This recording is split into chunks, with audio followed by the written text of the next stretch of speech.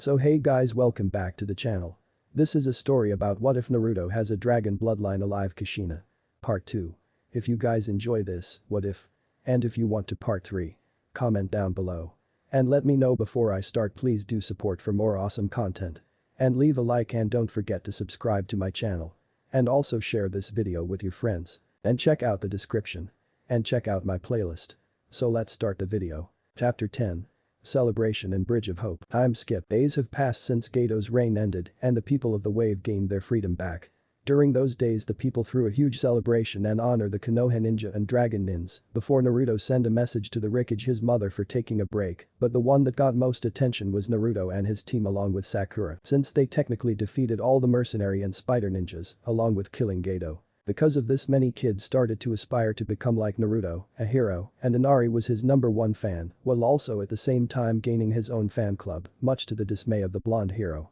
Along with the girls, they admired An, Miniji, Sakura and Kasumi. Sakura and Momiji were helping the poor when Gato's thugs had harmed them. Also An and Kasumi were helping the kids in the abandoned building where the orphans lived. So that is also if Naruto had planned to send some workers from the Ryu no Kuni, Land of Dragon, or Japan to renovate and rebuild the homes and shops caused by Gato's tyrant. Naruto and his dragon ninja team raided Gato hideout before the An and her team interrogate one of the mercs that Ryu caught him and took every valuable things, while the same time freeing every single slave and safely returned them to their respective family, while the orphans were provided a home that Naruto built with the help Shadow Clone, along with people of the Nami no Kuni. As for Sasuke, he was completely furious and upset because the Dragon Nin were praised by the people of Nami no Kuni, Land of Waves. He was so called elite that he was supposed to kill Gato. But the Dragon Nin took his spotlight, along with Sakura. Even though his wounds had healed due to Naruto's brute strength. But until Sasuke attempted to get his fangirl back. Well. He almost got himself, a really nasty mistake he made. Flashback started. Damn it. I was so close to gain my ambition. Sasuke yelled in his mind, very angry.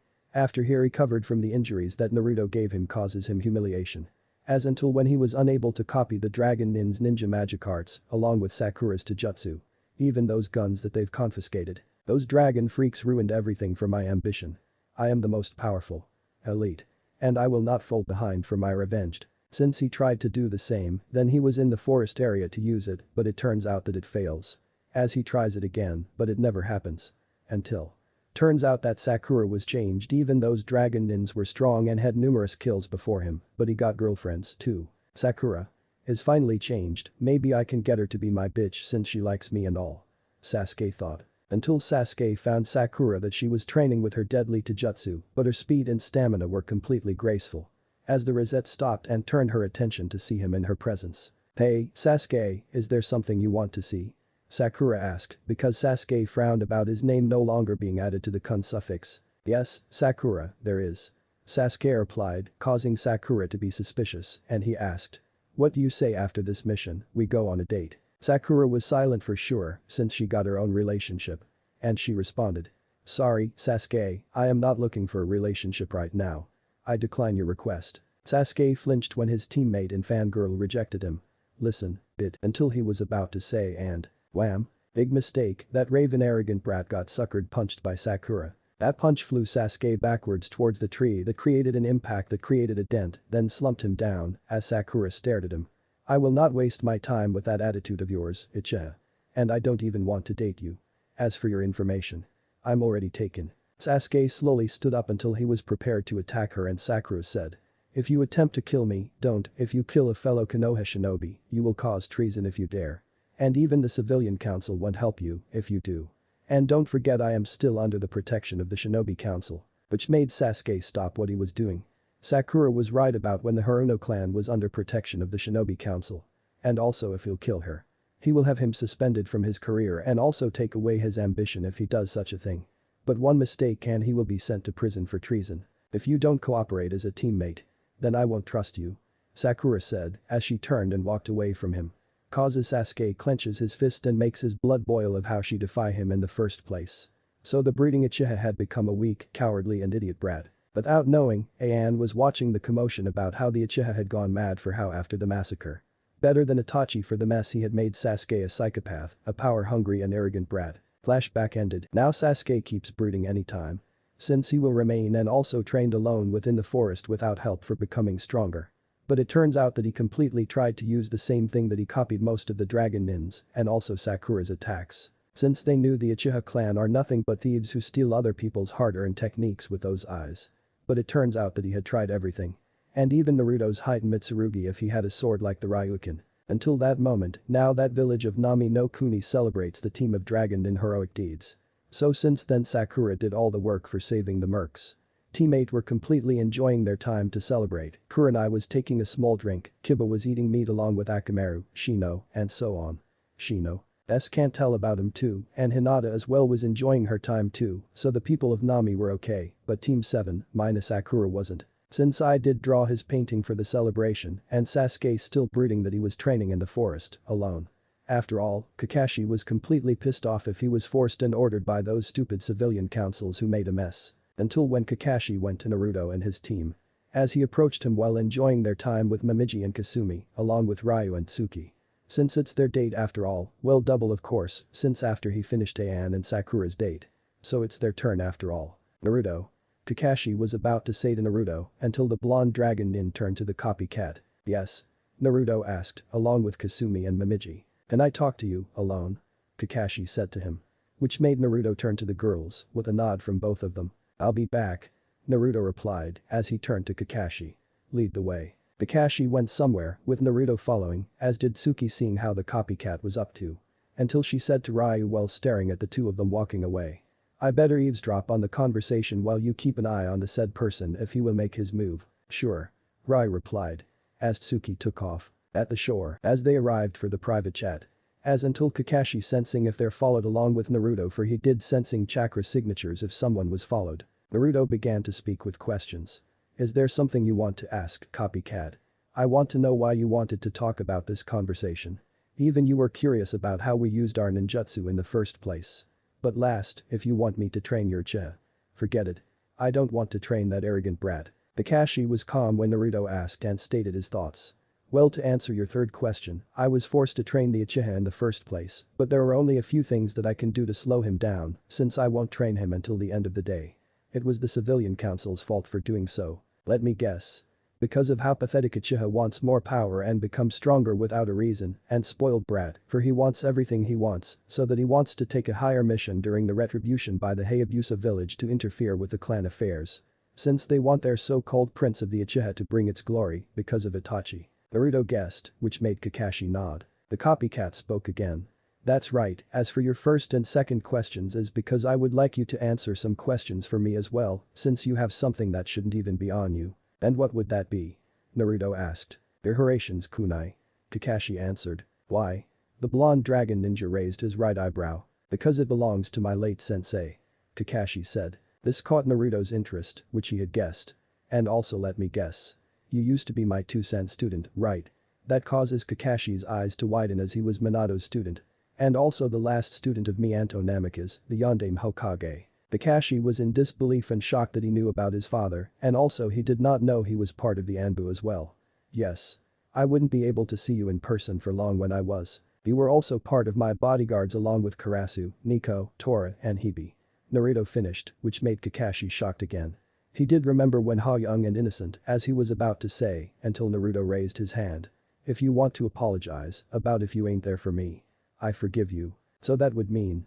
As Kakashi was about to say until he saw Naruto's expression then tossed a kunai at the air until the silver-haired Konoha nin looked to see something that he thought there was a bird or. That kunai hit something that made a splash-like sound. Kakashi looked back to see something dripping down. The moonlight was bright enough for him to see that it was ink. Kakashi now knows that Sai must have noticed that he and Naruto left the party while they're enjoying and kept an eye on him as well as figure out what Naruto is as well. And here I thought this was going to be a private conversation, Kakashi. Naruto said, coolly. Kakashi stayed calm and said. Yeah. I thought so too. And also. Is Sakura is yours? Yes, you knew about when we were kids back then. Naruto replied, getting a nod from Kakashi to understand. And also my sister, along with Ryu and my girlfriends. Sister? Girlfriends. Kakashi was confused. Yeah, those 3 girls were my girlfriends, one with purple hair is An, another one with dark brown hair is Kasumi, her sister, and lastly is Momiji, the one wearing that look like a shrine maiden. Naruto answered, which made Kakashi's eye bulge because Naruto's got himself a harem. You don't tell me. Cra. Kakashi guessed. Yup, also Sakura-chan was one of them. Naruto answered. Makes sense. That is why you want Sakura for a talk, right? Kakashi stated, thinking back about days ago during training, now he had finally understood before the Dragon Ninja team arrived at Tazuna's home, before Naruto informed them about Zabuza being alive. That's right, and also Tsuki get down from there. Naruto exclaimed, which made Kakashi startled and turned to see Tsuki come out in the forest. Which causes the red-haired girl to rub behind her head because Kakashi felt another deja vu. Kakashi shaky pointed at Tsuki since she noticed her facial and the hair color that was just like Kushina, which made him put two together. Naruto. Is that? Yup, that was my twin sister, Tsuki. Naruto answered.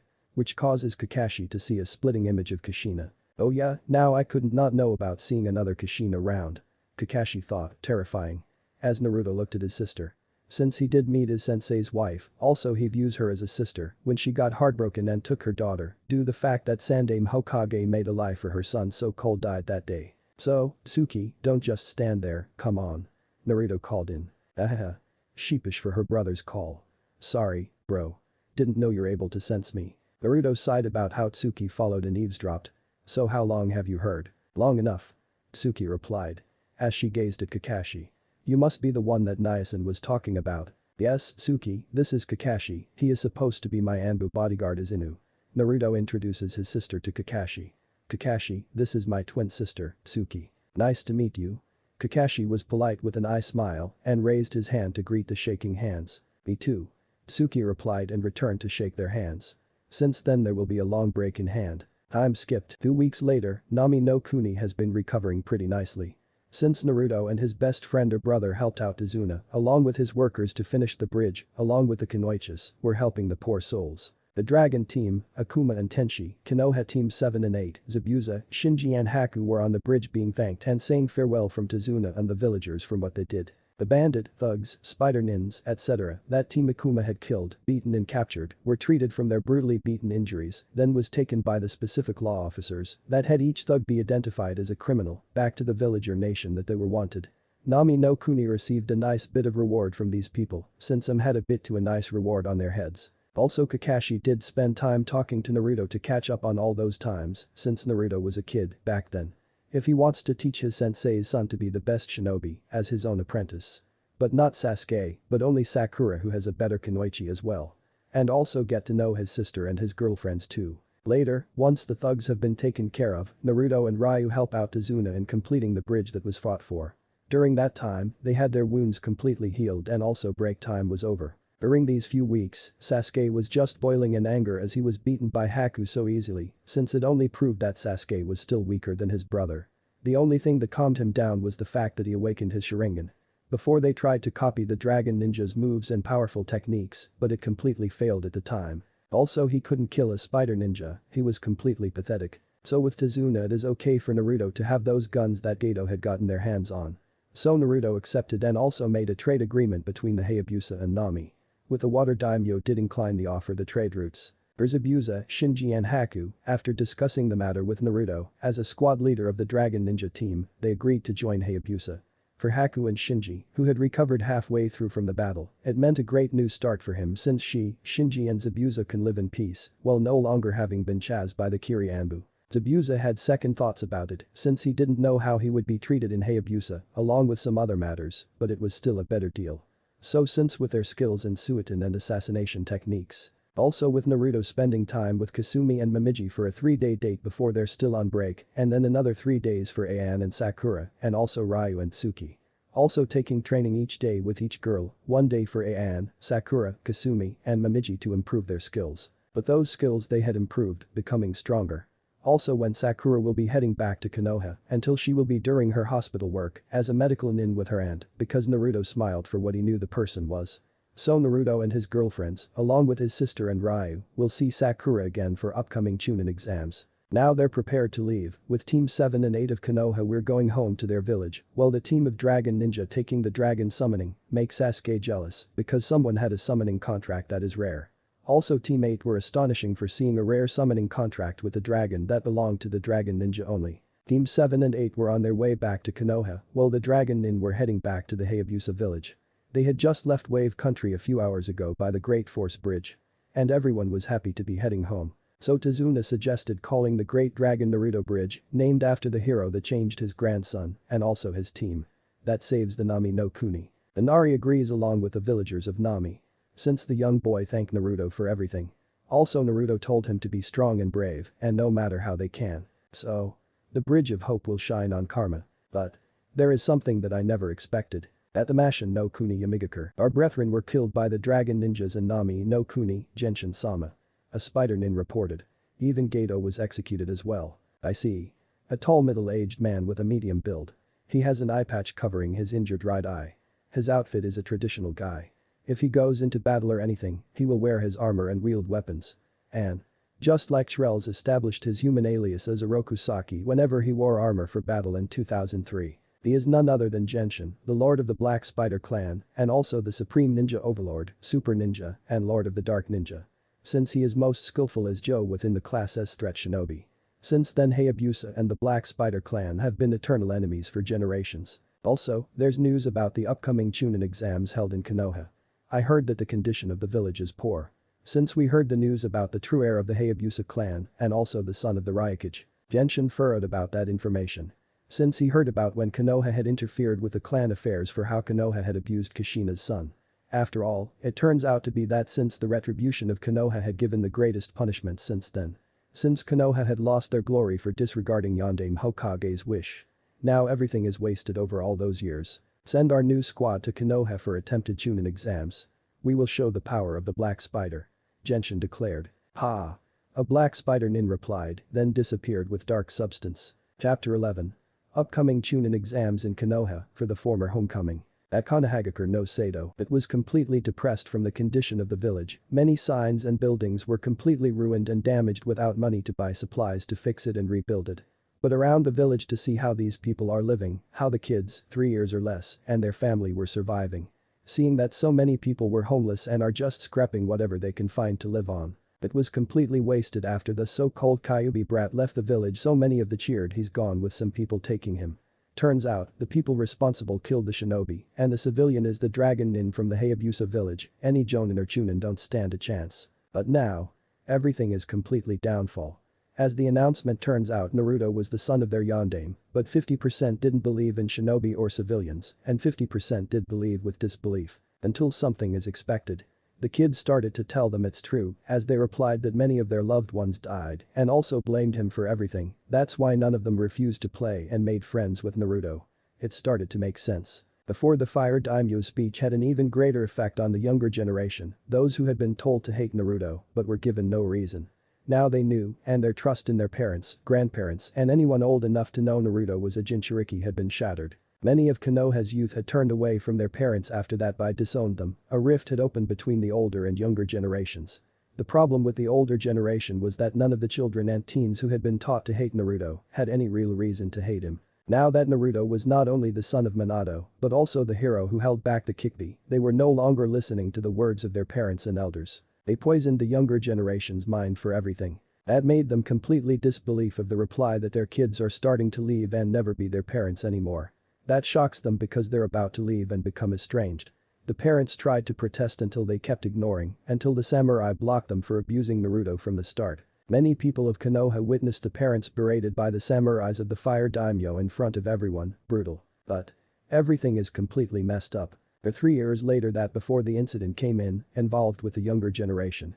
As many of the children go to the Fire Daimyo to live in the Fire Capital by the help of the samurais to move in, the parents and elders tried to plead the children to stay or protest the samurai. As the rest remained and headed to the orphanage before the matron was publicly executed in front of everyone, as well. Now the orphanage was owned by the Harunos, and the children were staying. Also the children that were praised by the late previous matron were tortured for bullying Naruto by the eyes of the villagers, and kids were staying, causing them to suffer, and remove each of their eyes, and crush their bones and became numbed, temporarily or permanently. So the Fire Daimyo did and sent the list the councils gave him about the reasons the boy was abused, scorned and shunned, and hoped it would satisfy all angry parties. Turns out Hiroshima declared to terminated the Kyuubi festival permanent completely. That shocks the villagers of Konoha for their greatest festival had ever in their village. If they will celebrate that event again, he will bankrupt their fundings in the bank that fears them for their money will be broke, leaving 10% each. They tried to protest, but he ignored them, but that funds were now given to the Hayabusa village for retribution for now. with their economy now downfall for their punishment. As for passing by, a few merchants and couriers are now not going there. Well, not anymore. Not actually crowded like a civilian town or village, but there were more people that passed through the gate then. Merchants frequently visited to restock their goods or to make trades. Workers delivering goods and tools. Farmers with crops and foods for sale, each of the council members saw it, but none of them wasn't enough to buy anything in the years that had passed. As for the Hayabusa village, do they interfere with the clan affairs, that triples the economic goods for everything. Now it is the Hayabusa that is in turn for triple the price, just like Naruto had not paid it. As around the village to see how these people are living, how the kids and their family were surviving. It was shocking to see that so many people were homeless and are just scrapping whatever they can find to live on. With no uchiha, no jinchuriki, and no yondaime Hokage to protect them from being defended. Now they are the 100% easy target to the other shinobi villages. As before, the fire daimyo told Konoha about Naruto being the fox's vessel, thanks to the yondaime with the man's dying wish to see the boy as a hero had been denied. In short, Hiroshima told them that his mother and Hokage's wife were active in being the Rikage from Hayabusa village, and he was completely disappointed in them. Causing many of them the fact that the mother and wife of their Hokage still lives. When Hiroshima was ordered less than an inch away from summoning all his samurai to Konoha to begin the liquidation of the village and remove it from the map. That made the villagers and shinobi shocked by attempting to terminate the ties with them and the fire daimyo very soon before taking the children to the fire capital. Now the villagers plead the Hokage to stop him along with the elders and council, but he was completely numbed, for he did not step in, and even the rest of them. If he steps in, he will completely revoke the village, and the Hokage title is stripped away permanently by the fire daimyo. Only they had 15% of its funds, and also the Hayabusa village had triple the economic goods from the Ryu no Kuni, Land of Dragon, or Japan that went to Hai no Kuni, and also cut off the trade for high-ranking missions. So he spared their home village for not destroying the village to appease those that were Naruto's heritage. However, Fire Daimyo had decided to have their village not terminate as a shinobi village, but only because he felt that it would. Naruto had his new life in Hayabusa, instead Konoha, and now any of the villagers tried to plead, but only Naruto made his decision, but it's his only. Many shinobi and civilians alike save a lot of money for supplies and depend on missions and jobs. As for the military power, the Fire Daimyo ordered the library to give 20 ANBU rank, along with the highest rank mission to the Hayabusa village. Now the civilian council had tried everything to get their power and resources after the Sandaime along with 3 elders were in the Tetsu no Kuni for the private summit until it was Danzo's fault for sending his Nita slow or kill a dragon nin if will cause to declared war between them. Between million to 100. The Fire Daimyo only gave Konoha one single B or A rank mission each month by sending another. Turns out, it will be just like Kusa, Taki, and etc.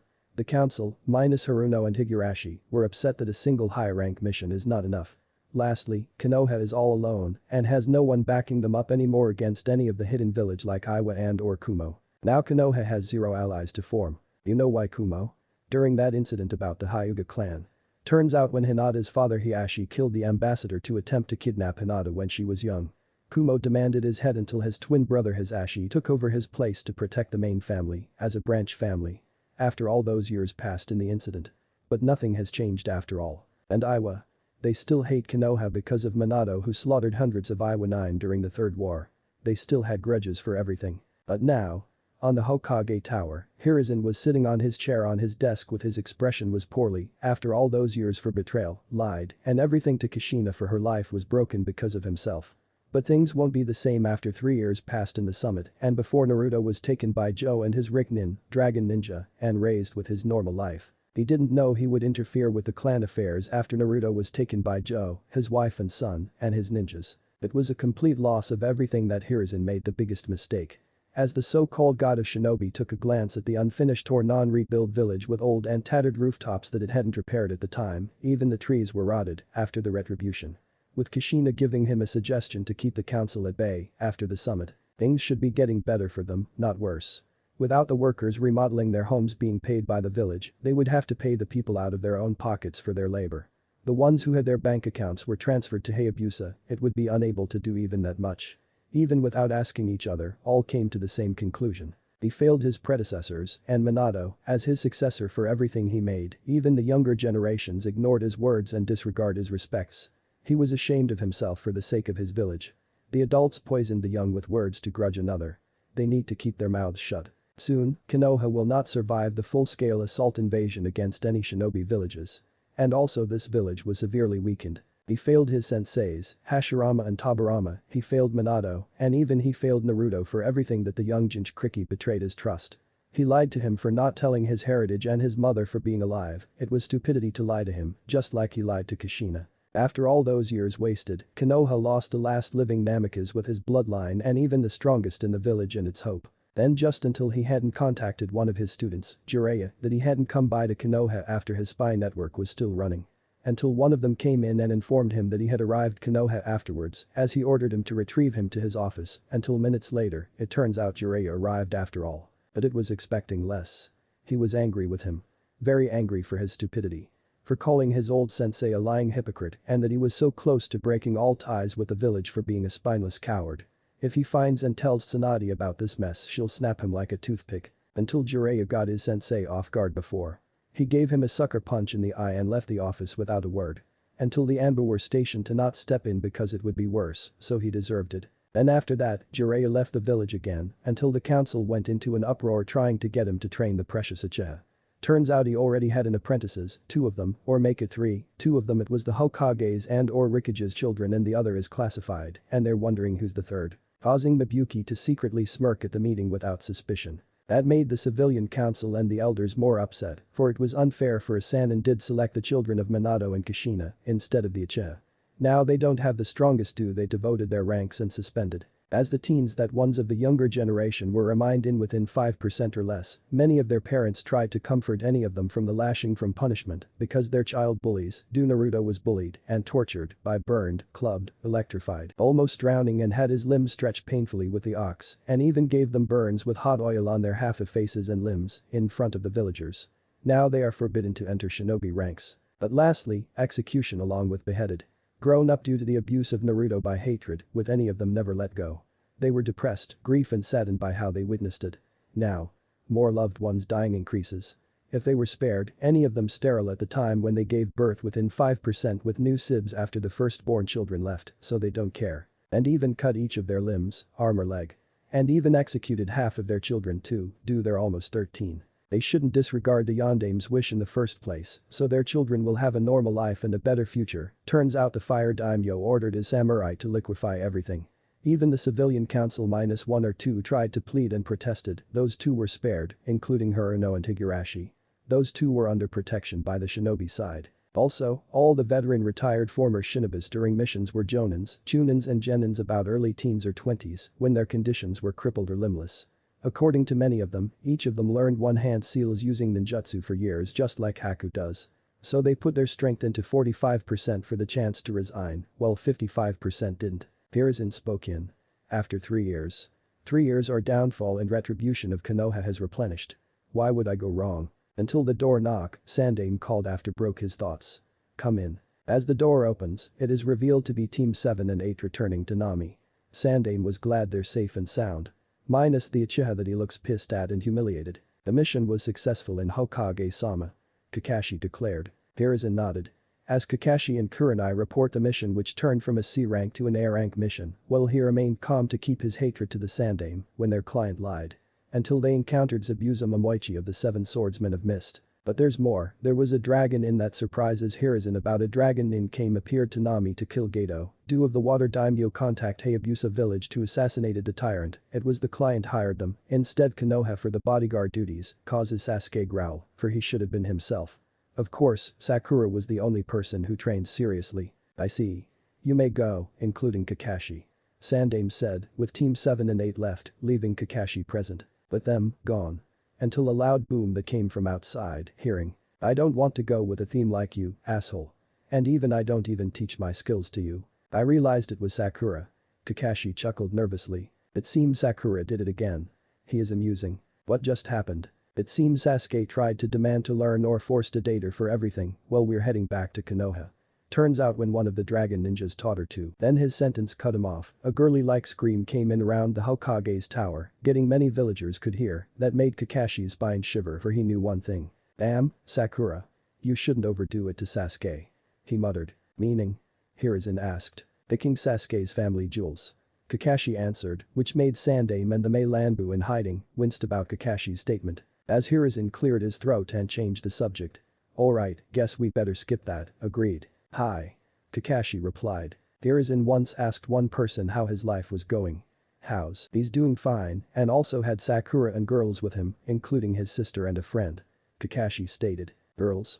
Sandame wondered. Two of them were heiresses, the third was the first kunoichi when she had a sister, a heiress, and a shrine maiden. Kakashi explained. He introduced me to them. As for his twin sister, she looks like Kushina. I see. Then. If the civilian council tried to arrange marriage for each of her children. Then Naruto or Tsuki refused to do so. As a matter of fact. I refused to have Sasuke be an apprentice when the civilian council ordered me around. Kakashi irritated. That shocks Hiruzen about Sasuke's statement. Not only that, during the bell test when the council, -2, forced Kakashi to pass. Truth to be told, Kakashi was one of the ANBUs to protect Naruto as a dog, including Raven, Tiger, and Cat. Hiruzen sighed and said. Very well.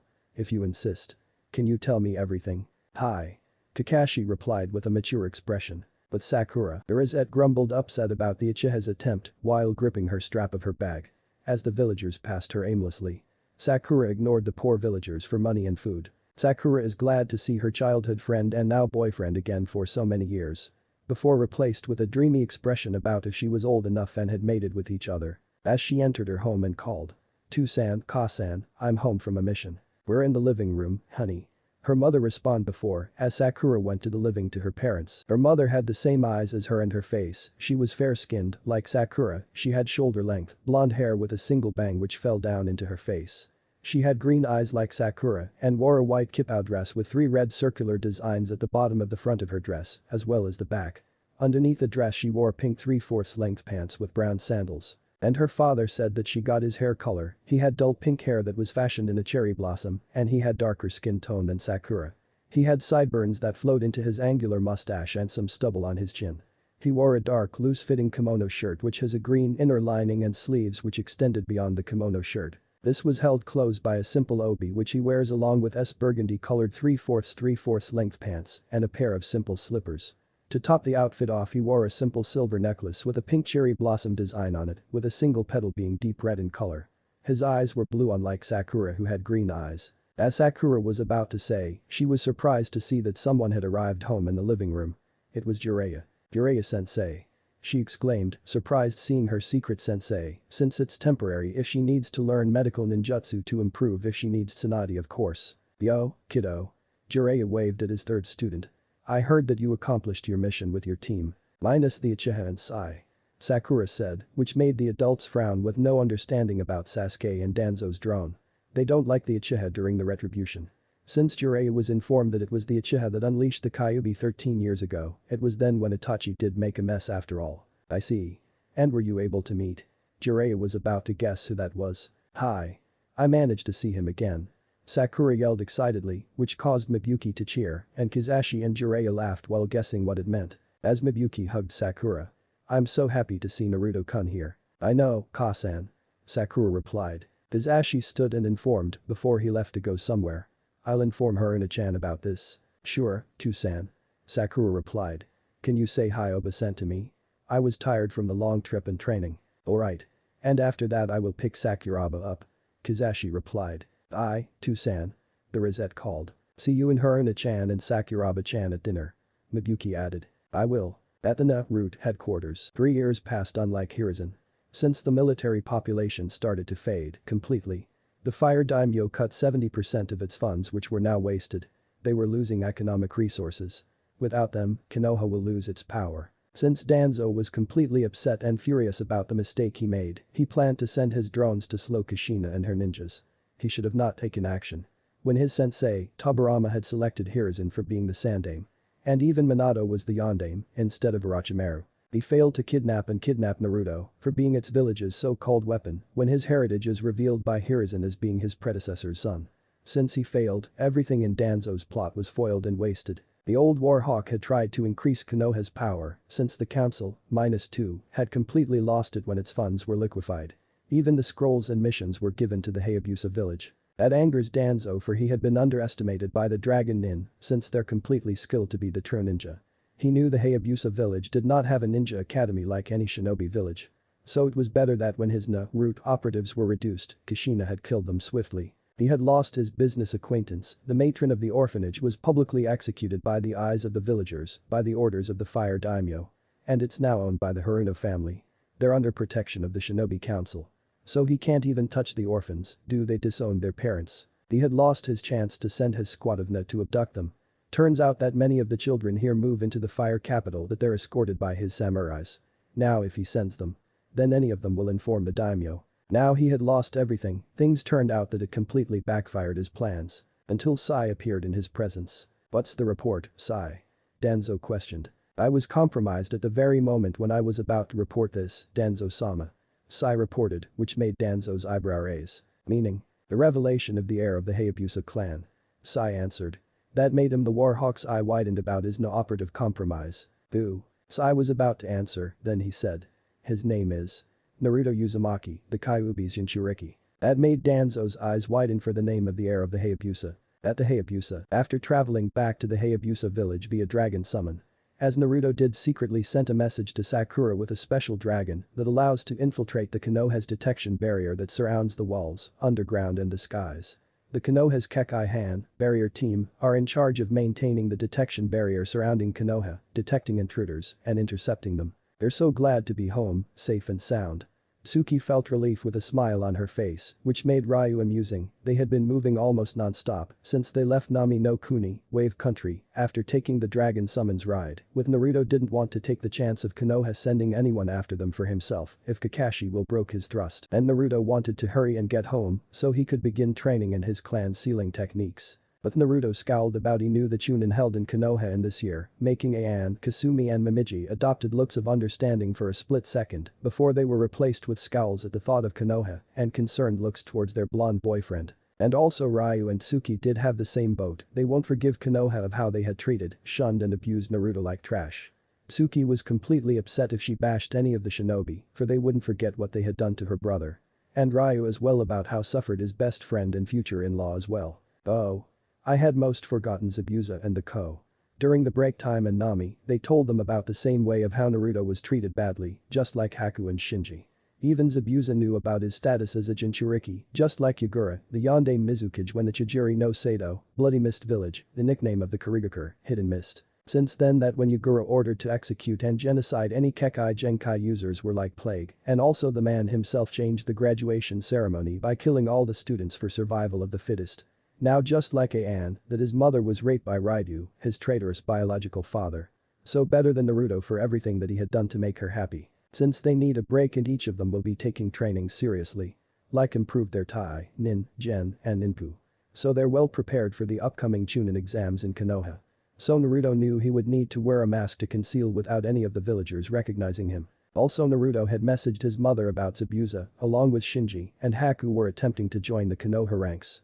Since then she'll accept to become a dragon ninja and another kinjutsu instructor for teaching the new recruits and along with some suitin ninjutsu. As the message replies, it turns out if Kushina did accept Zabuza along with his companions, will join the Hayabusa ranks and along with new allies too. Then someone arrived at the Hayabusa, was the fiend hunter Rachel for details about some friends who had arrived in the elemental nation since when she killed a fiend in Nami no Kunai, Wave Country. Until then when the blonde fiend huntress discussion with the Ryukage, along with Joe and the council about the fiends were wandering and crawling around the elemental nations, so with Kushina will sending a message to the fire daimyo for sure about there some demons roaming around his lands. So with the dragon nin standing by. So they needed to be strong to survive the exams and to defend themselves from anything Konoha might try to get the heir of Minato Namika's back.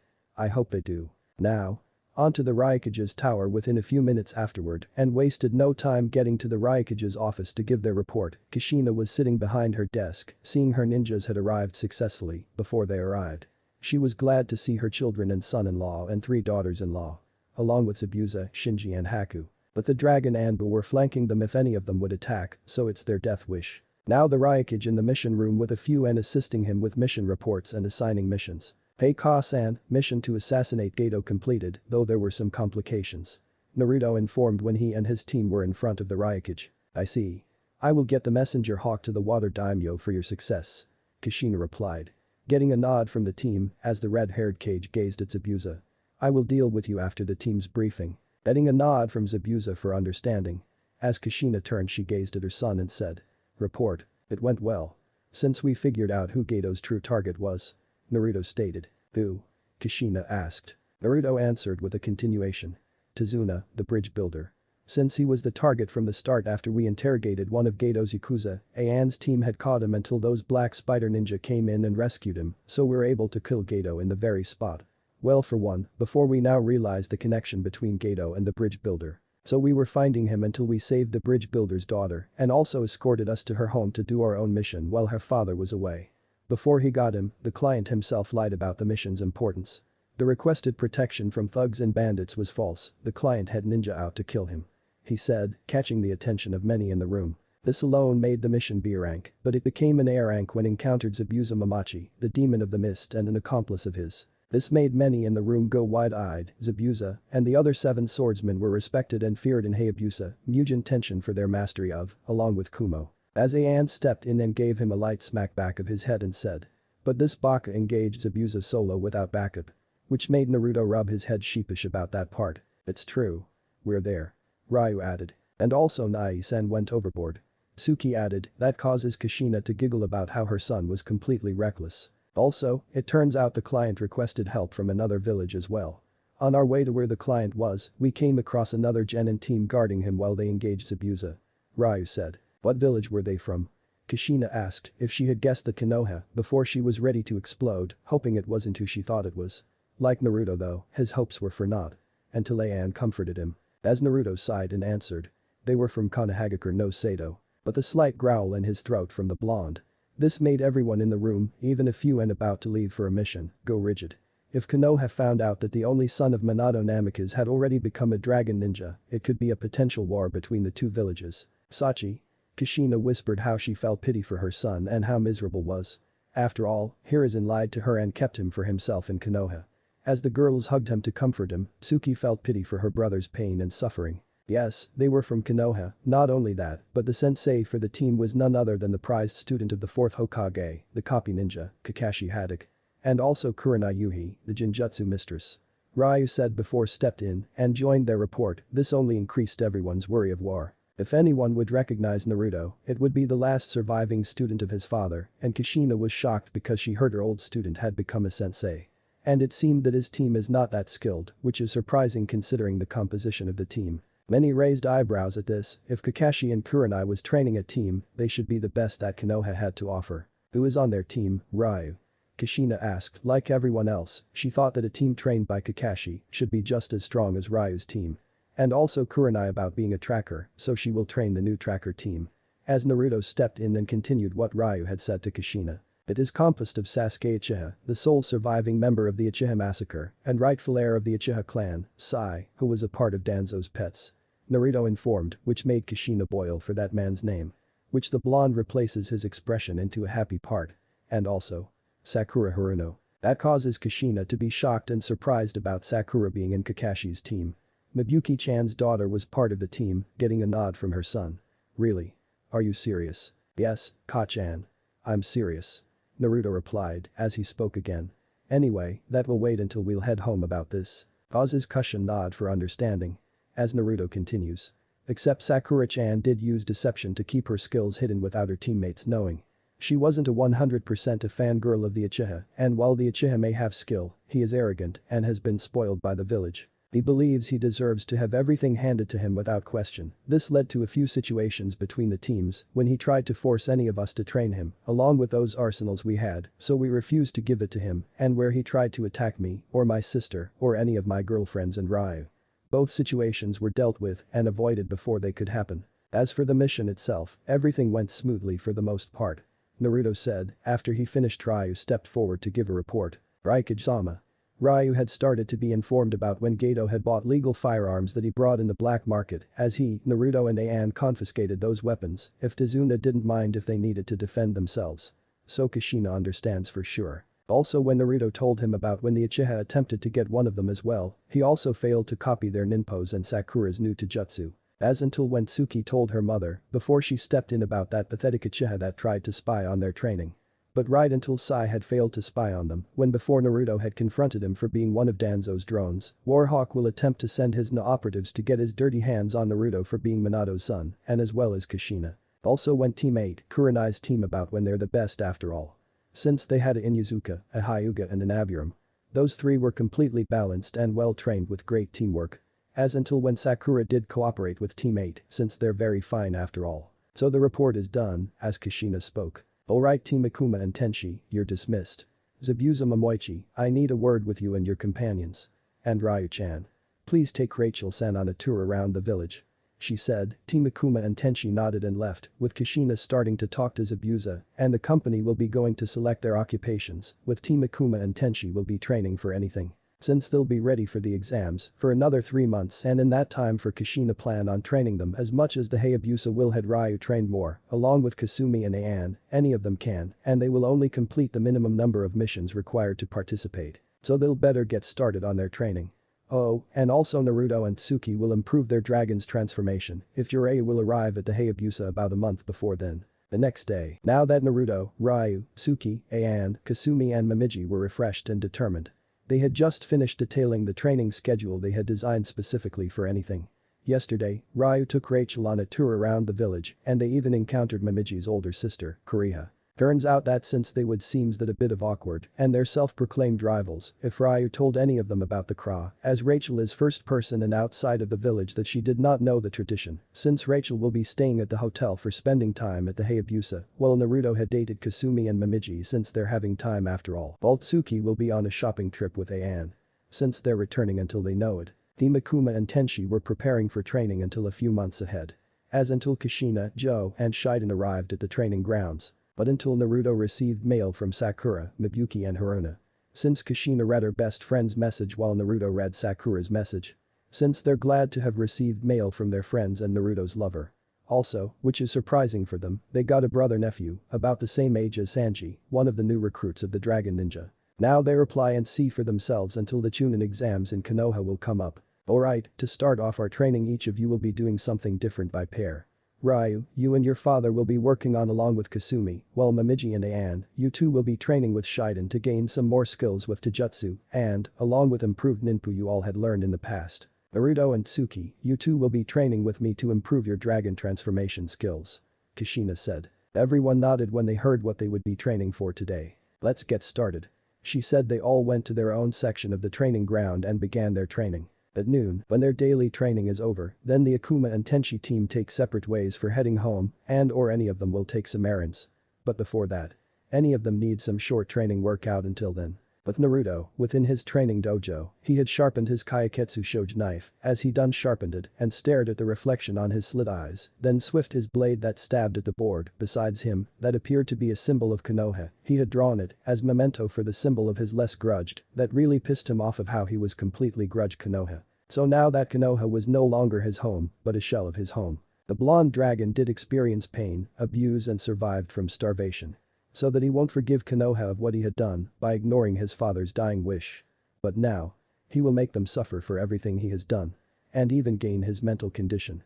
Now he had a family, friends and new respected people all over those years. Now, he will perform a straddle press handstand with a board of nails. As Naruto was standing in the center of the training room, then along with the Kaiketsu Shoge knife and chain. I'm going to skip it, just watched Raizo's training in Ninja Assassin, so watch that on YouTube. Now for Naruto's shuriken capabilities, before he also sharpened those shurikens. And now he is back at the center of the training room, with wooden planks as target practice, with his eyes blindfolded. Watch Raizo's shuriken training. As Naruto removed his blindfold and then turned the results of the process. I thought you said you got some business to attempt. A feminine voice caused Naruto startled to see Ayan enter the training room. She noticed a stab mark at the symbol, since he knew he was drawn with cuts and stab marks. Still thinking about that village. But Ayan stated, as Naruto replied. It would be Ayan-chan. Ayan sighed and went to him and comforted him by embracing him as he returned her embraced. As they will stay the way it was. With the wind blowing outside the dojo, since then this will take a long day until things turn out to be. 3 months later, the massive crowd of people who had gathered at the entrance of the Hayabusa village, from civilian to shinobi alike, all of them had gathered to see off one of the most promising teams to ever come from their village.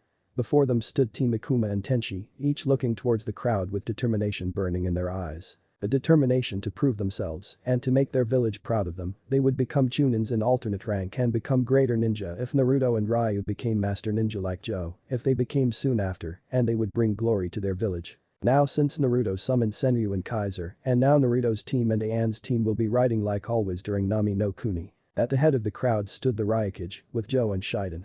Kushina couldn't help but be proud of them, in the 3 months they had spent training they had come far. Each of them was at ANBU level easily, but despite what many civilians thought about the team having already reached its peak in potential, he knew that they had only scratched the tip of the iceberg, they were far from reaching their peaks. Since Naruto had adjusted his usual attire by wearing a long bandana that replaced the previous one, as Ryu did wore purple shizoku like always and also the long scarf, Kasumi had her clan's crest at the back of her attire.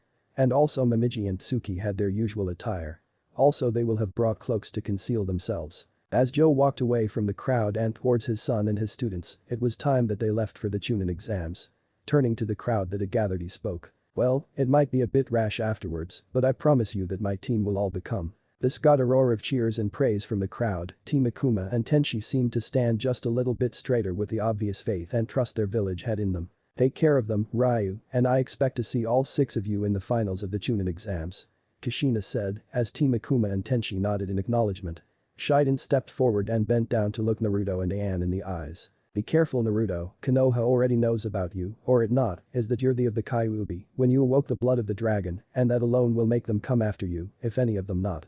Try and keep a low profile until I get to the village with Ryukage-sama to watch the finals. If they try anything to capture you, then you have to defend yourself by whatever means necessary, got it?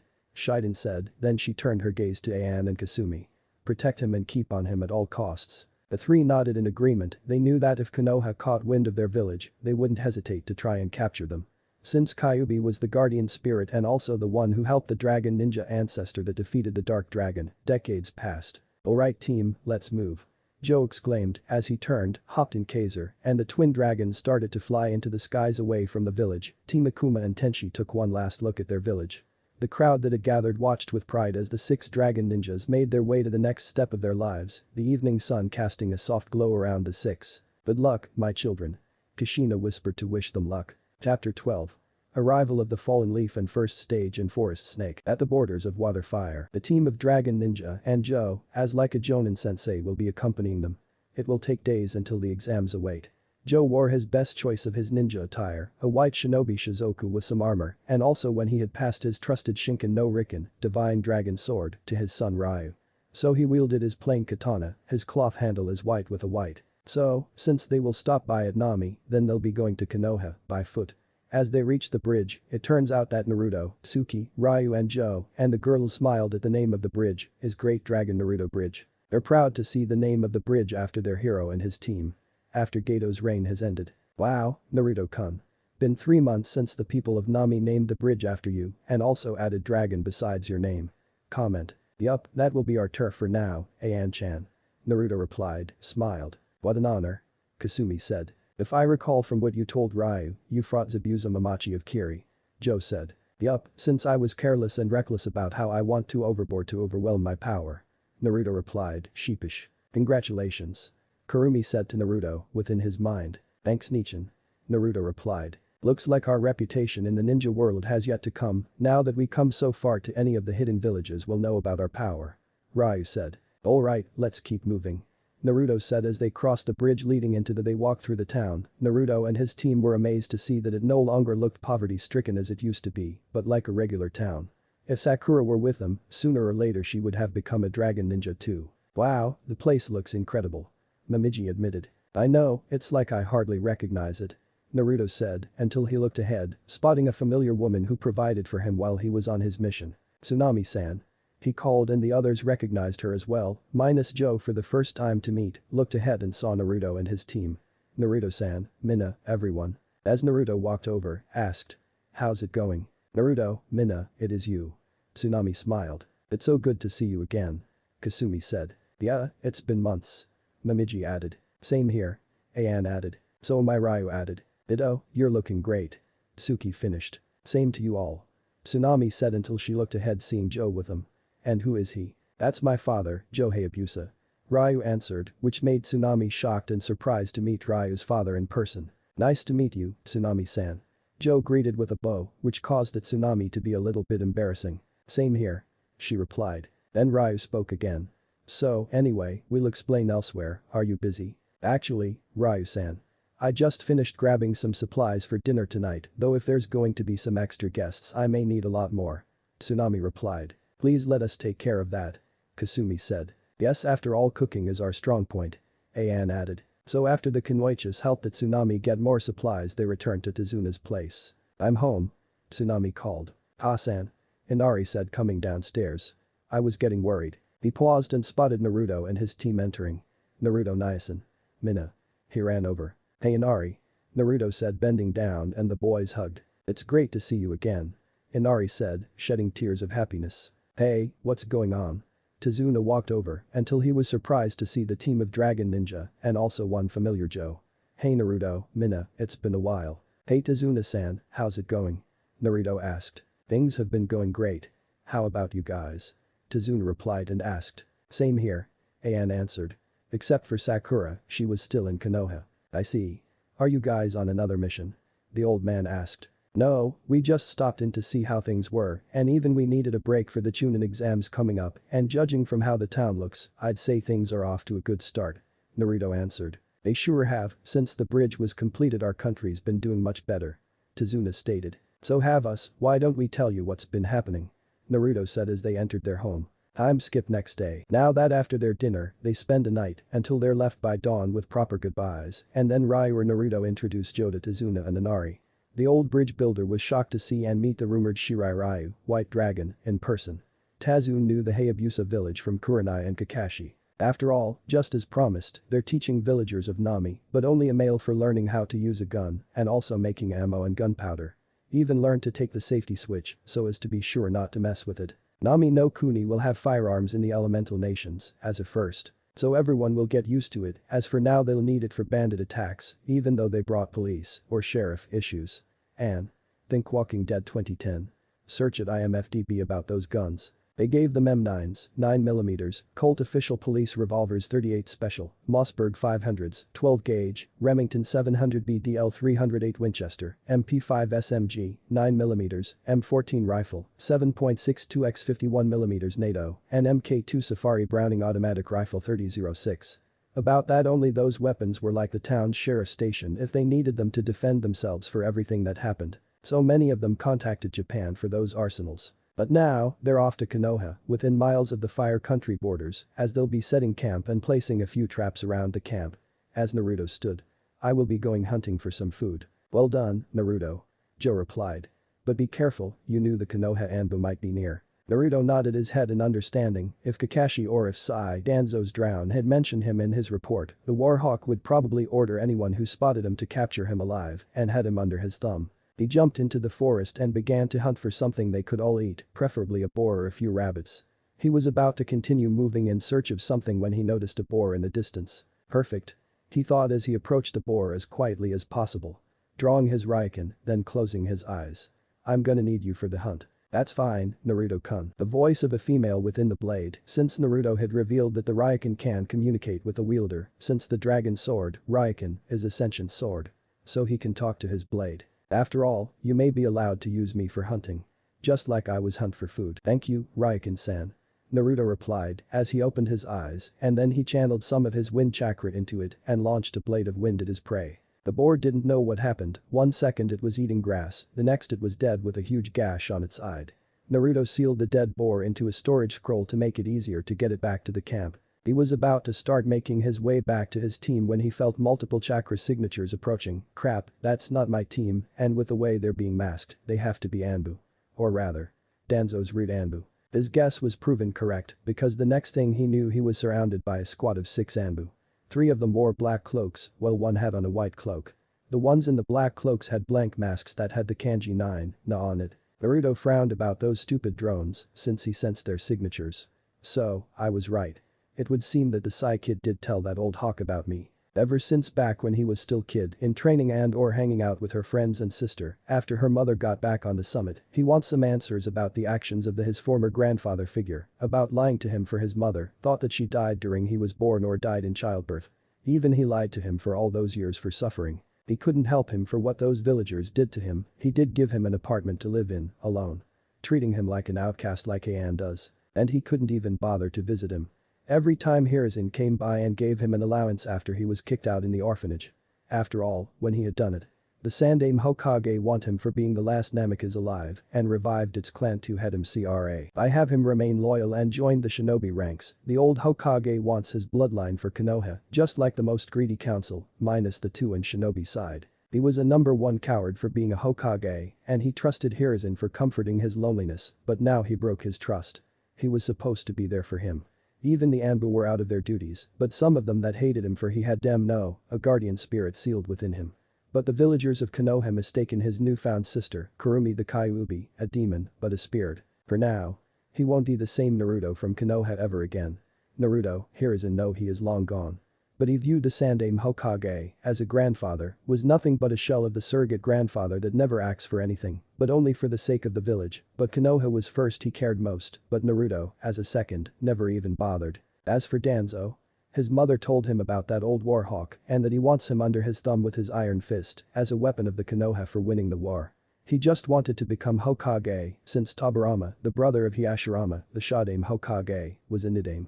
Ever since he was nothing but a power-hungry, arrogant, corrupted bastard. Sure he wants power for the sake of Konoha. He was planning to manipulate him when he wanted Kurumi's power to learn to control it and also becoming another mindless drone. To make the so-called will of fire burns brighter. Dragon Ninja. One of the operatives wearing a black cloak stepped forward and spoke. Danzo's drone did inform him about our sudden arrival. Naruto thought. As he was about to continue. You have to come with us at once. Naruto frowned and stated. Let me guess, your leader wants me abducted, huh? No surprise there. The operative remained silent.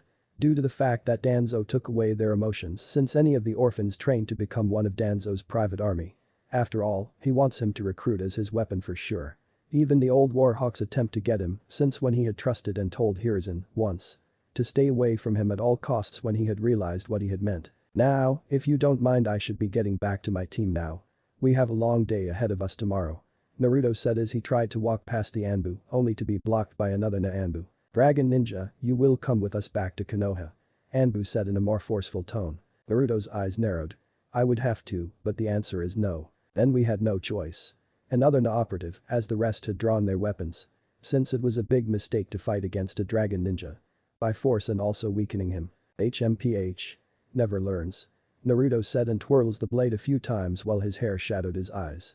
Then he snapped his eyes open, revealing his eyes were now golden yellow with a red slit. Now Naruto places his sword's hilt on his teeth, makes Zoro proud from one piece, then moves his arms at lightning fast speeds, then surrounds himself if a tornado with kanjus flies surrounds him. Inpo. Hama Repujin no Jutsu. Art of Violent Wind Blade Exorcism. The wind blades, Naruto exclaimed, then unleashes the blades of wind or unleashes them as the three were jumped sideways. Well, the three jumped to avoid the attack, but turns out there wasn't unsuspecting that attack that cuts them like ribbons as one of them got caught in the crossfire. But he had gash on his chest that falls on the ground, also his leg got cut too. Also the remaining two charges him before he could impale him with their swords, but turns out that his skin cannot penetrate it, it's hardest as diamonds, then took out another katana, the Shiken no Rikyan or Rikyan no Kiba, fang of the dragon god, that slices him into bits, while the other tossing volley of shurikens at him as Naruto sheathed the Raiken and then charges at him in godlike speed and two-handed. He's fast. The new operative thought. Then he intercepted his attack and drew his sword and raised both hands in the air until he saw Naruto's eyes narrow, which made his eyes widen through the eye holes. Before succumbing to darkness, Naruto muttered. Height Mitsurugi Ryu. Kuzuriksen. Nine-headed dragon flash. Kuzuryasen. Naruto had appeared behind the operative while he had his sword still holding in his hands in the air as the blonde dragon ninja sheathed his sword, then a gash masks on 9 points in the root operative got cut, then dropped dead until the sword that he was holding that struck into the ground. It was the first time in battle to use that move after training with the dragon daimyo, Heiko Siegekram. He felt a soreness in his muscles disappear as Kurumi healed him from the inside. Since he keeps practicing the Height Mitsurugi style. Despite being effective, that attack still needs work out of reach. Naruto thought mentally of his sister figure tenant as he caught his breath. Since his full shape was okay, as Uzumaki, he has a ton of stamina. Which made it difficult was the strain of speeding up his attacks to the point of hitting all vital points at the same time. What's the damage, Kurumi Nichin? Nothing much, that attack took a lot out of you, straining some of the muscles in your arms to the point of tearing. Since you keep improving that attack. Kurumi stated. All in all, flawless execution for your first time in battle. I suggest you keep practicing with that technique to get used to it. You need to keep exercising your muscles while I will modify it. To the point that you can do the technique repeatedly without straining your arms to the point of taking damage. Thanks Nichin. I will keep that in mind. I guess we better head back, my team might be worried after I finish some business here. Naruto replied before sheathing the Shiken no Ryujin and approached the downed form of the Na operative, then raised his arm up hand. Shink. Squelch. The blade slides out on his forearm and stabs him into his neck that gives him a death blow, then removes it out, then the blade slides in. As Kurumi commented, I know you still like to play Assassin's Creed. Is it a bit much? What? I can't help it. Naruto replied, complaining.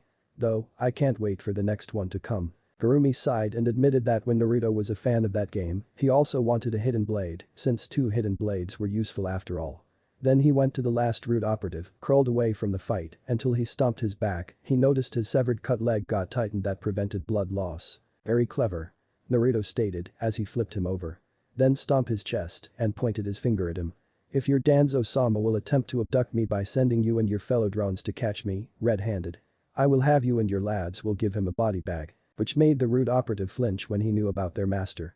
As Naruto created a cage bunshin, he ordered. You know what to do? Yes, boss.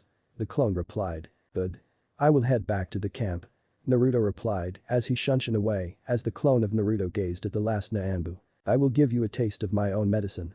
Naruto clone sounds sadistic. Without notice, the Konoha's ANBU, a Tora masked, the real deal, when the patrol investigates the fight, turns out that he had known it was his old allegiance, and even he knows about what he was here. He was told by his captain about how has come for his homecoming. I would seem little brother, got it under control. I better report this to Hokage-sama about this incident. At the woods, thus Naruto jumped tree after tree until they finally entered his campsite. Until he flinches when he receives the memories of his clone that turns out that problem got solved. As he was pretty distracted and snickered.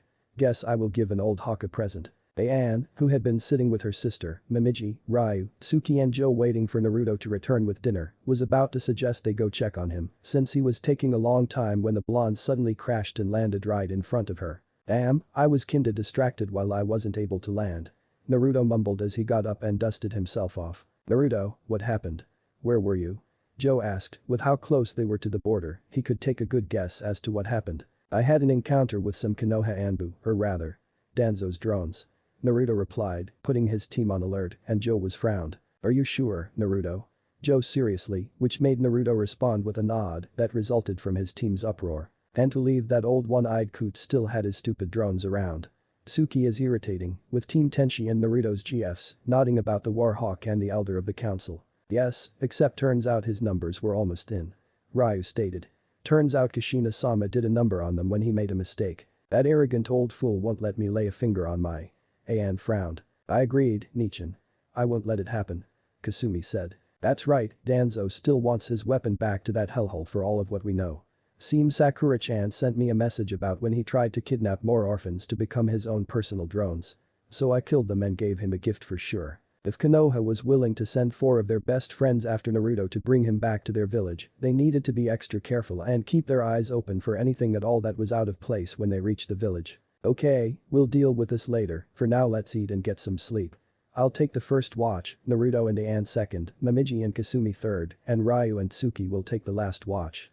Joe said, while Naruto unsealed the boar and began preparing it to cook. They ate in silence and went to sleep afterward with Joe staying up for the first watch. As until Naruto was half asleep, with Anne in his arms, he whispered. You won't get so easy. At root headquarters. Danzo gripped his fist with anger at how his root had failed to try and get him under his thumb, and even used it to manipulate him to be his weapon. On his desk was present box with a note it says, hope you enjoy your present TT. P.S. I am warning you if you attempt to send your drones again. I will send you back with a body bag. Inside the present were the heads of his drones that Naruto had killed. Since then when Danzo tried to abducted more children to had them trained became his private army, but his business association was executed by the eyes of the villagers. It was the late matron that had Naruto kicked him out and even had punished the same kids that bullied him were crippled and forced labor for 5 years. During the council meeting. The civilian side, -2 for they did not support, were trying to get the last Namikaze back to Konoha, so they needed their power and reputation balanced and stable, returned to its former glory.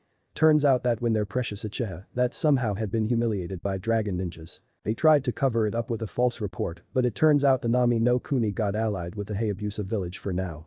Which causes a certain purple-haired banshee scream for it's completely unfair. Even though they failed to have the new allies to cooperate with the new trade route, Konoha still zero as usual. With no allies to form outside of the village. This isn't over yet. Next day Konohagakure no Sado, front gate. The sun was just rising over the horizon, once again bringing life back to the forests that surround Konohagakure. To Izumo Kamizuki and Katetsu Hagane, it was turning out to be another boring day of gate and traffic duty. Also their little reputation called them the proclaimed eternal gate guards. Why did we ever agree to take this job? Nothing ever happens at the gate. Izumo asked, as he stifled a yawn.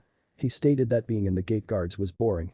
Since he and Katetsu only played cards and more boring stuff. I don't know, but I have a feeling things are about to get much more interesting very soon. Katetsu said. Little did he know, his prediction was about to come true. Approaching over the horizon towards the gates of Konohagakure no Sado was the dragon team, the Akuma and Tenshi. Though they kept their expression neutral, inside they were all preparing for a fight.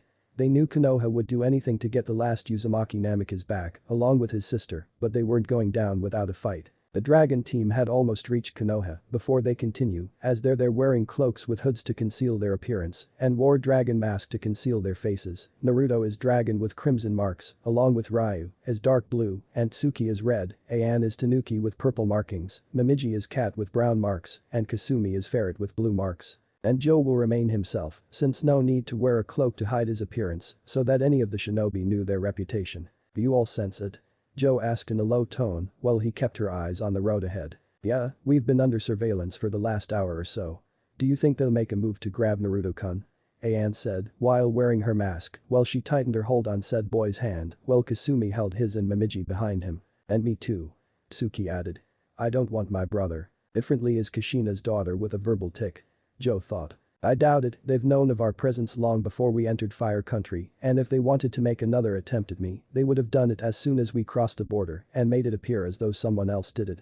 Naruto said with a statement. Not to mention they know that I am now a dragon ninja of the Hayabusa, even I had the Ryokan and Shinken no Raijin in my arsenals. It's well known that the only ones that know that my family's heirloom are the next in line for the mantle, so they probably believe I have a strong political sway in Hayabusa, and because of that they wouldn't dare do anything too reckless. And their next move will probably be to try and entice Naruto back to the village so they can get at least some political polar advantage over the Hayabusa village. Ryu said while Naruto was not looking away from the looming gates of the village. His team nodded in agreement, even Konoha wouldn't be stupid enough to try something that could lead to all-out war with Hayabusa. Halt, what is your business here? Izumo asked. He and Katetsu tried to look intimidating and failed measurably. Team Akuma and Tenshi of the Hayabusa village. Joe said, which made him shocked and surprised that the dragon ninja from the non-elemental nation from the west were here in Konoha. Since then during the trade routes were raised triple the account. And also during the retribution from 4 years ago. Your name? Izumo asked. Joe Hayabusa. He replied, which made the guard's eyes widen in shock when he heard that name. Are you? Katetsu nervously lifted his finger pointed at the man wearing his white mask. The Shirai Ryu. Izumo swallowed his lump and asked, shuddered. WH would bring you here in our village, Joe-sama. We're here for the upcoming Chunin exams. Joe said as he handed them a couple of papers. Izumo looked over the papers before handing them to Katetsu who nodded in acknowledgement. Before they calmed down from nervousness. Alright, everything here is in order, we just need your names for the traffic report.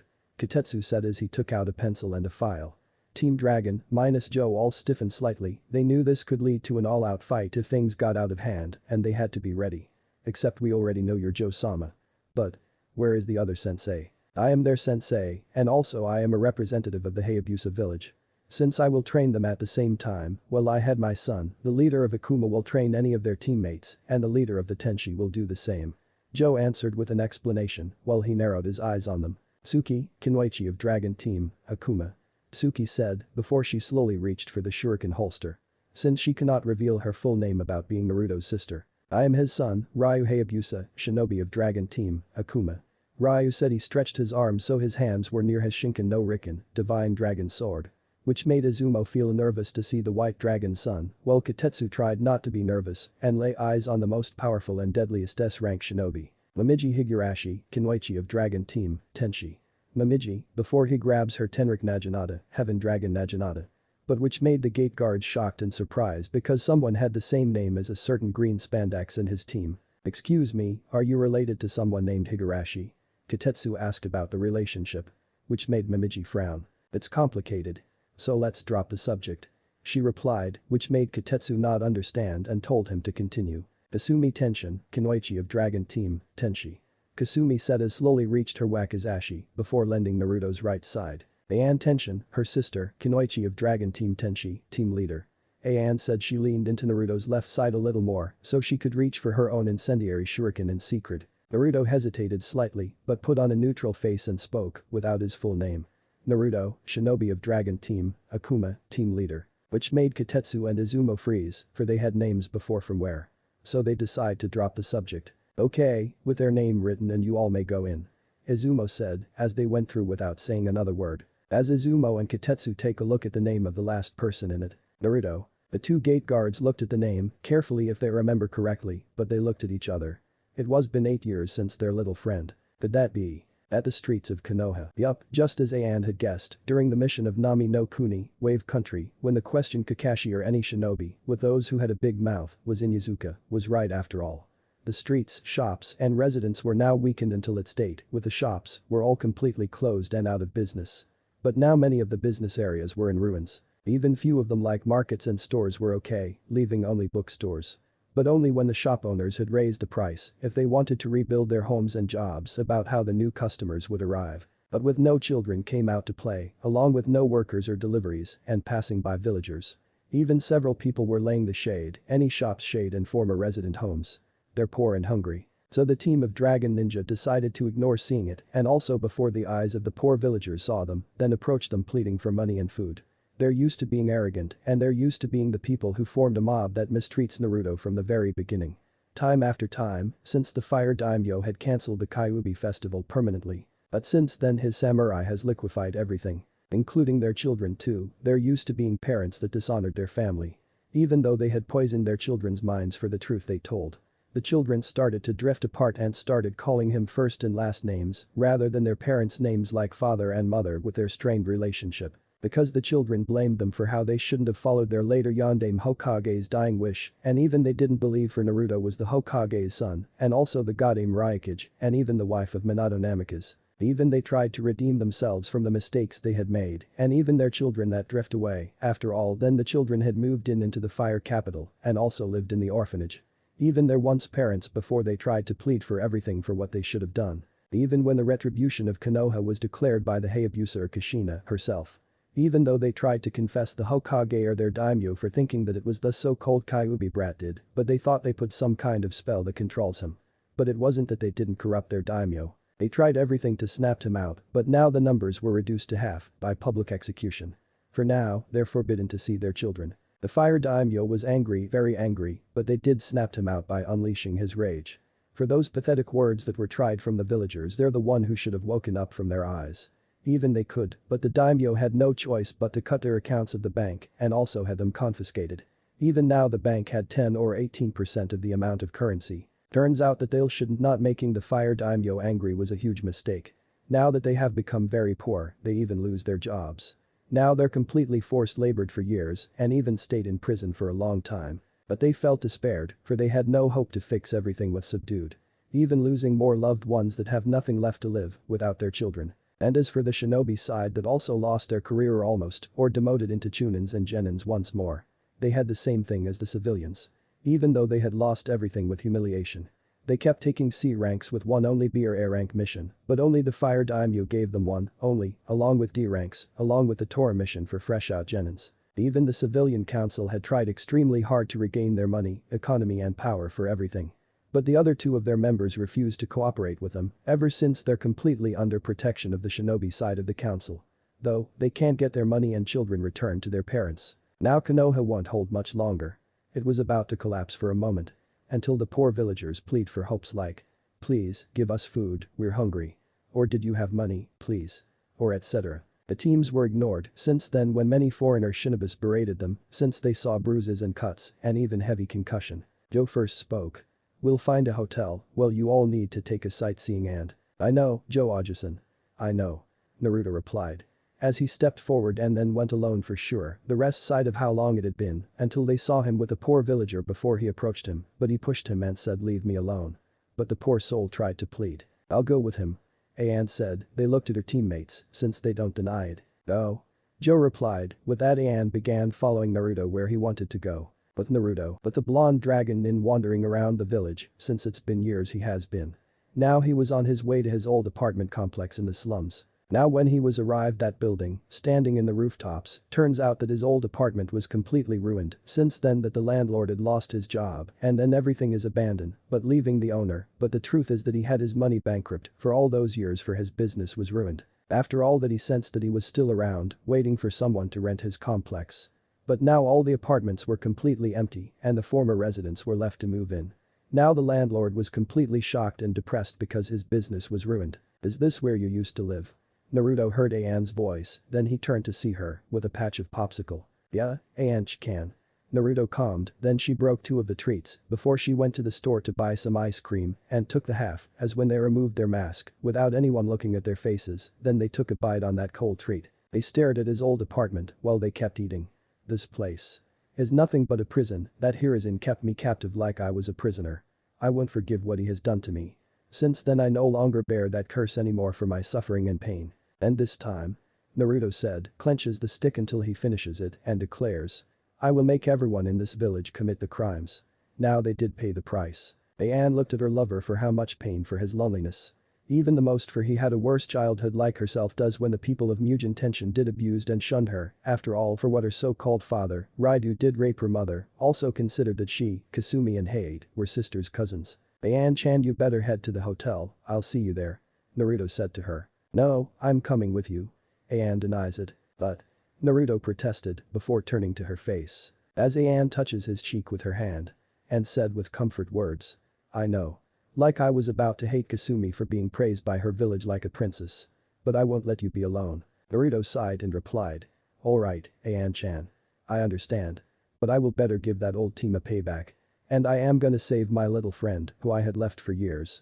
Well you stay and watch for unsuspected intrusion. Getting a nod from Ayan and Naruto jumped down on the roof of the building. At Naruto's former apartment complex, Naruto walked into his old slowly falling apart home that was his place of living for over 3 years. As before, he was kicked out of the orphanage at the age of 4 and had to live off garbage for the next 6 months before the Sandaime Hokage finally took time to notice him long enough to set up a place here. Looking back on it, Naruto wished that what he was now was also watching over himself back then and gutted the Sandaime like the old baka he was. But now was not the time for wishing payback on those that could not feel it, as Naruto had means of getting it in other fashions, and hoped the old cage was seeing this from within the deep regions of hell.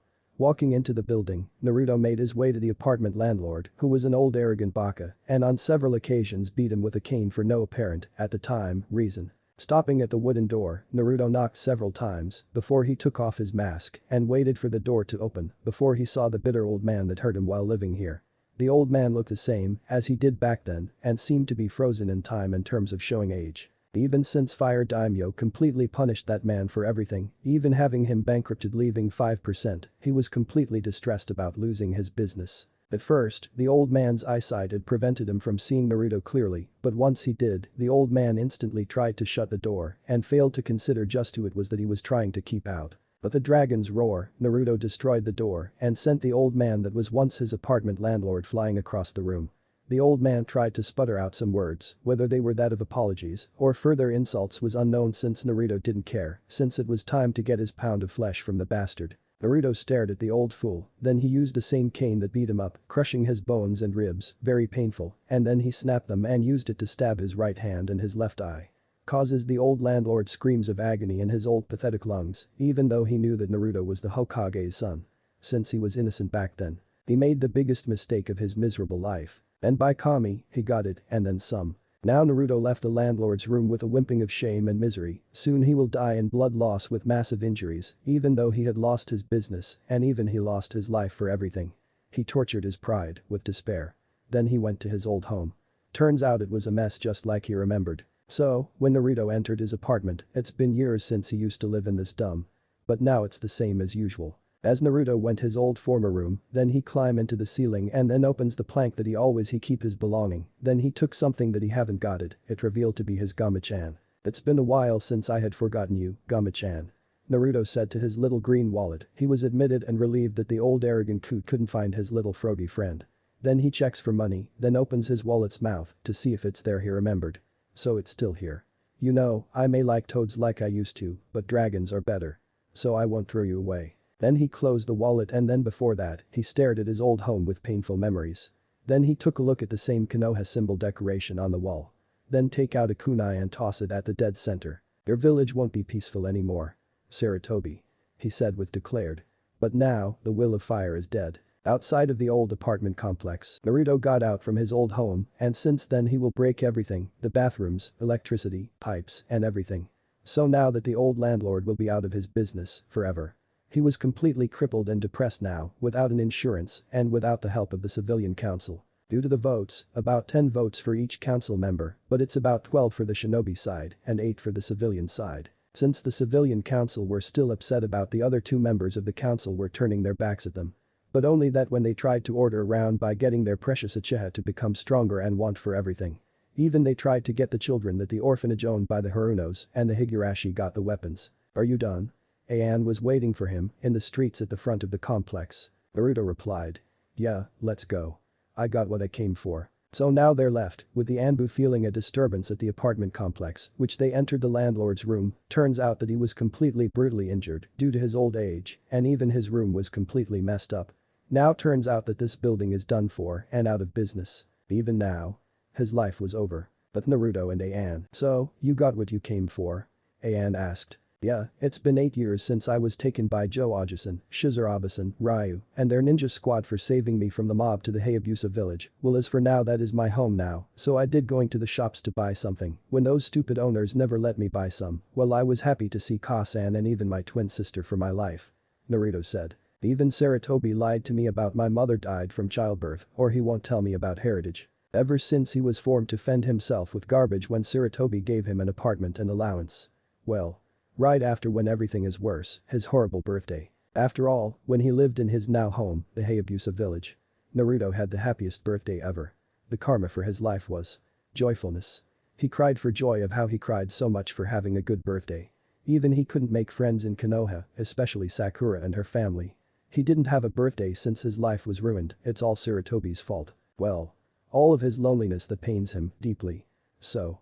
Naruto won't forgive him completely. Now, it was already past noon when the exams started, when he and Ann came to the village and were sort of hungry after a long journey to Konoha and the fire borders. "Shall we find something to eat?" Naruto suggested. "Sure, after all the traveling, so why not?" Ann replied, shrugged. They walked around to see where he could find someplace to eat. He found a ramen stand, the Ichiraku. Since this is the only restaurant that he never had ramen in, just like when they're in the Hayabusa village. As he got near, he smelled the aroma that the stand was giving off, which he had to admit smelled pretty good. He decided to eat there and it's been years for sure from starvation, he would be able to enjoy his meal without worry. Naruto gazed at Ann, then sighed. "Alright, Naruto-kun. We'll eat there, but not too much." Ann knew he, Suki and Kushina, as a future mother-in-law, that they ate ramen during lunchtime.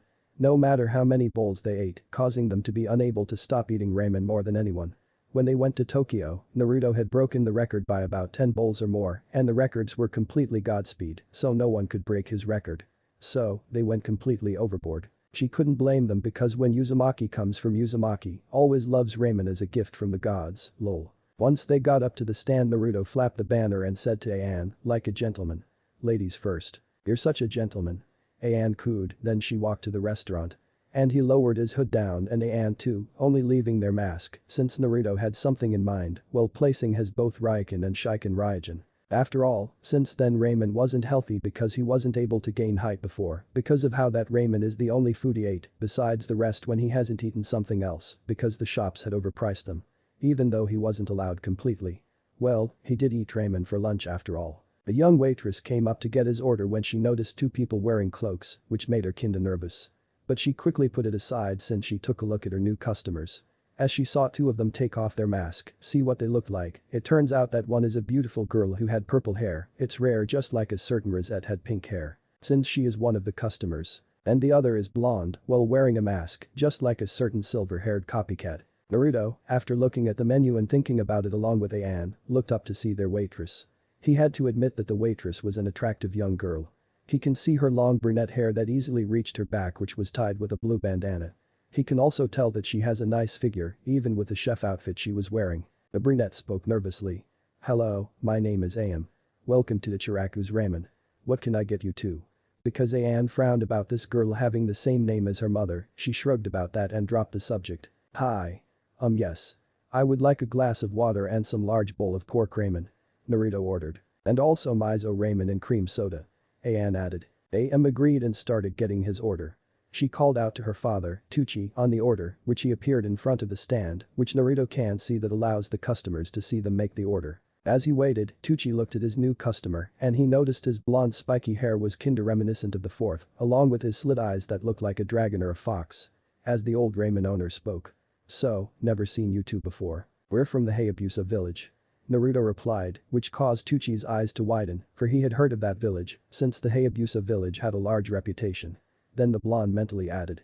And also I used to live in that damn hellhole for my life being look at me, I am the Kyuubi brat you're right. On what purpose? Tucci asked. We're competing the Chunin exams with our team, what else, owner-san? Anne said. Except your daughter's name had the same name as my mother. Oh. I see. Tucci understood that someone had the same name as his daughter, so he cleared his throat and dropped the subject. So I will start cooking, then. AM was cleaning the counter when she noticed that the two customers were talking after she gave them drinks. Like they're a lovely couple, since she couldn't help how close those two are. So. Are you two a couple? Which causes Naruto and Anne to pause their topic conversation, then they gazed at AM.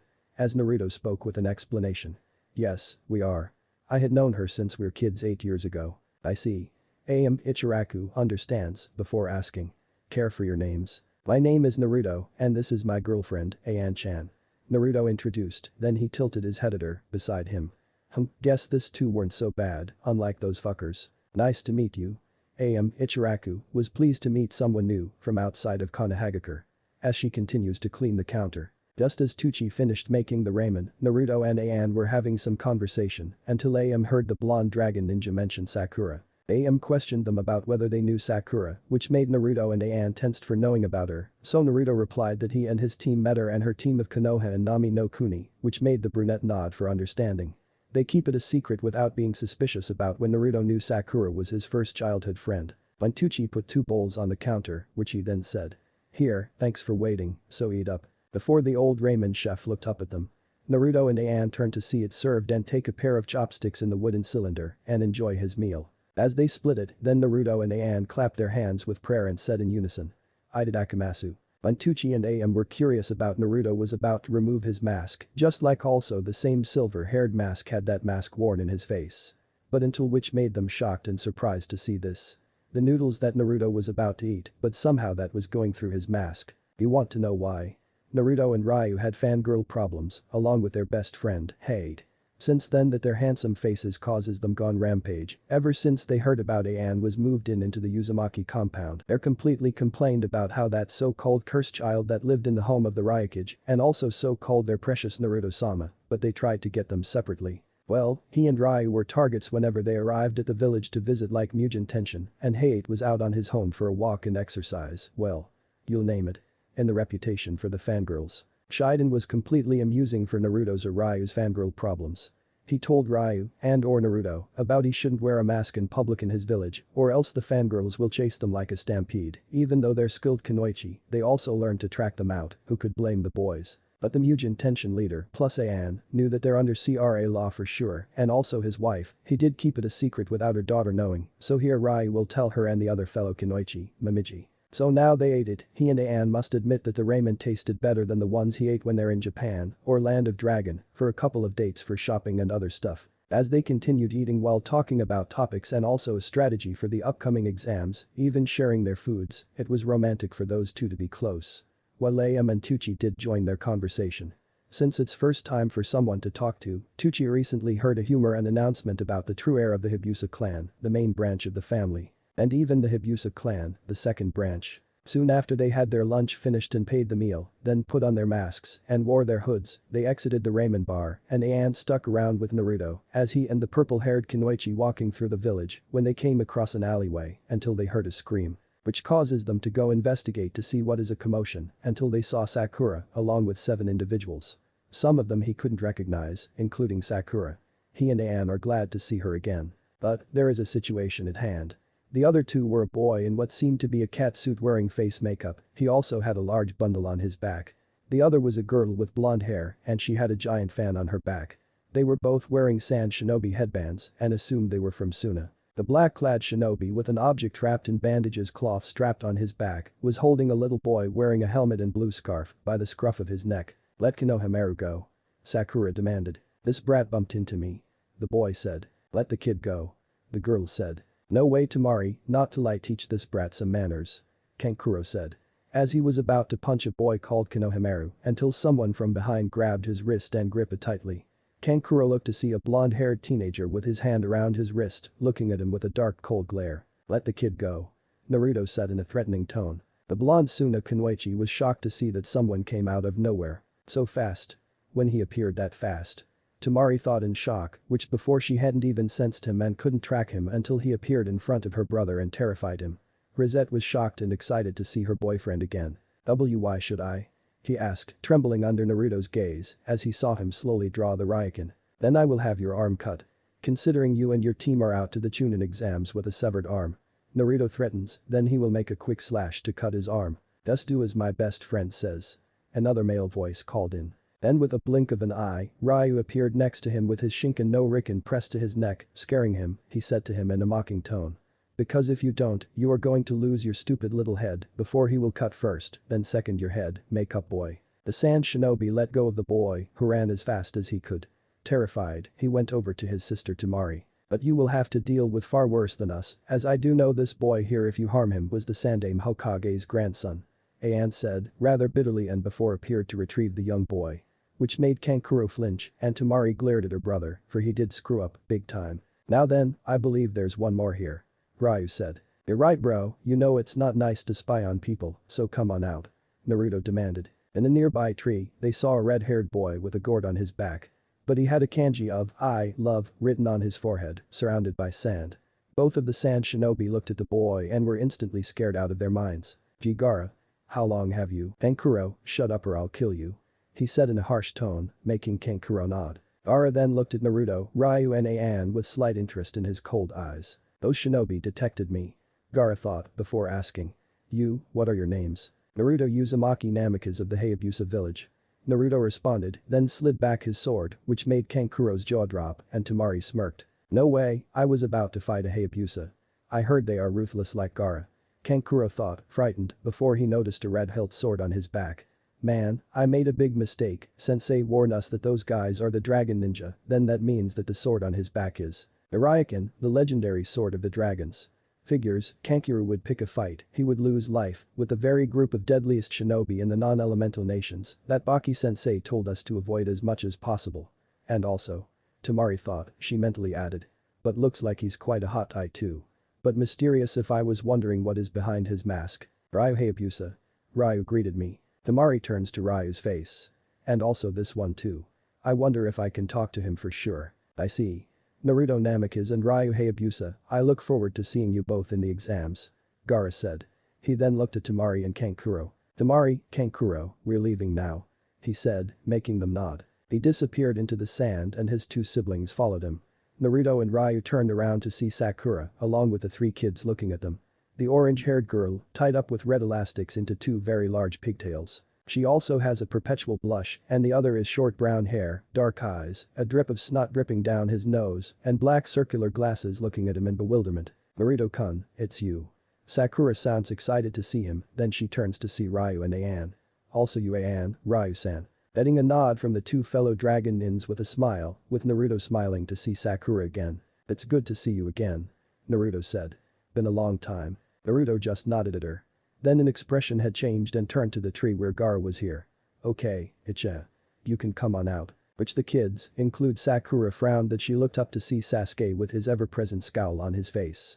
Before he came out in the tree, he had heard everything about minutes ago, since then when he heard Uzumaki Namikaze that was the Hokage's surname. So why this dragon ninja had a Namikaze name on it, which is Naruto turns to Sakura. Seeing her was most beautiful of all. And even her charming forehead. "Well, we'll talk about this, okay. Goodbye Sakura, I'll see you later at the exams," Naruto said as he turned to leave with Ayan and Ryu behind him. "I will, Naruto-kun. I will meet up with Kakashi-sensei," Sakura replied. Until Sasuke was about to approach him to fight him and demanded. The arrogant Uchiha was too late though, he and the others had disappeared in a burst of wind, combined with purple flower petals. He stopped and looked around for any sign of them, but no luck. Which made him angry because he was being ignored. Then he stormed off with his steam. Soon you freaks. I will beat you and those nobody villages.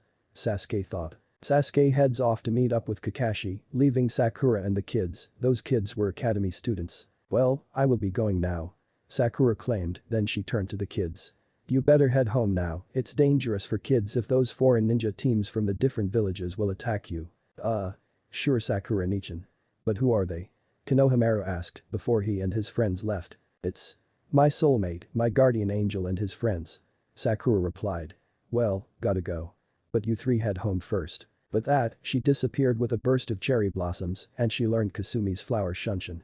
And also the kids heading home without encountering another foreign shinobi team. But somebody was watching the commotion at the distance. In a nearby tree, sitting on a large tree that overlooked the streetway where Naruto and the others were, three shinobis with the symbol of the Itachi, hidden sound, watched the events between Gaara and the Konoha ninja, as well as the events that preceded. Once Naruto left with Ayan and Ryu, the three Oto genin watched Sasuke first storm off, and Sakura left via Shunshin to meet with their sensei, while Konohamaru and his gang went off in their own directions. When everyone had left, one of the two male members of the team spoke to the other male member. So those are the dragon ninjas of the Hayabusa village and the Uchiha clan heir. What do you think of them? The dragon nin has some skill, I'd admit that, and the other one isn't too bad either, better avoid them no matter the cost. But we also must keep an eye on the red head with the gourd as well, and also the Uchiha. The bandage-wearing boy named Dosu had spoken, after which he and his team then left. On a rooftop, hidden atop a rooftop of a nearby building, Sai waited patiently for his ink bird to return to him, which had been perched in a tree nearby, and had been listening into the two incidents involving his teammates and Naruto, along with his dragon ninja comrades, before arriving at Konoha. Ever since that his cohorts were killed by Naruto himself. Once the bird returned to him, it merged with a blank scroll, after which a written account of the two separate incidents involving the dragon ninja and the Suna genin appeared, where it mentioned everything that happened and what was spoken. When Sai read over the account, his left eyebrow rose with interest when he read the account between Sakura and Naruto, the heir of the Hayabusa clan. So what was the reason, and what was the connection? Interesting. Danzo-sama will want to know this. The young root agent thought, where he planned to inform Danzo of this after he met with Kakashi and his team, since he didn't want to raise suspicion with his team by missing their meeting at the bridge. After which he used his Sumigasumi no Jutsu, ink mist technique, to disappear from the rooftop. Also, there is another team that appeared that besides Sai had appeared in the shadows. It would appear to be 6 spider ninjas that arrived Konoha after the dragon ninjas arrived in the gate. 3 were wearing all Shizoku, 1 Kunoichi garb, and 2 tactical suits, one is black and other is desert. Along with weapons and guns too. So. Genshin-sama told us we will fight those dragon ninja. If we encounter them and if they're not, any of us will fight each of them. One is spoke, one is male, wearing all black Shizoku with spiderweb designs with a 4 red-eyed spider headpiece like Genshin. He had a katana strapped on his back and claws in his right hand. I agreed, Uragi and Nikki. This fight will be interesting, don't think? Another one said, he is wearing a dark red Shizoku with spiderweb designs and white accents, also a 4 red-eyed spider headpiece as well, and his face mask with a white spider symbol in it. He had claws, a kusarigama strapped on his right hip. It is called Menma-kun. It would seems the Raikuja's children and the son of Joe Hayabusa too. A spider Kunoichi said, she wore ninja garb with spider symbol on her right chest, a face mask and white bandana, her hairstyle is shoulder length and high knee shinobi boots. Even she wielded a dual katachus like Ayan, but he placed them into her back. We will see if it's up for the challenge, Kajiru. Another one said, he wore a tactical suit with 2 pistols in each holster, their HK-45.45 ACP, 10 rounds on his left hip and the other in his chest, 2 ninjados strapped on his back, both together in X formation. And also SMG on his right hip. Had his arms crossed in his chest. Then another one with a desert-style suit with a trench coat had a combat knife that holster on his left shoulder, like Leon's in RE4, underneath his coat, that twirl his revolver, a Matiba 2006M, 6 rounds, 357 Magnum, like a cowboy style. I would like Tesai. Then these exams will be quite interesting. Then the desert-clad had holstered his revolver. And this spider nin will be like Ocelot, like he was reincarnated. Quit being like an ocelot, knives. Menma was his name of the dark red-clad spider nin exclaimed. Tell you that you always like claws like the predator. Knives countered. Which made him annoyed by that statement. As the last one wore the same attire as his comrades, he wielded 2 swords, one his a ninjado and the other was a sliding sword. And he said, alright, that's enough. We know what we're here for. As a matter of fact, Genshin-same doesn't want you to. Like hell, Takeshi. Tessai said. For once I agreed. For some reason, we better head to the hotel for tomorrow's upcoming event. Which made everyone nod, then Menma scoffed. So they disappeared through the shadows. At the hotel nighttime, they buy a large room with not almost higher price, like Hotel Adoya, a Japanese-style ryokan with tatami mats and mattresses on the floor. Large triple and quadruple rooms provide plenty of space for families. Ever since the retribution part. Since they will be in one room to share in separate sides, boy and girls, Naruto, Ryu, and Joe on the male side. And the female side is Ayan, Suki, Kasumi and Momiji will take futons instead. As Naruto was laying his futon, staring at the ceiling, before Ryu had found him and Ayan in the alleyway. Ryu told them about their on the hotel room, so any of them will taking some errands. Suki and Kasumi will be heading to the grocery for supplies, and while Joe will be going to the Hokage's tower to speak to the Hokage, with Ryu in tow. While Momiji will remain in this hotel room for sure. Naruto was signed when he had his face mask removed and had their gear placed in against the wall and table. He did listen some music, it will be one of his favorite is Get Off My Back by Bryan Adams and the music of Spirit.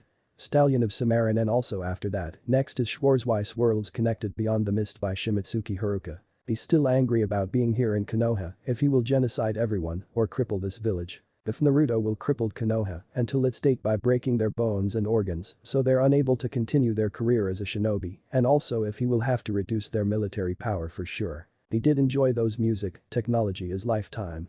As Ayan went to Naruto, along with Momiji behind her, then he looked up in his head to see his lover came in, he noticed her concerned look on her face. Then took off one of his headphones and asked. Yeah, is there something wrong? Nothing is wrong, Naruto-kun. Me and Momiji only came to see how you are doing. Ayan asked him, trying to keep him calm. Yeah, are you okay? You look pretty upset. You need to calm down. Momiji added. It's fine, don't worry Ayan-chan, Momiji-chan. I already calmed down. Naruto replied. It's just that Konoha was weakened until after the retribution. First after nearly 8 years is still taking me some time to not just go up and beat a single Konohan in, along with the rest to an inch of their lives. With his words making both girls smile at knowing he wasn't angry. Well don't worry Naruto-kun, maybe tomorrow you'll be able to do just that. Momiji said, making Ayan agree with her. Just when Naruto was about to respond, the front door opened and until seeing Tsuki and Kasumi with a bag of groceries it would appear. Naichin, Tsuki, what's with all that? Ayan asked the girls. Tsuki rubbed behind her head, a tomboy manner, then she said that. Well. You see. Because the vendor was very convincing. Kasumi simply answered. After all 4 years of the retribution. The vendors had charged the account when they convinced the foreign travelers that they came by to enter their village, for they need to regain their account for sure. Naruto sighed and asked. Whatever. Did you manage to get any useful information? Making the girls nod their head with a serious look upon him. As Kami spoke in an explanation. Yes, apparently one of the Sanins, Orochimaru, is planning an invasion on Konoha during the finals, since I found a spy within this village, and he has Suna and his Odo on standby for the invasion 1 month from now. While Naruto went over to the balcony and looked over the village. And he said, I see. Well this is not our fight, we came here to show everyone the power of dragon, and that's it. Whatever happens we will not help them, we will defend ourselves should the Odo, Suna and Konoha try to force us into anything. Making the girls nod. Which since Konoha is now weakened into this state. So what is the plan for Naruto Nai? Tsuki questioned while munching on an apple. Nothing, we go to sleep, wake up and participate in the exams, as we don't want to talk about either those fools of the civilian council, and those elders too. Even if they tried to get me as their weapon again after 8 years, and even they wanted my sperms to reproduce another, for they want their village to return back to its former glory. And don't forget about Tsuki, being my sister as well, for wanting her for being a baby-making machine. Naruto said, which made Tsuki growl that what her brother said was true. And the girls nod about that, if Ayan will or the girls told Ryu about that. But then all the girls and Tsuki saw Naruto look over his shoulders and walk back inside while closing the doors to the balcony. It would seem we have some spies. Naruto said while going to the front door. I'll inform Joe-sama and Ryu-san about your leave and also our unsuspecting guests. Ayan stated. Sure, I'll be back after I take care of these nuisances, don't wait for me. Naruto said while leaving the room. It seems like the ANBU that Sarutobi had sent is about to lose some very promising ninjas.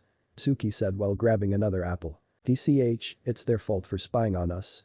The rules clearly say under no circumstances will anyone spy on visiting teams no matter the cause. Ayan said while grabbing the booklets that the gate guards had given them. I hope Naruto-kun comes back soon though. Kasumi said, since unbeknownst to anyone she had gotten used to sleeping with Naruto as her pillow and as her source of warmth. Well, after Nami no Kuni, during break time, she asked her parents if she needed to sleep over into Naruto's place, and also An. It's her turn after An. So, Shiden and Am couldn't not refuse that subject, so without them telling her about that law from the start. Kasumi couldn't blame her parents, but herself without knowing about CRA. Well. This will be a long night until the Chunin exams start tomorrow. With Naruto merely walked aimlessly around the village, ignoring the poor villagers' plead, and vendors tried to convince, till he got to a remote area of a training ground and just stood there waiting for the team to make themselves known. "Come out you five, I know you're out there." Naruto exclaimed after getting tired of waiting. He was prepared to get a bloodbath. He had his Kaiketsu Shoji knife prepared. Soon 5 masks and cloaked figures fell down from the trees and stood in front of him. As Naruto narrowed his eye, he noticed the same minute. He never learns. Even I gave him a present. Still wants me back into your thumb. Dragon Nin, my leader would like to have a word with you, please come with us. The leader of the group said as he approached Naruto. I'm afraid I can't come with you. Naruto responded. But the leader of the group began to chuckle. Our lord said to bring you to him by force if necessary, no attack, but leave the leader alive, and also while the rest of ours will take care of the females as they can provide some entertainment later. He said as he charged at him. HMPH. Big mistake. Naruto declared. As one of the ANBU mocked him. How do you say big mistake? You're the one man made a mistake, Yuta. That was as far as he got before an incendiary shuriken that pierced where his brain was. Until that result his head exploded, causing the 4 to jump away until it exploded. The second is about an attack, but being cut in half by Naruto's Kaiketsu Shoji knife, like a hot knife through butter. As he twirls the chain blade. And he sheathed his knife and chain. Don't ever insinuate that I am a so-called demon. Naruto yelled out while going for the next one, who just had enough time to dodge a wrist blade that would have stabbed his neck. He's strong and powerful fast. Can't believe I had escaped now and reported Danzo-sama about this. I won't let you get away. Naruto screamed before he shifted his eyes into the eyes of the dragon. The Ledna Anbu thought seeing his eye. Until Naruto is surrounded by a powerful golden aura. To the shock of the remaining 2, Naruto grew what looked like golden scales on his body and face. Then they were able to see Naruto get in a weird stance where his legs were apart from each other, then form a wave motions on his arms, before slamming both fists within kanji, appear to form a Shinryu, divine dragon, in vertical and his arms held out in front of him, as if grabbing something. Naruto then proceeded to throw his head back and take a huge intake of air before announcing his attack. Rikin no. HMKM. Dragon God's roar, Naruto yelled out, and the only thing the last 2 saw was the image of a huge scaleless dragon roaring at them. When everything cleared from all the smoke that covered the area, Naruto was able to see the 4 ninja dead and sprawled all over the training field, also covered in reddish flames. The last survivor was covered in burns. As Naruto approaches to the last him and then flipped him over before he shows him his face. The Ledna Anbu saw his face when he had whisker marks, he thought it was. As Naruto, You thought I placed a Jinjutsu for if I am still a demon when I had whisker marks. But think again. I had a release in Kyuubi years ago, so I am no longer a Jinchuriki. Naruto said, with half-lie, which caused an operative about his declaration, also made Kurumi in his mind snicker. That fool will never know where I am. But since then he has had a prank habit. Especially that prank he had pulled that involved Heian and those packs of tanuki, just like that old Shukaku. Kurumi comments. Well. Since they're still kids, when Naruto had prank habits that he had from Kushina. They almost had a heart attack when An brought back a large stuffed toy version of one that Naruto had won for me at that ring tossing game. You mean? He was about to say and then. Shink. He kills him with his hidden blade, then he slides back its blade. TCH, no matter what these insects will only see me as their weapon. But they still want me to return to the village's glory. Naruto said while walking away though on his way out, after putting back his mask on, Naruto stepped on one of the ninja's heads like it was an insect. The resulting effect was the ninja's head popping and staining the ground red with its blood. Well then, it seems I'll have to show the village for I'm no longer the little brat he ignored, abused and pushed around as a kid. Naruto said while smiling like a madman at the scene he made. Send all the ninja you like Danzo. I'll just send them all back in body bags like always.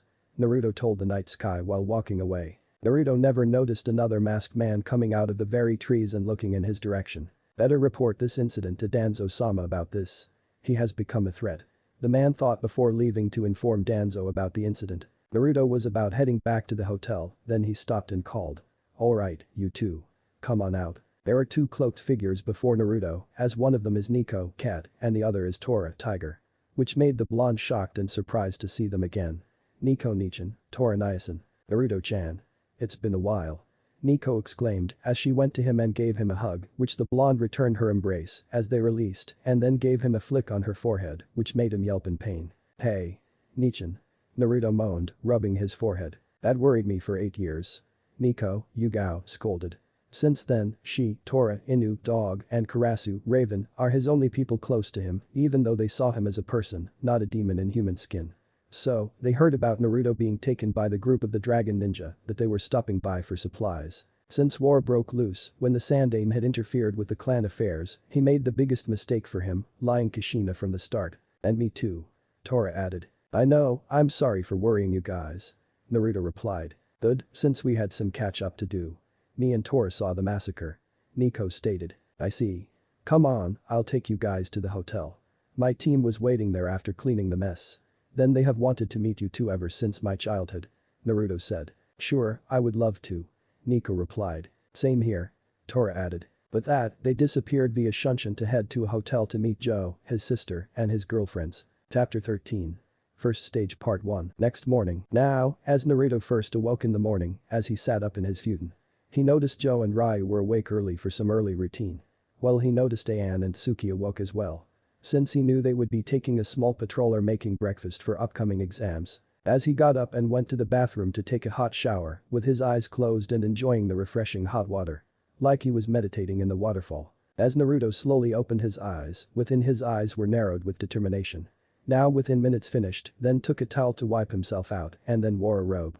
Once he's out, then he goes to his gear to suit up. Today is today, was it?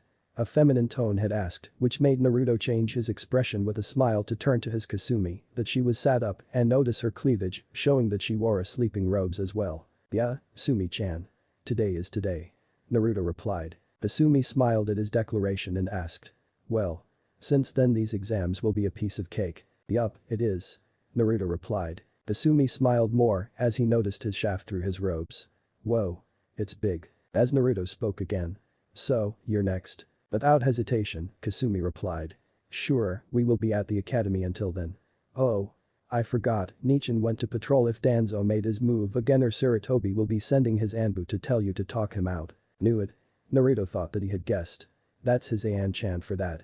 Since An dislikes Sarutobi too, for interfere the foreign clan affairs, denying of his heritage and lied to him for did not know his parents were, and even same goes for his mother for being lied, for she was thought that he had died that day. He is the primary reason for his loneliness. He should have lied to him from the very beginning, since he was foolish to protect him from a hostile environment like Iowa. Even though that is when the old foolish leader of Konoha for making that law in the place, that when the older generation will do to him just like An does, if the younger generation will have their minds poisoned by the grown-ups. Hiruzen Sarutobi was completely shamed for what he had done in the first place. For following his father's wish and having him stay in his hellhole, without telling about his mother being alive all this time. But he wants him here in Konoha to revive his clan in Sandaime Hokage's clutches. Since then his father as a successor and also the Shodaime and Nidaime Hokage had dishonored their trust in the man. Asumi continued. And also Tsuki-chan will be preparing breakfast for sure. Well. Let's hope that she will make a mess. Naruto commented. Hey. I heard that. Tsuki's voice came from the kitchen. They turned to see her carrying a plate of rice balls. I did not mess up in the kitchen. Well, since Kacchin did learn my lesson for sure. As Naruto bends to see if that kitchen is messed up, I hope he needs to pay for the damage. Or not. Since he was in Konoha, he didn't deserve to be paid. Does he remember when An moved in when they're still 10? Since then, Tsuki wants to learn to cook, but it turns out that this is a disaster. Tsuki destroyed the counter and then blew up the pots. Eating food and cooking tools, that causes Kushina to go mad and scold her for like no tomorrow. So, with that got in the way, now Tsuki did learn her lesson, she needs to make it right, as Kasumi sees if it's a mess. With the orange-haired Kunoichi check it out for surrounding chakra signatures if she places a for sure, so. There is nothing. She noticed there was a pot of soup and also some ramen noodles. Since it's very important for their breakfast, after rice balls. Also they are making rude supplies for today's exams. Yes, she's right. It's clean. Kasumi informed, which made Tsuki sigh for relief. Naruto on the hand, rubbing his chin, if she is lying.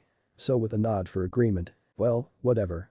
Let's just get our gear ready to leave now, and while we wait for Joe Ajusen, Ryu and An return and get to the academy to start the first part of the exam already. Naruto said, getting a nod from the girls. Within minutes later, now with Joe, Ryu and Ayan had returned to their hotel room. As Ayan informed them about that they're having time for the exams, as she told them about there is no ANBU activity for sure, which made Naruto nod along with the others, that there are no unwanted guests around, and Joe went discussion with Sarutobi, which made Naruto frown for sure. Flashback started yesterday with Joe. The White Dragon Ninja is on his way to the Hokage's office. It's been 8 years and 4 years of retribution. Even though he and his group arrived at Konoha for sure. Turns out that since Joe had seen the dragon seal, that his wife saw it. Since then that will cripple their military power for sure. Even though Naruto had finally reunited with his mother and even his sister. After all those years he had found love and happiness. Ever since Kushina told him his reasons for why Sarutobi wants Naruto to stay here to be Konohanin from the very beginning. His mistakes created the downfall of Konoha. With their support now faded, that almost had declared war against the might of the dragon. As Joe had arrived, he knocked on the door. "Come in." That made Joe hear that sound of shame.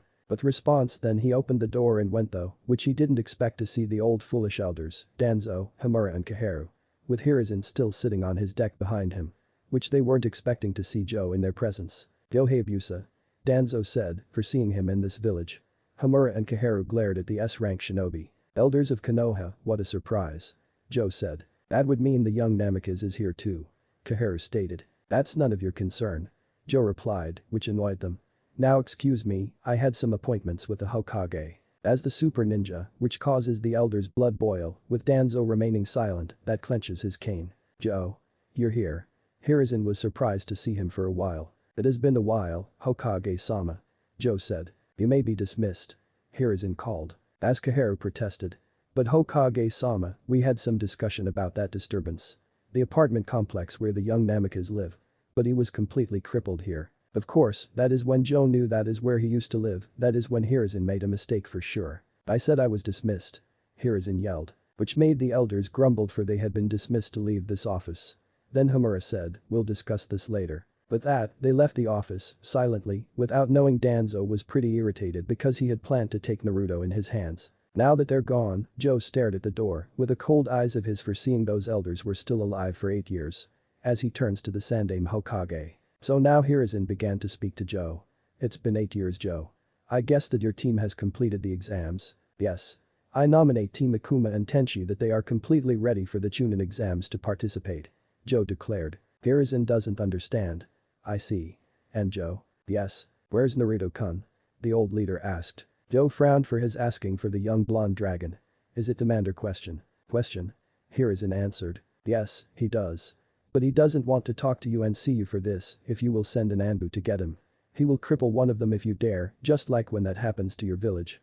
Joe said, which caused Hiruzen to slump his shoulders, shamefully, of how Naruto did not want to talk to him. Even if he tries to talk to him to stay convinced. None of that for when he was a coward for denying Naruto's claim of inheritance. But you're too late, Naruto is now the strongest and most powerful shinobi in Hayabusa village. Joe said, which causes Hiruzen's eyes to widen for how Naruto will become an S-rank like Joe and his mother. Since the retribution 4 years ago that makes this village weaker. When Hiruzen wanted to ask again about the next subject. "But what about them? Kyuubi?" Joe cut him by finishing his sentence, which made Hiruzen tense.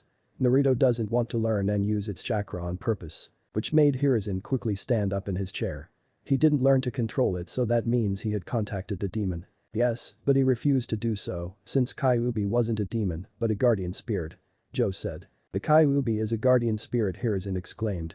"That sounds surprising because the strongest was a guardian spirit." "Yes, but it turns out that the Kyuubi have been our ancestors' allies for generations." Joe explained, which causes Hiruzen's eyes to widen for this information. "You must mistake her as a demon." Which made old Hokage's eyes widen in shock about that subject. "You mean the Kyuubi is a she?" Getting a nod from Joe. "Since when?" He was still 6. Joe answered, that made more shocking from Hiruzen. "And also she told him about how your village attack. Is it to be an uchiha?" Since then, Joe was told by Kushina from Naruto that Kyuubi was under mind control by a powerful Sharingan of the Uchiha.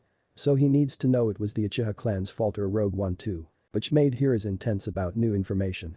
Since then he was part of it for the investigation about when he and the elders knew it was Uchiha had come from being involved. Since then, that's when the Uchiha massacre happened.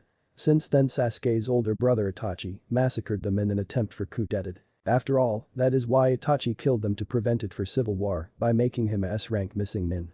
without telling him the truth about the elder's decision to kill them that reduced and crippled Konoha's military power. But more importantly, without Naruto, as the last Namikaze that was taken by Joe and his group to Hayabusa as his home now, and also the Jinchuriki of the most powerful Biju as well. Now Joe spoke again for a question. May I ask? You knew the Uchiha clan had been involved in this attack. Is this why the last Uchiha's mind went mad for obsession for power, because when Itachi had become an S-rank missing nin because of that? Hiruzen was sweating with nervousness about if Joe got suspicious about that when he and his teammates learned that the Uchiha clan was responsible for Konoha's destruction and then the Kyuubi attack. You can't answer. Fine, we will be this way if I will inform Kushina for sure. Joe said as he turned and headed to the door. As he opens and turns his head behind on his shoulder, then reminds him. Know this, Hiruzen. Naruto doesn't see Konoha as his home anymore. But nothing but a shell of his former home. With that, he went through and closed the door. Flashback ended. Naruto heard Joe's information about the discussion with his former grandfather figure with him. As the fact that he knew about from Kurumi for being controlled. So then he will make a promise to be released within his seal. Let's hope to find out for sure. So now Hayabusa village is his home. I see. But as for the disturbance of the apartment complex. It's true. Naruto said. Did you have to? Joe frowned. I know. I only retrieved what belongs to me, I made a choice. Naruto said. Well, his sister and his angels saw pity on Naruto. Anne was just like Naruto when she was a cursed child, since the council had nullified their decision in Mugen intention to kill him, it's all thanks to Naruto for sure. Asumi did saw the same way as Anne, as a half-sister or cousin, even though that since she blamed Ryu for raping her biological mother. After all, when Ryu saw him beat up by the mob when he was still 6, with his parents and his group. Then lastly as Tsuki, she was completely glad for seeing her older twin brother for now that she had when her mother told her about her older twin. It's all because of Sarutobi, he did really mess up completely. Joe was signed about that, so Naruto did make his choice for beating an innocent old man that he used to be, an arrogant old man that abused the son of the hero in. Now that his life was completely crippled and his pride broken. So, anyway. We better head to the academy now. It's time to set up. Naruto declared. Within minutes later I prepared for anything. As Team Akuma and Tenshin had their ninja attire set, along with weapons. Joe will go on ahead when they're heading to the first stage of the Chunin exams. Until then when Tsuki had her mother's Akarashi, Red Storm, strapped on her back, along with her Kodachis in her hips, Ryu strapped the Shinken no Raiken, or Jinriken, Divine Dragon Sword, since it's the twin sister sword of the Raiken. And lastly is Naruto, he had strapped his Raiken, Dragon Sword, along with Shiken no Rikken, Fang of the Dragon God, but last his hidden blades that underneath his bracers. As Naruto extracted the blade came out in its mechanism and slid the black back. Better thank Muramasa-sama for building this. Anne had strapped her Fuma Kodachis in her sash, along with the pouch, then took out her, and then tossed at the Konoha symbol decoration. Kasumi strapped her wakizashi on her lower back, then adjusted her ninja attire, then quickly drew her sword, then swung left and right.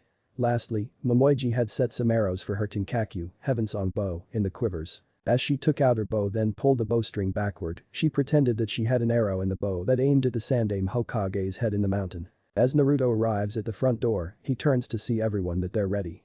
Then he asked. Are you ready? With everyone nodding in agreement, their eyes were serious and determined. Then Naruto turned his head at the door and declared. Then let's go. As Naruto opens the door, then walks through and is followed closely by Anne and the girls, along with Ryu behind, along with Tsuki. Tsuki closed the door and locked it, then she placed a tag on the front door. It appears to be a barrier seal that no one cannot enter, since it can be unlocked by a signature only. At the Konoha's Ninja Academy, it took them about 10 minutes to get there. As they walked in and made their way to the stairs to the 3rd floor, they went up the stairs and only stopped when they noticed a big group of kids standing outside of a door in the hallway, that they're Genin class shinobi around a pair of doors with 2 people in the front of it. As they're from Kusa, Grass, Aim, Rain, and Taki, Waterfall, along with a few teams of Kiri, Mist, Kumo, Cloud, and Tsuchi, Earth. Please let us in, we want to compete in the exams as well. The voice of a brown-haired girl made itself known. Which made Momiji know who the girl was. She was currently sporting some bruises and scratches here and there. Believe me kids, these exams aren't for the faint of hearts. We're trying to protect you guys from this. One of the boys said. Appeared to be those 2 were like the Chunin gate guards before. Naruto and his team witnessed their commotion. With Momiji, she was frowned for seeing someone she had not met yet. They noticed by looking up seeing it was supposed to be on the 3rd floor, but knew the floor they were currently on was the 2nd, despite what the sign above the door said, by the number 301. We would not say anything. Ryu suggested. I agree that allows us to weed out weaker competition. Anne said. So let's keep moving and then we don't want any suspicion. Kasumi added, which made Naruto and Tsuki not agree, minus Momoichi. Just when Momiji was about to go forward towards him, until as one of the guards wore a bandana tried to hit the brown-haired girl with 2 buns on her head, but the maiden shinobi drawn her naginata that thrust straight at him, which made the boy stop and felt a blade press against his neck. The brown-haired Kunoichi saw a magnificent naginata. If she knew that she is from the Hayabusa clan, if she is not, she needs to find out soon. What a beautiful naginata, where did she come from? She thought. Okay, wait until this one will stand back, until I will ask her about that weapon. I wouldn't do that if I were you. Momiji said to him with a cold tone, until the other one with spiky hair was prepared to attack. Damn bitch. I'll teach you. He yelled as he madly charged at her, until. Slam. Naruto appeared in the blink of an eye before he grabbed the boy's neck, slammed it against the wall, and told everyone to know how fast this guy is. Which made him nervous for he had recognized that symbol on his forehead. Are you? You're the dragon nin from the Hayabusa village. That causes everyone from any shinobi village to be shocked by his sudden outburst. As any hidden shinobi whispered to their fellow teammates. The dragon nin. Here. To complete the Chunin exams. A random Kusa shinobi whispered. Yeah, that would mean his team was here too. I've heard they're merciless and also have the greatest populations like any 3 hidden villages. Another Kusa nin muttered. I've heard they're completely skilled. This one was from Kumo. I know, also I heard rumors about them. Another Kumo nin said another. Same here. One from Kiri nearby said, heard about their skills in were cage level, even though they can overpower the 7 swordsmen in Kurigakure. If any of us face a dragon nin, we're dead. Another Kiri nin said. And also I've heard there will be a spider nin here too. Also they're like skilled assassins. I heard a rumor about the Yakuza gang being killed by a group of ninjas in Cloud Penthouse in Kaminari no Kuni, Land of Lightning. This one from AIM said. Their reputation is higher than the rest of the 5 elemental nations. While Naruto and the others were about those rumors, the blonde dragon nin heard it while staring at the guard Konoha Jinin. He was completely nervous if he made one move. If he made a mistake, he would die. Since many shinobis from the different villages that the dragon ninjas were the most skillful, deadliest, and most importantly, dangerous. They're the most powerful and dangerous ninja. They heard from their leaders or mentors that the Hayabusa village didn't have a ninja academy. That's right, Konoha nin. I would advise you not to harm another or I will have to cut your limb. Naruto said, which made everyone shiver their spines if he was threatened. This one was completely nervous about not seeing him around. Shit, what to do? As until someone grab his arm, he noticed a red metallic armguard that grab his wrist to stop him from struggle him before Naruto will extract his hidden blade. With his eyes rolled to see Sakura, she now wore a red metallic arm and leg guards, causes him to stand down while holding the bandage-faced boy and while Momiji immobilized the bandana-header boy. Excuse me, Dragon Nin. Can you please don't kill him, we don't want to cause another bloodshed here if we don't want to ruin our pride in our village after the retribution. Sakura said, politely. Since she needs to keep her suspicious from others. Which made Naruto frown. Also every genin team from various shinobi villages heard about Konoha's punishment. Very well, Sakura-san. Naruto replied, which did not make me suspicious as well, since it's completely secret between themselves. As he let go his neck, then he slumped down against the wall. Never mind, the stunt just pulled. A voice called. Everyone turned to see Sasuke smirking with Sai right behind him. Before he heard about those rumors, dragon ninjas had tons of reputation. I suggest you drop the genjutsu on the door and let us through. This isn't the 3rd floor, nothing fools an uchiha, especially something as pathetic as that sorry excuse of an illusion.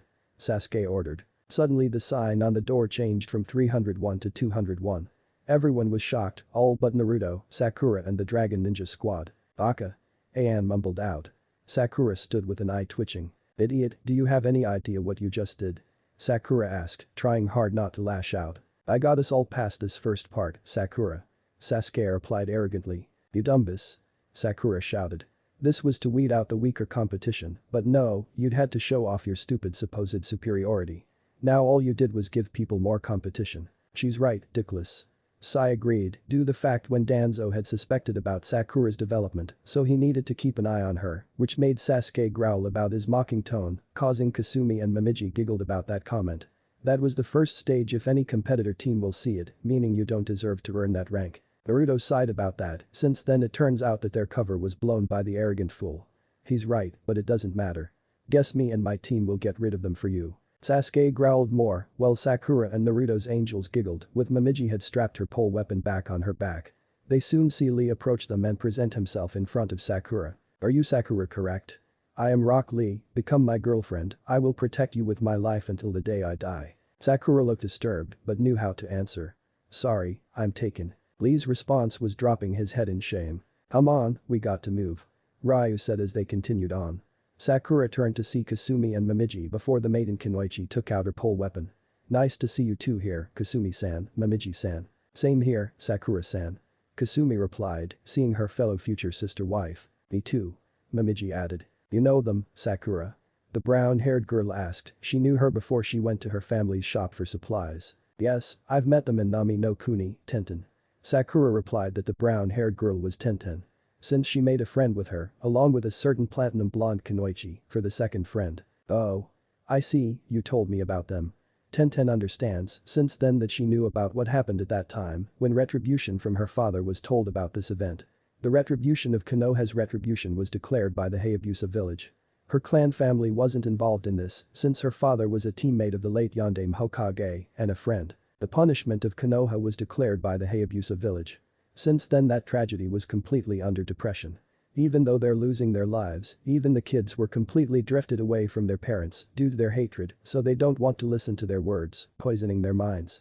Now the older generation were ignored by the younger generation. Even they tried to be heroes for sure. One by one, the children became estranged from their parents. Even they forced to work in the fields and even lived in the orphanage. They don't want to talk about them again. Time after time, they gave birth to another.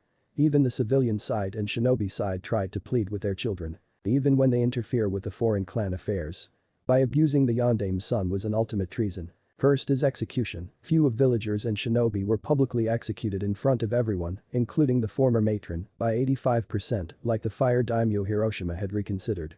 Second, they paid 350 million along with 20 B rank and A rank missions. Many shinobi who were ranked Jonin or Chunin were completely demoted from their ranks. Since she saw many older shinobi who were former, they re-entered these exams to return to their former rank. Their father did follow the Yondaime Hokage's wish and also he did forge the Hiraishin, even though he refused to cooperate with the arrogant civilian side since her father was one of them, as a civilian side and a retired shinobi. Along with the Haruno clan, the trade company and owner of the orphanage. Until Tenten went to Momiji before seeing her Naginata with stars sparkle in her eyes. Can I see your weapon? Ah. Why? Momiji was confused. I want to know where did you get that? Where did you come from? Tenten exclaimed. Momiji needed to keep her cool as she replied. You know we're from the Hayabusa village. Which causes Tenten flinching that made her realize they're from the Hayabusa team. So that means, you're. Yup, she's with me. Naruto said, stepping in, getting Tenten attention. As for the Naginata that Momoji-chan wielded was the Tenryu Naginata. It has been carved from the tailbone of the dragon. Since this relic was used for the dragon shrine maiden. So I can't let you wield it. Tenten complained that it was unfair. Until she flinched about she noticed that sword strapped on her back with a red cloth handle. And that. The Ryukin, dragon sword, it's the Hayabusa treasure of the dragon lineage. Naruto answered. Tenten jaw dropped about that sword, along with the Tenryu. She didn't expect that those weapons were from the Hayabusa village from the west and the oldest non-elemental village that isn't a part of any country by one of them. Which of course when Sasuke was irritating for someone from the west where the most powerful shinobi was, he hates someone who is stronger than the Uchiha. Even he tried to get their weapons for no reason. Even those guns too. So anyway, enough conversation, so we need to go. Naruto said, which made his team nod, along with Sakura. Until someone called in. Lee, Tenten. A voice called in, which made me turn to see another Hyuga. He noticed his expression was arrogant. As he notices the dragon nin in his presence, with his eyes squinted. Hiyashi-sama warned me for not engaging the dragon nin. They're not some pushover, who did he think of this? I had destiny in my side. As the Hyuga spoke to his teammates. We're not here to make a commotion. All thanks to the Uchiha for our cover has blown. He felt a glare from the Uchiha, while Sai remained calm. Sorry Niji. Lee apology. Yeah, sorry. Tenten added. Good, let's go. Niji ordered as he and his team left. Let's go as well, we got another floor to go. Naruto ordered as he and his team headed off. Which Sakura goes on ahead from her teammates. Niji and his team turned their heads at where the dragon nin were heading. Tenten felt like she looked familiar before. Lee was determined to fight against one of the dragon nin, well, it's his death wish. And Niji was sweating a little because he felt a cold within their eyes. They watched as Naruto walked down the hall to the third floor. Soon everyone began leaving and the two guards went behind the door they were guarding and revealed to be Izumo and Katetsu, the two known pairs of Chunin always seen doing odd jobs for the Hokage. You okay, Kitetsu? Izumo asked. Yeah. Kitetsu strained while rubbing his neck. It seems that dragon sure knows how to hurt a guy. I don't want to be 6 feet under. Maybe, I did too, from that dragon Kunoichi with some sort of shrine maiden wear. Izumo replied. After all, why did this name Higurashi come before? Yeah, now that you mention it. Did the Higurashi have relatives before? Kitetsu wondered. Izumo shrugged about that before the name was listed back in the gate. But Niji's team, as Lee stopped in his tracks, he said. Guys, you go on ahead, I must deal with something. Academy Practice Hall. Now the dragon team had arrived at the Academy's practice hall until Ryu spoke. We are already only 15 minutes left before the official start of the exam. This made Naruto and the girls not agree. If those Chunins made it any longer they would be late for the exam. Until the Ichiraku in their mood by entering the 3rd floor. Hey you. The dragon ninja guy. All of them looked up at the balcony above to see Rock Lee staring down at them, specifically Naruto, Ryu and Ayan with their eyes rolled at the balcony. What is he doing? Naruto thought as he turned his head over his shoulders. You're talking to me? Lee jumped off of the balcony and landed with grace on the floor, standing up in a relaxed stance. Yes you, I want to fight you. You know it is polite to introduce yourself before you challenge someone to fight. Naruto explained. Hi. Rock Lee and I'm Konoha Genin and I will beat you. Lee declared, arrogant. After all, I don't care about your reputation. But Naruto didn't seem concerned in the slightest. And he said, are you a fool? This is the Chunin exam, not some backyard brawl. I have no time to deal with you in an unofficial match at a time like this. Lee growled at how he mocked him. Naruto-kun, we had no time for this. Ayan said. Yeah, or we will be late. We can't stop every time because none of us are the center of attention, Naruto. Ryu said after a long time as Naruto nodded and turned away. Which made Lee more angry for being so reckless and impatient, then charged at him at high speed, which made the dragon ninja react, then they jumped away in the distance, leaving Naruto. Konoha Senpyu. Leaf Whirlwind, Lee shouted as he jumped into the air and went to attack Naruto who stopped it with hand, and Lee's eyes widened in shock. How much power he has if he stopped my kick only with his hand. Lee wondered as Naruto grabbed Lee's foot and slammed in on the right side, creating a crater. He performed the high Tenraku. Causes Lee agony when he leaves his back and gets slammed. He's strong. Lee thought, as which he snapped then he recovered then attempt to punch him, but Naruto ducked and then grab his wrist, then performs that by pushing him that little to use a judo-like, then punch his stomach, hard, making the young Taijutsu widen for felt a pain in his stomach that sends him in the air. As he disappeared through the wind. As Lee is in the air, until the Taijutsu user feels someone grab his chest, which he turns his head behind, causing his eyes to widen, he notices the move he pulled. That looks like. Ryu and Tsuki, along with Ayan and the girls, had recognized that move that Naruto started preparing his technique. He was about to. Kasumi was about to say that Naruto would use it. Enough. Someone yelled as he appeared in the dojo hall together with an expectant Kakashi around, but this man is what looked like an older version of Lee, but he wore a flak jacket, unzipped. Naruto is in the air, with Lee in his arms, then he tosses him towards quickly catches him. Then Naruto somersault landed on the floor. As Kakashi spoke in. Naruto-kun. You should not kill him for using the Izuna drop on Lee. Izuna drop. That looks like Amit Renge, front initial lotus. They said angrily, as someone was beating Lee like nothing. No, it's not, guy. It's their move from the Hayabusa village. Kakashi replied, explaining. The copycat's right. Ryu said, as he and the girls went to them, through downstairs. Izuna drop was a signature move of the Hayabusa clan. It is unlike the Amit Renge for the Hachiman, 8 gates. But you, as a Taijutsu user like yourself. You should know that. Which made Guy disbelief of what he never thought of. It's not like that when he never heard a movie like that, didn't acquire the ability to use Hachiman.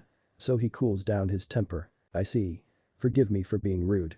And also I apologize for my student's behavior. Guy stated, understand that. Well, so be sure your student will do that again. Ayan said to Guy, which made the Taijutsu nod for understanding. So anyway, what happened here? Kakashi asked. This Taijutsu kid here wanted to spar and we didn't have time, so Naruto Nai taught him a little lesson about being polite and that when someone doesn't have time he can't bother us. Tsuki explained as Kakashi nodded. As for now once again, forgive us. Kakashi replied, which made the dragon ninja group nod. You aren't going to say something Kakashi? Guy asked and he was a little bit taken back that Kakashi simply nodded after that show. No, why should I? You know how Lee hates people who are stronger than him. But these dragon ninja are stronger than we are, Guy. Even if they're completely stronger than a Sannin or anyone in each shinobi village. Kakashi said as Guy nodded as he knew about their reputation along with rumors. On the other hand Lee was beyond shocked. Stronger than Sanins or anyone in each shinobi village. Lee thought in his mind, he was disbelieving of how strong they are. Lee, we'll talk about this later, but now, go to your team. Guy ordered and Lee nodded and walked away as he held his stomach because of the pain Naruto caused him. Sense of how powerful that the dragon nin was with raw strength. It's good to see you, Kakashi-san. Naruto said politely. You too, so anyway, you guys ahead to the exam room too. And I'll wait for my team too. Kakashi ordered, which made Team Akuma and Tenshin nod for understanding as they walked off. As Guy sighed in relief, he said. Thank God, because Lee could be even worse if any of them are really that strong. Can't believe I can get to see Naruto-kun here for a little homecoming. Yes indeed. In fact they are stronger than any S-rank shinobi like Sensei. Or his father. Kakashi said as Guy's eyes widened. What? Are you serious? Guy asked, unable to believe that some dragon ninja are stronger than any S-rank like Minato Namikaze, the Yondaime Hokage. Deadly serious, Guy. We have a half hour while exams begin. We're at Nami no Kuni, Land of Wave, with Kurenai. Said seriously Kakashi as Guy nodded. Since they killed tyrants, spider nins, warlords, and etc. for their job. Even if any of them do with their skills that they're unmatched. Like Sakura does. She trained seriously like Lee does, she was trained by her mother at the time. Instead of the academy. That made Guy another nod about the fact that Hayabusa village didn't have a ninja academy, but became a ninja by training by family members only. So they walked off from the training hall. Of Team Akuma and Tenshi. Now they arrived in room 301 until they noticed 6 familiar groups with a spider symbol all over their attire. As Momoji spoke. The black spider nin. I can't believe they send their best 2 teams here in Konoha to compete. Yeah. Naruto replied while he and the rest were staring at them. Turns out. This will be an interesting battle caused by the clash of the 2 rival clans, just like the Senju and Uchiha war. Chapter 14. First stage part 2 and meet the Harunos. The whole room was filled with shinobi from all villages.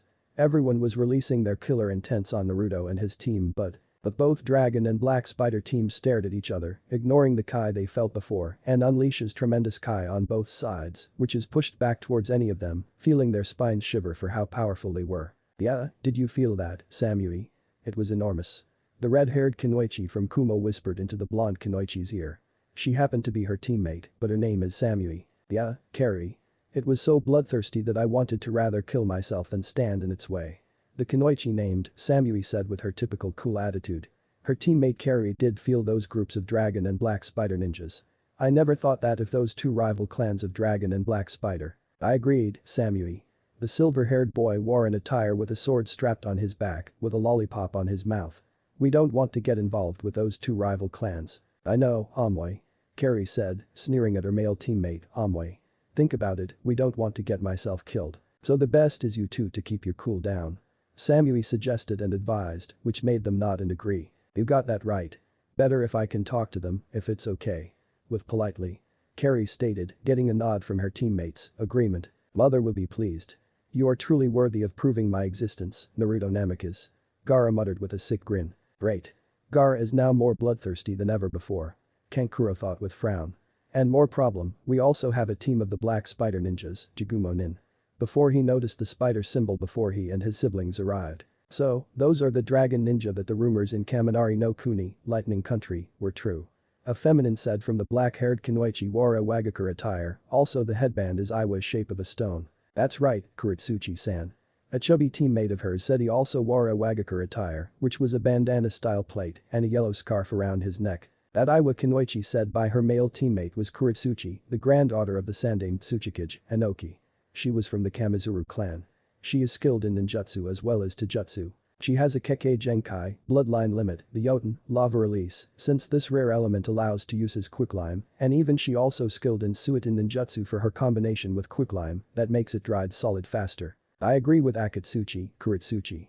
I've heard about the rumor about the Yondaime Hokage's son being alive and also that he was taken by the group of dragon ninja. The Meilaiwa Nin said, he has brown-colored hair which he ties in such a fashion as to form a ball on top of his head, while 2 large locks with darkened tips frame, but that look identical to someone that Kuretsuchi or Akatsuchi knew her much. Which made Karachi snorted.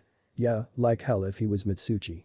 If one of those dragon ninja is the Yondaime Hokage's son, then if I heard his mother was the Ryukage of the Hayabusa, but you think so did you, team? Just like your twin sister, Atsuchi, no less. His name was Mitsuchi, the twin brother of Kuretsuchi's rival. Even her skills were rival, since it turns out that during their academy days. But didn't you feel that killer intent a few moments ago? It was radiating from them on both sides. Akatsuchi said and Kuritsuchi had nothing to say anymore. Hey, Chijiro, they are the dragon ninjas, right? One of the Kirin said to the short tufty blue-haired boy and with his forehead protector on his chest that it looked like a holster with something wrapped in cloth on his back and had two handles. Yeah, Rinzu. A blue-haired swordsman named Chojiro replied to his teammate, Rinzu. It would seem that they're facing their arch-enemy in the east. The Black Spider clan. I know. But be sure we need to avoid them for all time. Another Kirin said. Except for Ryu-nin. We owned them for our lives. We keep that in mind, Watari. Chojiro replied. After all, I want to meet Ryu-nin in person and fight any of them, honorably. The Hayabusa village was respected by the Kurigaku's capabilities along with Kumo. Since any of them have faced one before, it would be a huge honor at the time. Well. You've found out about what has happened in Kiri. Since they knew their allied Konoha before. Well. You'll get it about what happened 8 years ago. Sakura Pav. Sakura's team were now entered room 301 after the arrogant Uchiha had disrupted that first part of the Chunin exams in second floor since her mother was a kunoichi in Konoha back then and her father did doing his business as council member. Also since Sakura was taught by her mother with the deadliest taijutsu that she learned. That art is called shadow skills, the Kuririn-style assassination techniques. Ever since her mother's or rather their ancestor was Savile in ancient times. For generations has passed since the era of ninja was born. After all, her ancestor's predecessor and adopted brother did become the next generation. For years passed since her ancestor passed on, and even their skills. Now that when her mother Mabuki taught her, shadow skills or Igi, in which she will learn from her how to use her legs to attack, this style also makes your body into a weapon. There are several attacks that come with this style being sword, chainsaw, rapier, blade, tomahawk, boomerang, kamui, kabuto, shell, and cannon, considered the most powerful and secret technique. As you can see some of the attacks are named after weapons and which resembled them. She did use a sword during the Nami no Kuni, Land of Wave mission, about C rank, into B or A rank. Since she killed a spider nin that caused a dragon nin to be completely pleased for her honor. There is some history of this style, many years ago in the land, that her clan's ancestor were greatest in taijutsu, come from there were many female slaves, in which were used as playthings, their hands were chained so they couldn't defend themselves, shortly after this skill was made as a way to defend themselves. After a rebellion the newly freed slaves went on to have families and passed on these styles to their daughters, and the sons of these slaves created a branch style called the open skill or hyaugi, in which they used their upper bodies as the primary tools of attack. Soon after the two skills combined to make the style she will learn in which is called Yin Ryu. Since then a certain man has learned to combine those skills. So Sakura will learn Igi and Hyaugo, later Yin. Within years for training, Mabuki took Sakura in for intense training, along with Jiraiya. He did learn about his godsons being alive for all those years, since when her mother told her about if she was hurt and accused by the arrogant villagers that she will be involved for sure, she was defenseless and when her childhood friend and her boyfriend into lover. After she had heard from her mother about Naruto. Even her bully cannot expect it for sure. So now, she will need to learn from Jiraiya after the retribution of Konoha, declared by the Hayabusa village for interfere the clan affairs. She learned about Naruto being the true heir of the Hayabusa clan and both combine, the Uzumaki clan, nicknamed of the Uzumaki clan and the Namikaze clan, and also when her mother made a joke from her best friend, Kushina, the greatest kunoichi she had admired that she was thought if she and Kushina's son will be together and Fawn married together. But after all, when Naruto was under the CRA law, so it's okay to have Naruto's angels to share with. And even Ryu as well, and Naruto's younger twin sister, Tsuki. And that she was good friends with the blonde. He was the only one who didn't tease or bully her because of her hair color or her unusually large forehead. He said that her hair is like the flower petal she was named after, and that her forehead had plenty of room to be kissed by her mother or her father. Back to her training, since her mother Mabuki told her that she needed to build strength in the legs and hips where most of the power comes from. So she told her to kick a bamboo tree or training stump until she was told otherwise. To use shadow skills, she needs to improve her muscles, since her legs were like swords. Then Hyaugi, then taking one punch into another to increase her fists, just like strengthening her arms. If she will be a better master of Karuta-style assassination techniques. Punching the thumb multiple times, she will learn Harken, mace, shield, and katana. Just like Igi when named after those weapons. And also she needs to learn medical ninjutsu after all. Since then, when she had graduated in the academy and also her sensei, Iruka demonstrated her Shinsenjutsu, mystical palm technique, or chakra scalpel. Her academy instructor admitted her skills. Now it turns out that many instructors did witness that she was the first medical nin to perform it. Cause is the suggesting she keep it a secret to think of how she passed. So, now. Until the time comes. She resigned her career as a Konoha nin and moved into Hayabusa village in the Ryu no Kuni, land of dragon. And also, the orphans from the former parents' care attempt to poison their minds about Naruto being a Jinchuriki. To become an arrogant, ignorant, and corrupted individuals that hates others like Naruto.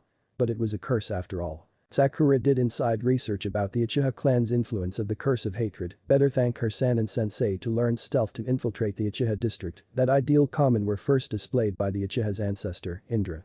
Since she realized how she didn't like Sasuke before, if she will bear a child with him, if he or she will be influenced by that will, or not. She can't afford to do so. Now Sakura understands about that curse. So, she cannot bear it. What if she had thought that her friend Ino, or any girl for that matter, like her childhood bully Ami would do the same, since her bully wasn't a friend of hers. After all, she had planned it from the very beginning. Even she told her mother about the Uchiha's curse, but Yuki was shocked about the influence. This is why her parents didn't like the Uchiha after all, and even Jiraiya. He told them about what caused the Kyuubi attack 13 years ago, that was controlled by the Uchiha, and even Jiraiya was told by Kushina from Naruto when they're still 6. Now this is the reason she needs to pretend to be a fangirl to the Uchiha. Since things are quite completely well. She did mask her activities, learned by her parents, and Jiraiya without the fear of being found out, it is too complicated and lengthy to explain. Still, she wished to be on her own, so that no one will ever say anything about it, that would be very nice. Without telling her friends after all, except a certain Nara, that he had figured it out. So it's time for Sakura to reveal her true self. It's where they then went through the double doors of the room. When they entered the room they found it to be full of other genin from various shinobi villages who were staring at them as they entered the room.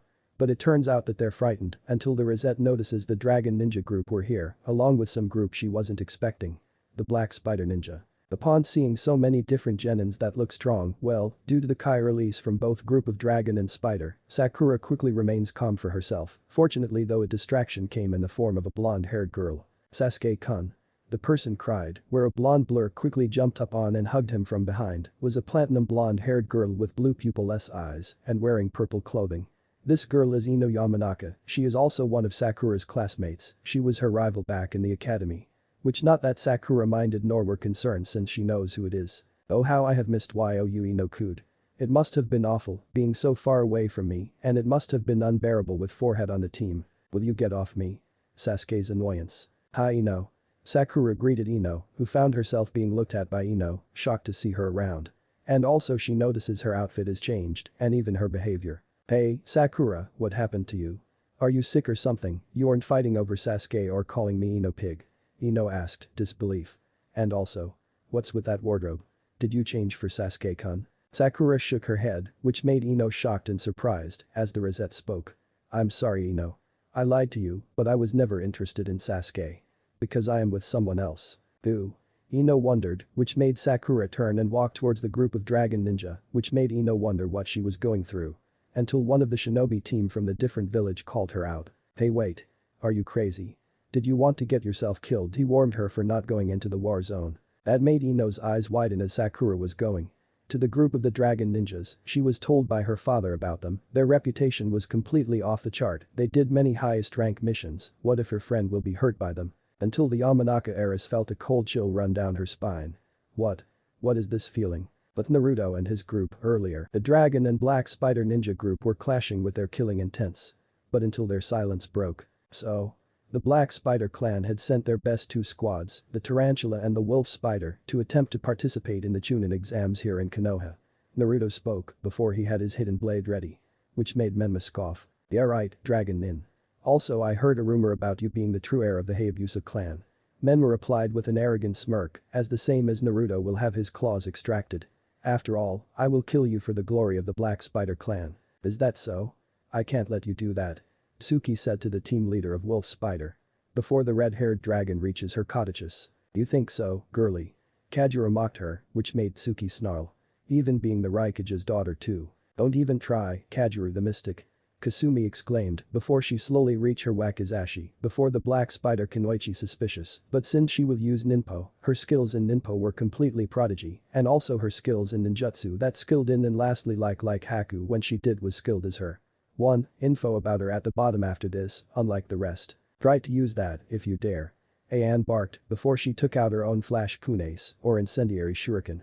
Click. The sound of the hammer of the pistol cocked back that made Anne roll her eyes to see knives. She noticed he drew his revolver aimed at her. And he said threaten. I wouldn't do that if I were you. Then also when Knives was about to draw another revolver on his right holster in his hip and he phased at Ryu and Momoichi that he had held drawn his kunai and while Momiji took out her naginata to prepare to draw. And as Ryu said. If you dare to harm Tsuki and my teammates. Oscillate Knives. Unlike your friend here Tessai. The Black Spider clan's top sharpshooting gunslinger had the greatest accuracy for revolver pistols along with Tessai about being a tactical ninja. Since with 6 shots in each pistol. Until Takeshi stepped in and had a kunai pointed at Momoji's back. Which the brunette without looking. Unlike you, I have always been a member of the Azunu clan. Takeshi. She said. I would advise if I will kill you. He said. Until they saw Usagi had his claw prepared to slash Naruto while Tessai took out a sidearm pistol. While Naruto will attempt to counter them. Unlike you and your brother Uragi, Menma. You are a son of Genshin. Naruto stated. Anne. Shocking, right. You think so, don't you, Namikaze? Uragi said it was amusing. As Naruto and Menma stared their eyes, along with Ryu and Uragi and the rest, and unleashing more Kai surrounds the room, which many competitions were completely terrifying about this situation, until. Hey wait. Are you crazy? Did you want to get yourself killed which interrupted their moment before they heard someone called. Which made them turn as Sakura approached them for commotion, which caused everyone to stand down and holster their arsenals. As Menma spoke with a task. This isn't over.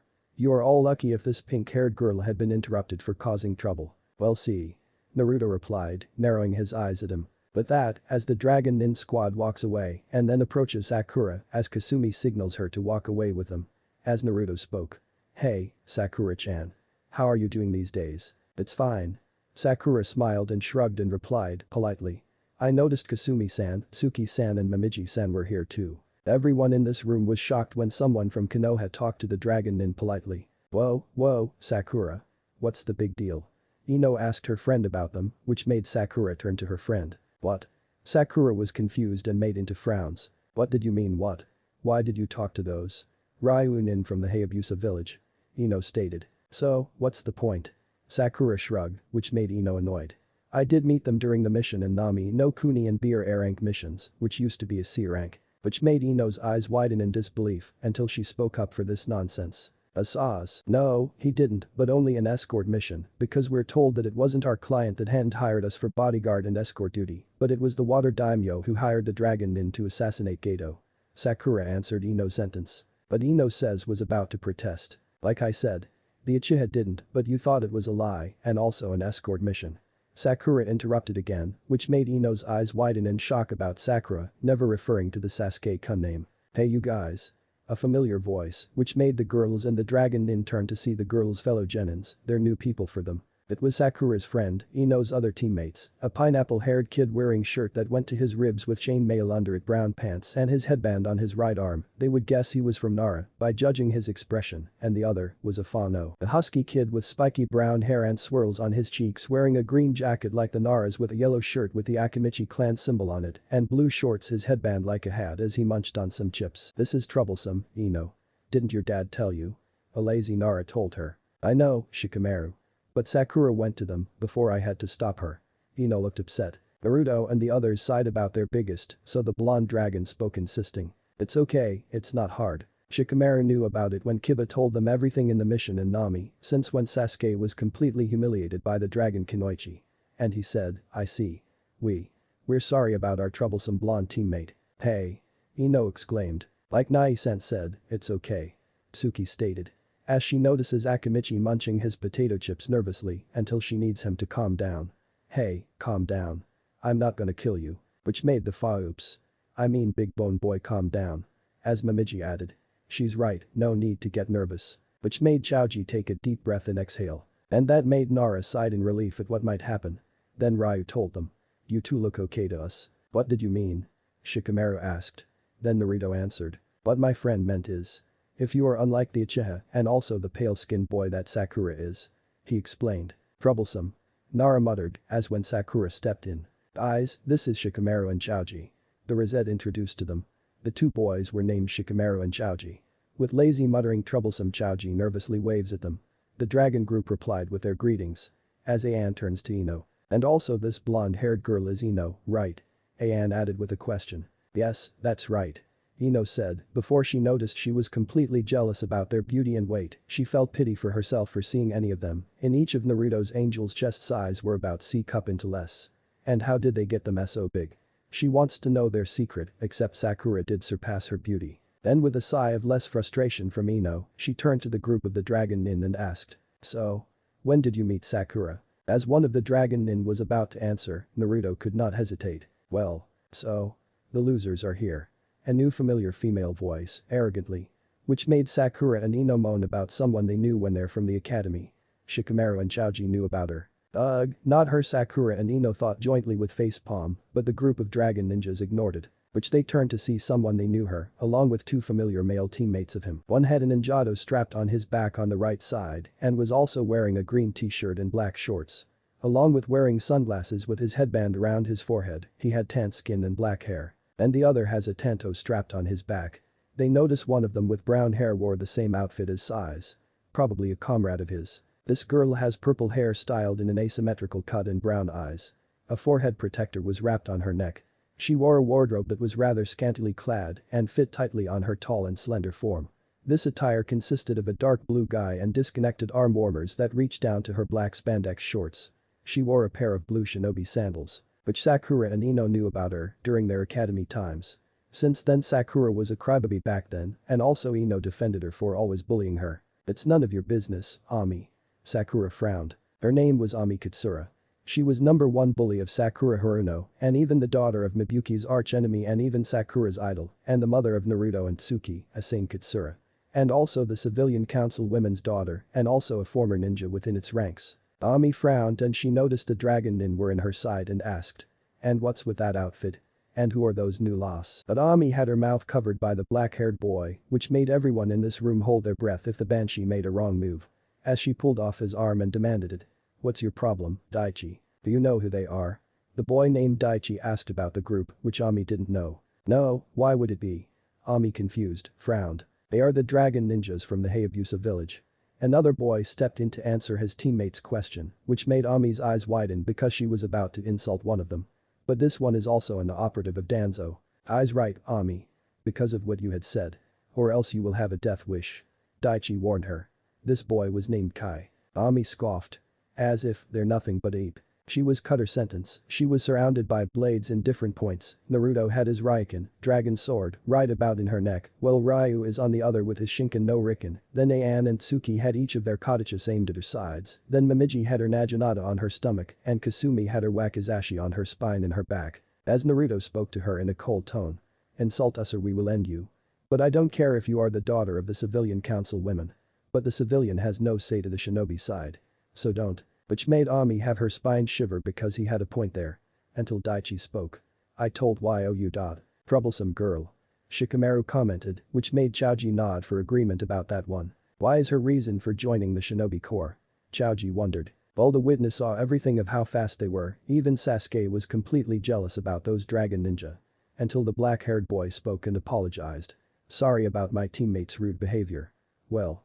Just like her mother was always such a pain. Now with his words registered from Daichi, they put their weapons back and Ryu said to him, "A wise word.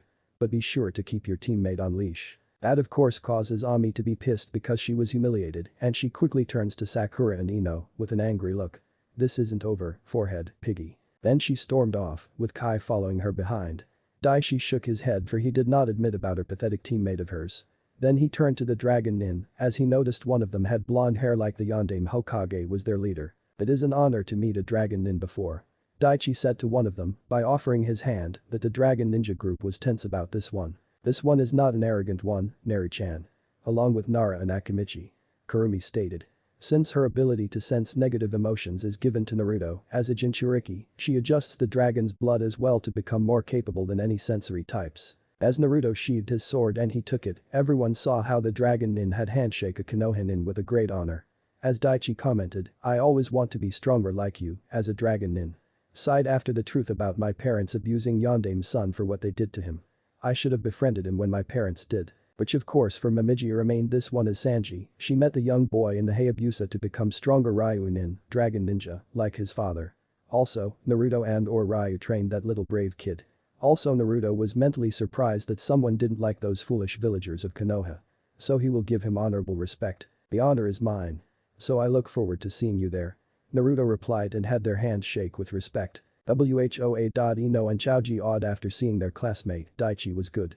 Since they knew about the argument of his parents, he attempted to poison his mind to kill him. Unlike Ino or Chaoji or Shikamaru's parents and clan were okay, they did respect Minato Namikaze as a Yondaime Hokage. I was hoping that Konoha would redeem themselves. Or is it not? Naruto said, which made Ino and Chaoji flinch because they knew about what happened involving the separation of the old and young generation. Well. Daichi was about to reply with an explanation, with Naruto raising his eyebrow in suspicion and curiosity. And he continued. A lot of things have changed since the son of the Yondaime Hokage had left Konoha after the announcement. Well. I want to know when the group of the Ryunin's, dragon ninjas, came to our village 8 years ago. But, I want to know why. It's because he found out that his mother is there. And even he had a sister too. Naruto answered, which made Daichi shocked about that information. You mean? Naruto nodded and confirmed his questions, and he explained. That's right. He is no longer happy in this village for what their sins they had made. So, he had found a village that he could call home, and he now lives in the Hayabusa and had become the Dragon Nin, too. Instead of being a Konoha Nin, no offense. Daichi was awed about how the son of the Hokage had become a Ryunin. So, since if he had met him sooner, then he should have made him a first friend. Yeah, and untaken, it's because of what my parents did. It's their own fault for not believing he was the son of the Hokage. Daichi smiled as he shifted his expression with a frown. So I can't live on the same roof for what they have done. So I don't become arrogant as they were to poison me. I see. Naruto replied to understand his reason. As they did their handshake, Daichi was about to walk away and he said to him. I look forward to it. Same here. Naruto replied. With that, as he and his team walk away, along with Ino's team and Sakura. Which everyone in this room staring at the group, while the rest were from Konoha, knew about the dragon ninjas and even their fellow genins. Well, this is. Wow. Ino amazed to see one of her classmates did not do a thing. She heard another voice of incomers. Hey guys. About time you guys show not you guys, the sound of one of Sakura's classmates was Kiba. Before he saw the girls were heading back to the classroom. Along with his teammates Hinata and Shino. While Sasuke and Sai remained from the distance, since it's their talk after, before any of them felt that kai from them. It was massive. No one cannot handle that massive power. Yeah, that's us, dog boy. Ayan said. Which made Kiba nervous to see the shy no tension, angels of death, and Naruto's angels. Sit. But the response by Kiba sit like a normal dog, which made everyone laugh for this awkward scene, which made Kiba embarrassed for doing that. Ino and Chaoji did join in along with Hinata, minus Shikamaru, with a smile on his face for amusing, and Shino, well. Always shinobi. That's not funny. Kiba complained. Kiba, I take it you told us about them is true, that these are the same guys. Shikamaru asked, before his classmate friend's expression. As Kiba stood up after the awkward moment and replied with an explanation. Yes, it was when he pointed at Naruto out of nowhere when he saved Kakashi-sensei and fought Zabuza on the mission to Wave. But man. That guy is a badass. He lifts that huge sword like Zabuza does in one hand about 100 pounds. Until when those fake hunter nins save him from sudden death. Kiba-kun was right. Hinata joined the explanation and confirmed Kiba's story. I was there at the time with my team ever since they saved Zabuza and after giving him a fake death state until before he was about to finish him off. It's true. Also when they arrived at our client's home. Sakura stepped, concluding. They saved and escorted the client's daughter to their place. Even when they're here to kill Geto for tyranny. Like I told Ino, they're hired by the water daimyo for Geto's crimes. So they freed and liberated Nami from the hands of the tyrant. Team 10 was shocked in a different expression. Shikamaru had suspected Sakura of talking to the Dragon Nin. Ino was curious about what Sakura were wanted by the Dragon Nin for a talk. And lastly Chaoji was stunned by that information. As until Shino spoke for something while in Nami, Wave. Forgot to mention, it was before the Dragon Nin had insisted on talking to Sakura-san for some time. Private conversation. Shino stated, which made Ino tensed, along with Shikamaru had suspected about why Sakura was needed by the Dragon Nin's leader for the sudden private conversation. Sakura, what did you want to talk to the Dragon Nin for? Ino asked. Sakura was nervous about Ino's question. Her friend was waiting for her answer as her eyes gazed at him until the blonde Dragon Nin slowly nodded for go-ahead. But without hesitation and said.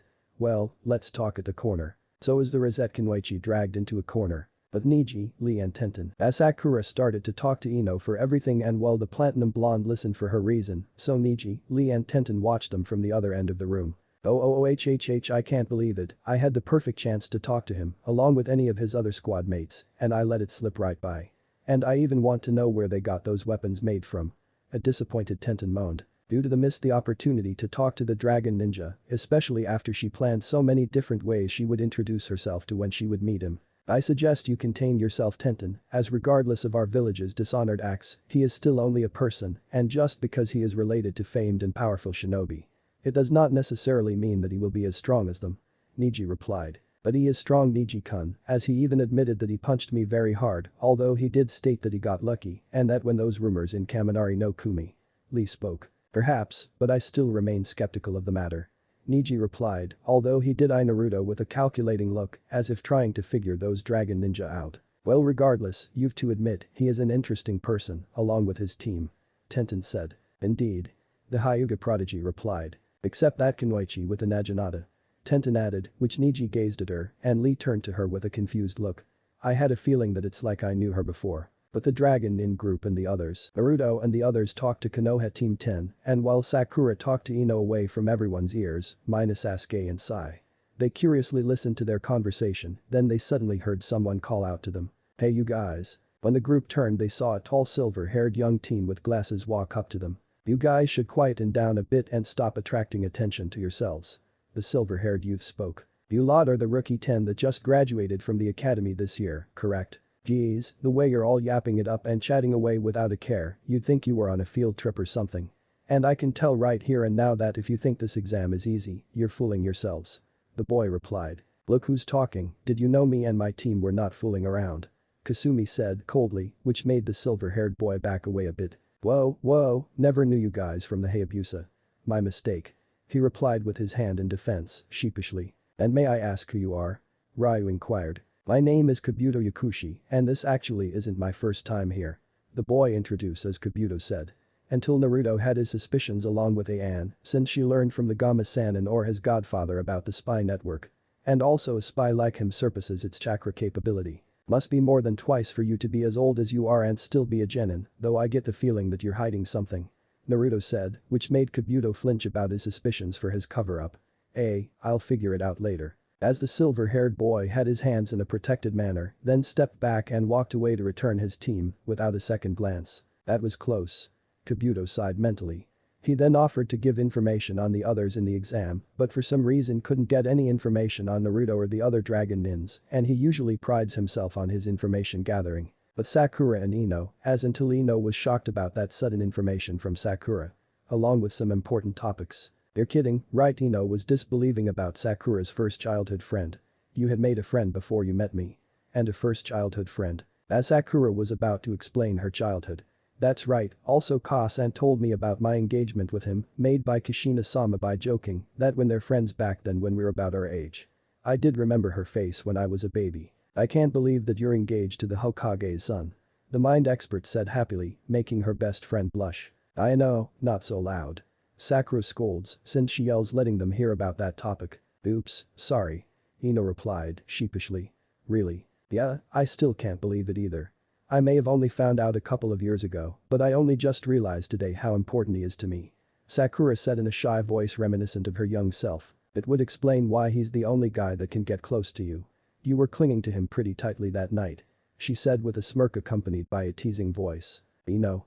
The pink-haired girl shouted embarrassingly as her blush deepened and the blonde laughed at her. Suddenly, a large puff of smoke appeared in the front of the room, where a male voice shouted out. Quiet it down. You punks. Once the smoke appeared, an intimidating man wearing a long black trench coat appeared with a large group of Konoha examiners behind him. And what Naruto and his dragon team assumed was the Proctor. They saw a large man wearing a large black trench coat, a pair of black gloves and black boots. He wore a gray button-up shirt, gray slacks, and a headband combined with a bandana tied on his head. His most standout feature was the large scars on his face. He looked at both sides and he shouted. All of you stand down and shut up. And misconduct and you'll find yourselves out of here. My name is Ibiki Marino and I'll be your first examiner in this test of the Chunin exam, so I suggest you all get your assess up here and pick a number for your sit and shut up and listen. The man was named Ibiki. So, the first proctor of the Konoha's best interrogator of the interrogation and torture department. Naruto frowned, seeing him for the first time. I agreed, Kit-chan. But he had no negative emotions within him. Kurumi stated in his mindscape. Any genin seated in a different number, one by one, went and pulled out numbers to find their seating arrangements. Naruto found himself sitting next to his girlfriend and someone that he never expected. By judging the attire that Naruto had recognized it, this one is from the Nadeshiko village from the Mizu no Kuni. She was about late teens with a buxom figure, had light skin tone from whatever skin he could see from her body, and also had blue-green eyes, or turquoise. The most distinctive feature he could see was her long crimson-red hair, like his mother and his sister, Tsuki, that was tied in a braided ponytail that reached down to her thighs, with a single hair strand sticking out from the top. She also has loose bangs covering her forehead and side bangs framing her face. And while wearing the Nadeshiko headband on her forehead, she was wearing a gray-colored form-fitting kunoichi uniform with gray gloves and an opening in her shirt, which revealed some of her sizable cleavage. As for her face was as incredibly beautiful that rivals his mother, his angels and Sakura. Too. Well, this is pleasant. I get to sit by Saku-chan and keep an eye on someone from Nadeshiko, she seems fine. He muttered, whispering the last part. Sakura blushed a little and smiled, hearing the first part. Nice to see you too, Naru-kun. But the crimson-haired kunoichi besides Naruto was a Ryunin, dragon ninja. So, I get to sit next to the dragon nin. I hope if Oju-sama said it is true that this one is the heir of the Namikaze Uzumaki clan of the Hayabusa village. If it's true. Excuse me. She spoke, getting Naruto attention to respond. Yeah? Naruto asked, which raised his eyebrow. I want to wish you good luck. She said, since we never met. Naruto nods to make sense. I see, well, you too. Everyone took their seats and the examiners passed out the exam papers and everyone took their test. But honestly Naruto could not blame these people, standards for Konoha shinobi had drastically dropped ever since the death of his father at the hands of the Kyuubi, or Kurumi. Ibiki then started explaining the first part and announced. This first exam will be a written test. Don't turn it over until I say so. Now let me explain the rules. The rules are very important, so pay attention because I'm not going to answer any questions. Rules. Just about every participant thought in confusion. Rules. Sakura thought in confusion. What kind of rules are needed for a written test? Do not turn in your papers until I say so, now let's start. Ibiki had begun to explain the rules. Rule number 1, each of you starts with 10 points. There were a total of 10 questions on the test, but the 10th one will be given to you when the time is up. Each one is worth a point each.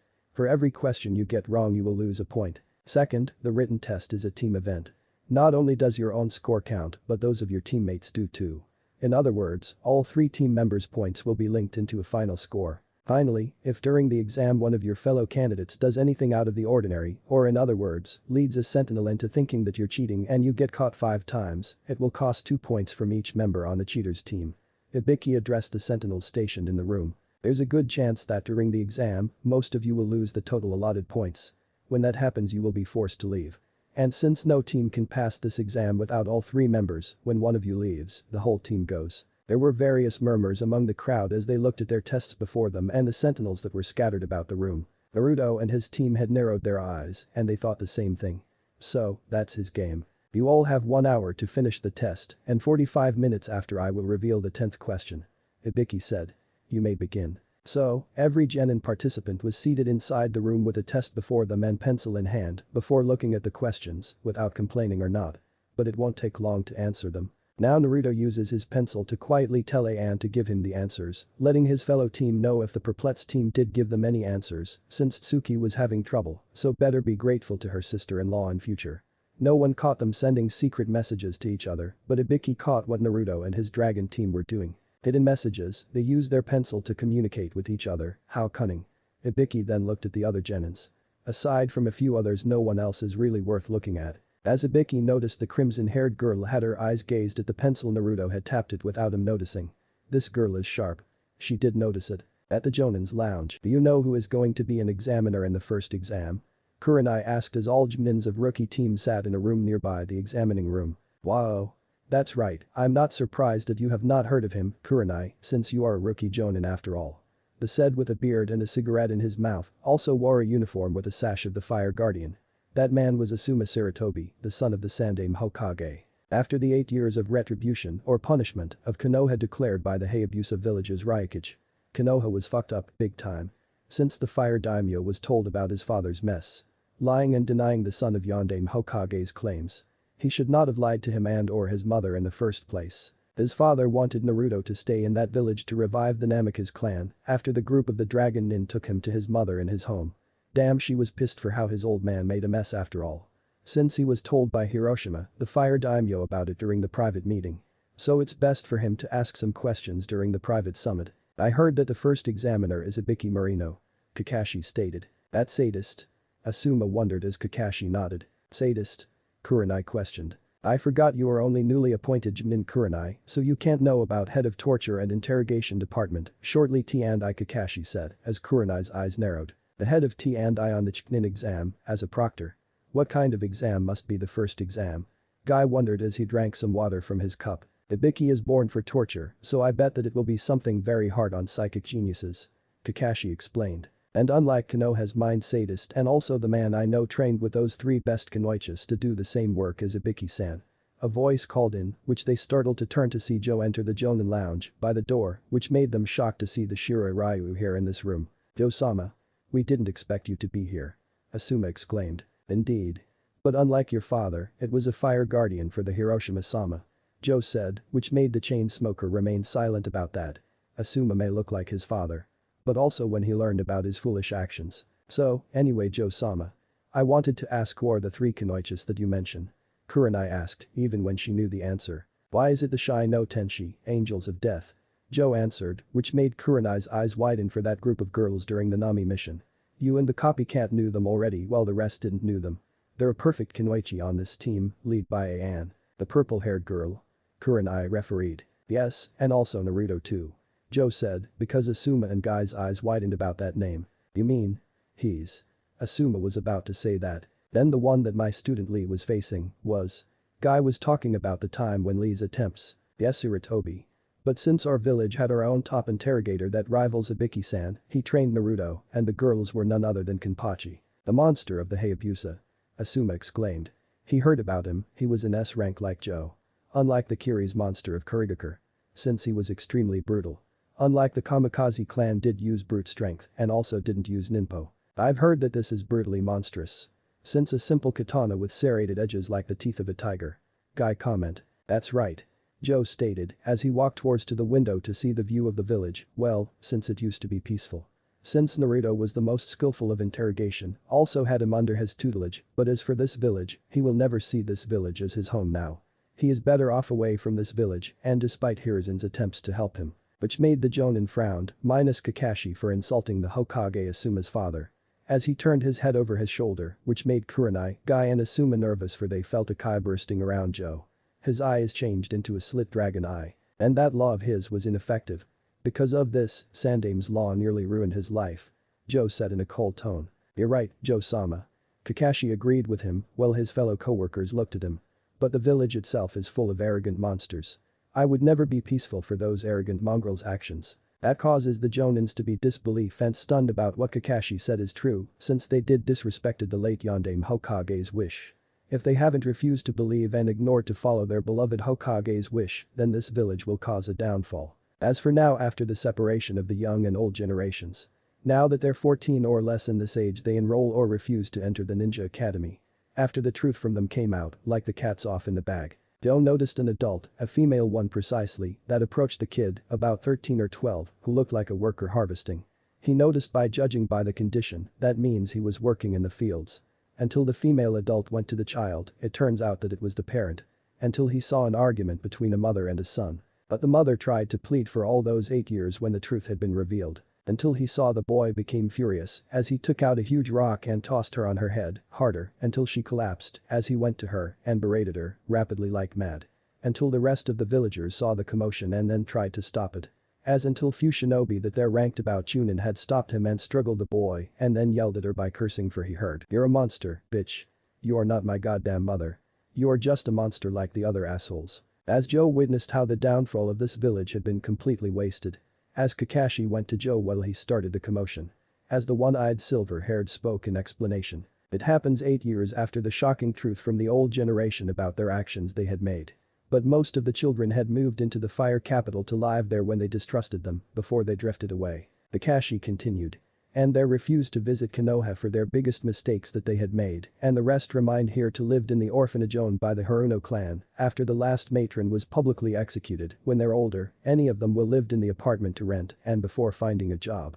since they're planning to leave Konoha until the time comes. While the others did enroll in the ninja academy. But this incident had begun about when the kids had started to rebel against their former parents and the old generation for the mistakes they had made. Even they tried to plead with the kids to go back, but they're starting to berate them like Naruto does. But more parents are losing their children, one by one. Now that they don't want to hear their words that almost poison them. Kakashi finished. I see. Then they don't deserve to live in this village. It's bad karma for what they cannot leave in the endless loop.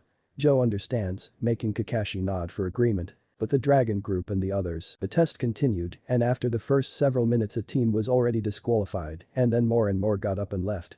A lot of the genins become tense as they realize that if they do get caught cheating, then their entire team is disqualified. Naruto looked at where his team was sitting. He noticed Sakura of course has no problem with these questions, after all, she was book smart when she did answer them. He noticed the Uchiha has found out the true meaning and is using his Sharingan to copy the answer in front of him, also along with Ryu, that with the hinata was using her Byakugan to see through people and look at their answers. He noticed a black spider nin did communicate with spiders in the ceiling.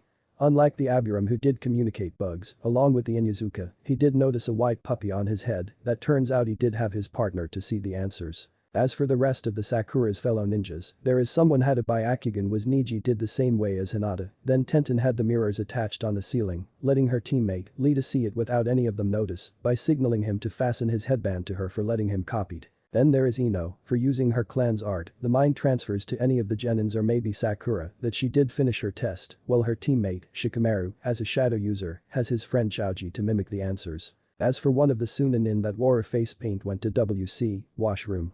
Turns out one of the examiners that it revealed to be was a puppet. Also passing the answer and they are still using hidden messages to communicate with each other. Before they started glancing around and saw many others using methods of cheating just like Naruto did. So anyone can't see it from them without knowing it was suspicious. But someone besides Naruto was the same crimson-haired Kunoichi. She did her to tap and notice before, using a hidden message to contact his team. Why didn't I think of that? She thought. But I managed to translate it into the answers. After 45 minutes Ibiki decided that it was time. And he called out to anyone in this room. Alright, pencils down. And just like magic everyone put down their pencil, as Ibiki stated. I will now tell you the 10th question, but before that I will give you a choice. Or rules. Ayan thought Momiji and Kasumi were just as confused. The choice? What kind of choice? Kiba asked the proctor. To either take this question or not. Ibiki answered. What are you getting at? Of course we're going to take it. Ino stood up. But there's another rule, if you answer this question and fail, not only do you fail the exam, but you'll never be permitted to enter the exam ever again. And there was pandemonium. What? That's not fair, there are others who have taken this test before us. Kiba yelled. Well, too bad for you, I'm the proctor for this exam, so what I say goes. Ibiki laughed out loud, people were starting to comprehend what they just heard, and for those that did they got up and left followed by their team. Will the rest of you stay? Ibiki eyed the 28 teams remaining in this room. 84 genin, more than I expected. Then for all of you, congratulations on passing the first part of the exam. What? All of the genins left screamed at the top of their lungs, minus the dragon team and black spider team. What do you mean we pass? Does that mean this test was for nothing? Tamari yelled in disbelief. And what happened to the 10th question? Amoy asked and Ibiki smiled. Until Naruto raised his hand, getting the proctor's attention. Let me explain it. The truth is, there weren't a 10th question or at least not a real one. The test was actually to test you on gathering information. Naruto called in and the rest looked at him, while the members of the Black Spider Nin were less interested in the reason, then the blonde explained. This test was not to answer questions, but to see our information gathering skills and use them discreetly. Notice how he gave us many opportunities to cheat when usually teachers disqualify you at the first glance. The 10th question was to see if you could handle the pressure. Leaders often have to make difficult choices with valuable information in their hands. A leap of faith as it may. You must take chances, be courageous and fearless. Those are the qualities of a leader. Continuing off the dragon brat. The enemy or a third party notices you with information vital to them, they will do everything in their power to get it. Ibiki said, as he untied his bandana to reveal horrible burns, screw holes and scars. Most of the genin grimaced at the sight of the top interrogator. Ichi could not believe it because he couldn't take away the information of the enemy while interrogating. The after effects of torture. Ryu thought.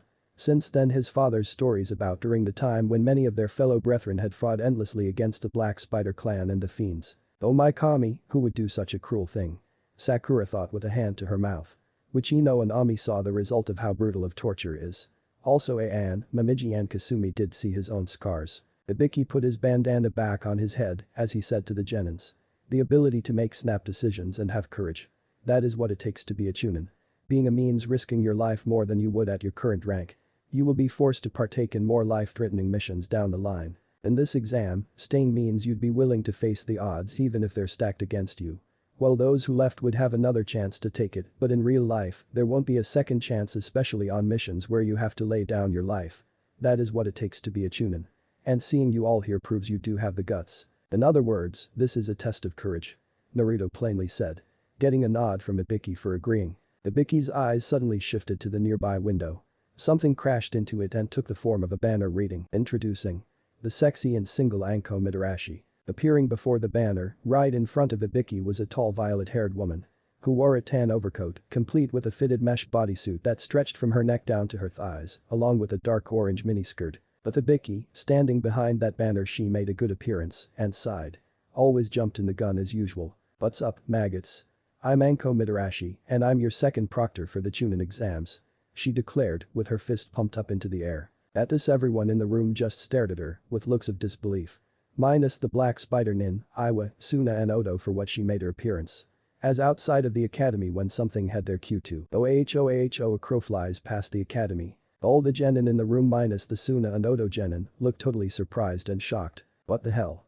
Daichi thought. This is so embarrassing. An thought, twitching her eyebrow to herself looking at the side of an entrance. This is awkward. Kasumi muttered. This woman reminds me of Ino. Sakura thought of a comment with a dumbfounded. That woman reminded me of that purple-haired banshee. It was. Sasuke had shuddered, being an Avenger, but for once. He had a problem, for he was almost raped by Ami, once. Time after time, he tried everything. But until Sakura was hiding her true face to anyone. As Ibiki stepped out from behind the banner, with a dull look on his face. Anko, you're early again. Ibiki spoke flatly. Which made Anko pout and blushed in embarrassment. She suddenly scanned the room where all the participants, counted how many remaining genin, where she found that there are 84 genins left, and turned to Ibiki. You let all these teams pass by, 28 teams. You're losing your touch when your test must have been too soft, Ibiki. Or we have better applicants this year. Ibiki countered. Or that there were quite a number of excellent genin this year. The scary headman replied. Well, it doesn't matter, I'll fix that enough. Anko replied as she turned in front of the genins, plus the dragon and black spider group, and addressed all of them. As I'm going to make more than half of these teams fail the next test. Upon hearing this, many of the genin became frozen and nervous, especially given the sinister-looking smirk that appeared on her face. Alright, listen up. Now then, tomorrow, we'll be going somewhere for the second exam, so ask your Jounin sensei for the rallying point and time. For now, return home and rest up. Because tomorrow may very well be your last day alive. Anko spoke in a serious tone. As she smirked, before jumping out of the broken window where Anko got in.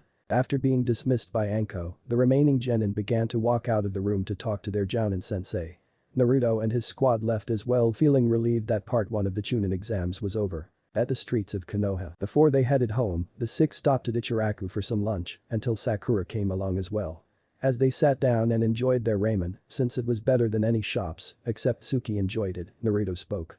Boy, that was surely intense back there, wasn't it? Without notice, Sakura was shocked seeing Naruto ate some noodles that it eats was going through it. Turns out that he uses without knowing when did he cast it, during the team arrangement. She was curious about what her sensei Kakashi's face looked like. But, it turns out that when he first saw Ryu had removed his mask. He was completely handsome after seeing him remove it. Which made Ichiraku blushed madly seeing a handsome man. Hey Naruto. You haven't taken off your mask before casting that, Sakura asked curiously. Even when Naruto had sapphire eyes and Ryu's green eyes like Sakura, Naruto and Ryu were tense about that question. An knew about that subject, along with Kasumi and Momiji, ever since in Nami no Kuni, Wave Country, about Naruto and Ryu's reason for avoiding the fangirls in the Hayabusa village and or the Mugen Tenshin village. Would have pitied them for this situation. Well. Did you know Uchiha had a fangirl problem? Naruto asked, which made Sakura flinch because she had forgotten about that problem. Oh? That.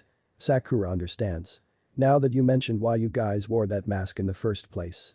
I think I heard a rumor during the academy days. Really, like what?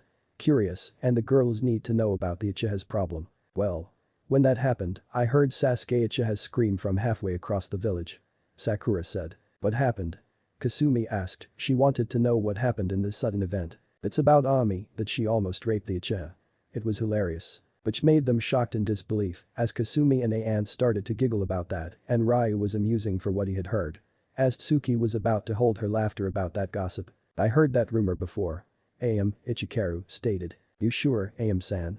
Naruto asked, serious. I'm serious, right Sakura? The ramen waitress replied. Yeah, but I never actively followed him all over the village when I pretend to be a fangirl, so being a stalker is what happens to the uchiha. I believe that particular achievement lies with Ami. I think she even once snuck into his bedroom and watched him sleep one night. Sakura said, finally letting out a laugh. That time, when I was training in the hospital for my night shift with my aunt. Sakura continues. But, I'd never even seen him run that fast in training, and then Ami comes sprinting along right behind him with a dog collar and leash, screaming about how she was going to make Sasuke to be her pet.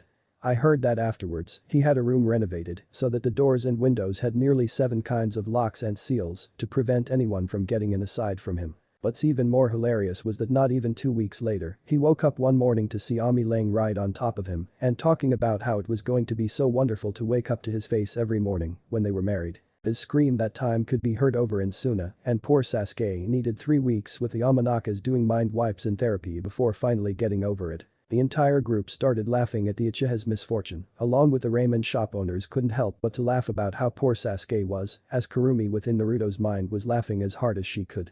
Ayan, Kasumi, and Momiji giggled madly about the poor Uchiha. Tsuki laughed as well at how hilarious it was, along with Naruto. As Tucci was the same, he almost had a heart attack about that event. And also Ayam admitted about the young Uchiha's pitiful life. Wow, that was hilarious. Naruto heavy breathing from the hard laugh. I know. I was there at the time. Sakura said, giggling. I gotta tell Hayate and everyone in the Hayabusa village about this. Ryu said. Yeah, I agreed, Ryu-kun. Tsuki said, holding her chest that nearly had a cramp as she sighed to calm down, and she stated. We need to discuss what the next test is. Getting a nod from everyone as Ayan and her team will leave to gather some info about the next test. I do. Sakura concluded. Jiraiya-sensei explained that the next test is a survival test. Survival test, eh? This would be interesting. Naruto felt that sounded interesting. Guessing Kyofu did give you an intel. Yes. Sakura replied. Time skipped. After they finish their ramen, they pay and leave, as Naruto will take Sakura home, while her team will be heading back to the hotel. So, before Sakura briefing about the second test. So it better be find out until. So now Naruto and Sakura walk together towards her home. While walking, Naruto noticed her expression after left the bed. Everything okay, Sakura-chan? Naruto inquired. Yeah, just wondering about tomorrow. The second Proctor looked so sure about cutting down the competition. Remember, Sakura-chan. It's their job to intimidate us. They're trying to mold us into becoming Chunin by throwing their worst at us. Naruto suggested. Tomorrow we have to be stronger than we were today. Because things are only going to be getting worse. Sakura nodded. Yeah. Naruto smiled because her confidence had boosted. As Naruto's head is tilted and he had forgotten something for her exam, as he took out a storage scroll, the Rosette wondered something. What is it? I will give you this for your upcoming exam. But I will teach you how to use it. Naruto declared as he bit his thumb and wiped the seal on the seal as the kanji in the scroll burst in a poof of smoke as Sakura heard something Naruto grab as the smoke cleared, which made it clear to see what it was. It was a sword, also had a red sheath along with a strapped belt for the hip that placed it in the back, but different from the one any of his Dragon Nin teammates uses like Naruto's Ryukin. It looked like it was bladed on both sides with a basic hilt, but it also had a second handle coming out of the side. But the blade's length is 24 inches, about a size as a wakizashi, but its hilt is similar to a tonfa, having a short handle perpendicular to the main grip. The cloth of its handle is red. Sakura did learn to use a sword before, along with a tonfa. Since tonfas were close combat weapons. But that length of this blade is about the same length as an arm. 3. Have you tried swords or tonfa before? Naruto asked. Both, but yes, Tenten taught me a thing or two, but this is my first time seeing this before. Sakura replied. Naruto smirked through his mask and said. I had Muramasa Dono design this one. Since I had admired the Strider. With a chuckle about that one. Oh, so this sword is made by Muramasa. Sakura stated. Does this one have a name like your Ryukin? Yeah, it's called the Hikarikas, lambent wind. It's light as feather, and it's easily cut anything. If you imbued with wind chakra it's even more sharper, and even if you twirl that can deflect any projectile weapons too, since Muramasa Dun used the metal from the Tetsu no Kuni. Really? I heard it has rare quality metal to have any swords upgraded. Yup, that's old man Muramasa Dono for ya. After all, I made an 8-year-old promise. But this is your long time late birthday gift. Naruto said. Really? Sakura was surprised that Naruto had forgotten her birthday after 8 years had passed. And also I had to rest your gifts within this scroll. Naruto shows her the same scroll. As he rolled it revealed to be a small kanji written Isoku no Oten Biomedet Sakura-chan, translate, late happy birthday, Sakura-chan. I've spent years getting all the gifts you want, I went shopping with my sister and girls of mine. Naruto stated, with a smile. So I did give you this sword, as a first gift. As he takes it to her. As Sakura took the sword then along with the scroll, as she drew to see the blade, it was shocking that she took a look at the full view of the sword, it was a beautiful blade. She holds it in the main hilt. Then shift it into a second hilt and twirl it, slowly, then take a swing. So I'd better get started training you to improve until the second test comes up tomorrow. Naruto declared. Sakura nodded and smiled. Sure, it's still too early coming home. Speaking of coming home, can I go with you to your place? I want to see what Haruna Obichan is doing. Naruto stated, which made Sakura shocked and surprised about her aunt that Naruto had mentioned. You mean you knew Haruna Obichan?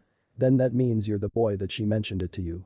Sakura exclaimed. Yes, but is she going to your place? Naruto asked again. Yeah, after the shift. Sakura replied. Good, we better head to one of the training grounds as soon as we're trained and as soon as we get you home tonight, I better surprise her. Naruto said. Well, the others had their schedule for the upcoming exam. But also stocking some supplies. An hour later, the spar went well, before when Naruto and Sakura found suitable training grounds to use if there is a lake nearby. Naruto did learn Sakura to improve her skills with Taijutsu. Since her skills were completely amazing. She was a complete prodigy unlike the uchiha. Sakura's skills in Taijutsu had improved besides them. But next. Is ninjutsu. She hasn't learned yet since Kakashi was her sensei. What are we going to do, Naru-kun? Sakura asked, she knew that Naruto had a reason to bring her here. Since I don't have any medical material here, I can't teach you medical if my godmother was around, well, including Haruna Obichan who taught you medical ninjutsu. But we are going to discover your affinity for elements. Naruto replied as he took out a piece of paper. This is. Sakura cut his sentence. Chakra paper, come on. I was the smartest kunoichi in class in this village, Naruto. As she took paper and concentrated chakra on it. Paper then started to get soaked and cut into two and finally it made it muddy and Naruto smiled. Water, wind and earth, didn't expect that. Naruto said. So what am I going to learn? Sakura asked as she left paper on the ground. You don't know how to control water yet. You need to learn how to control water first. Naruto stated as he jumped on the water surface in the lake just as they're in the training grounds. Sakura jumped on the surface too and placed her hand on it. You mean this? Sakura stood up and water was flowing around her wrist. You know it already? Naruto was really shocked to see this. I said it once to Naruto, I was the smartest in class. I know everything that is in books. Water control is the same as flow of chakra, so I used the principle of water walking to try it and it worked. Sakura said with a smile, she maybe wasn't the strongest in the fight, but her brain is on an absolute other level. You're surprising me, Sakura-chan. Naruto was amazed. Since you know how to control water we can continue on with techniques. First it is called Suiton. Mizurappa, water release. Water trumpet, hand seals or dragon, tiger and hare. I will teach you the Tepndama, gunshot, but it's a one-hand seal only, but a single tiger seal. As Sakura tried hand seals. But it wasn't so hard. Okay, now try to do the same chakra flow in your mouth as you did in your hand, then make hand seals and then flow release with concentrating chakra to it. Naruto introduced Sakura to her new technique and she nodded. Go on, try it. Sakura nodded and took a deep breath, she made hand seals slowly. Mizurappa. Sakura took a deep breath and blew jet torrents of water. Then also followed by a tiger seal. Tepndama. She spats a large bowl of water. You did it, Sakura. It wasn't perfect but you did it. Naruto shouted happily as he hugged Sakura, lifted her to the air and started spinning. This is so nice. Sakura thought as she grabbed hands around Naruto's neck. Come on, it's almost sunset. Naruto said as he and Sakura turned to see the sunset is about to fall at nighttime. Nice sunset. Sakura said. Yeah, let's go. Naruto replied. I will continue your training with Futon and Doton as you know it. Meanwhile, as Naruto and Sakura arrived at the Haruna residence, with the Rosette had her new weapon strapped in her hip on the right side besides the hip pouch, since it's a great night for taking a long walk. Ignoring the poor villagers for food and money. While many of the civilians looked on with awe and confusion. Well, during the incident, that made everyone in this village, along with the old generation, depressed that their children had rebelled. So, the younger generation had highly respected the Dragon Nin, and also the sons of the Hokage were planning to make up with him if they will be their friends. Most of them had never heard of the Dragon Nin of the Hayabusa village, and also Sakura accompanied him. Most of the retired ninjas bowed in respect to the Dragon Nin, with those who respected the Yondaime Hokage's wish. They saw how the adults made their mistakes. They at one time in their careers fought alongside them before, and sometimes against them. Many of the current ninjas knew who this blonde shinobi was and were slightly on edge. It's not every day they see the famous team leader of Akuma walking through the village with a Rosette Kunoichi. If the Hayabusa wanted Konoha repaired and restored its honor and pride. Since after the retribution. Then they entered the home of Sakura's family. Once as Sakura opened the door and called out. I'm home. Sakura's parents Kizashi and Mibuki came down, and also a young blonde-haired boy. Nichin. Sakuraba called, ran towards his sister. This little boy here is about 8 years old, but he looks like his father, as his hair inherits his blonde hair from his mother, Mibuki. He wore a red shirt with white circle on his back, black shorts, and blue sandals. Sakura, welcome back. Mibuki greeted her. Still in one piece. Kizashi noticed and chuckled. I knew nothing could bring my daughter down. Not even the Chunin exams. How did it go? Mibuki asked. It was frightening. We nearly failed in this exam until then for sure. Sakura stated. I see. Kizashi nodded as he noticed Naruto standing behind her.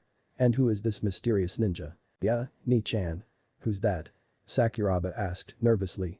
As Kizashi and Mibuki notice a dragon coiling carved in his plated headband as they notice his dragon-slit blue eyes. Are you from the Hayabusa village?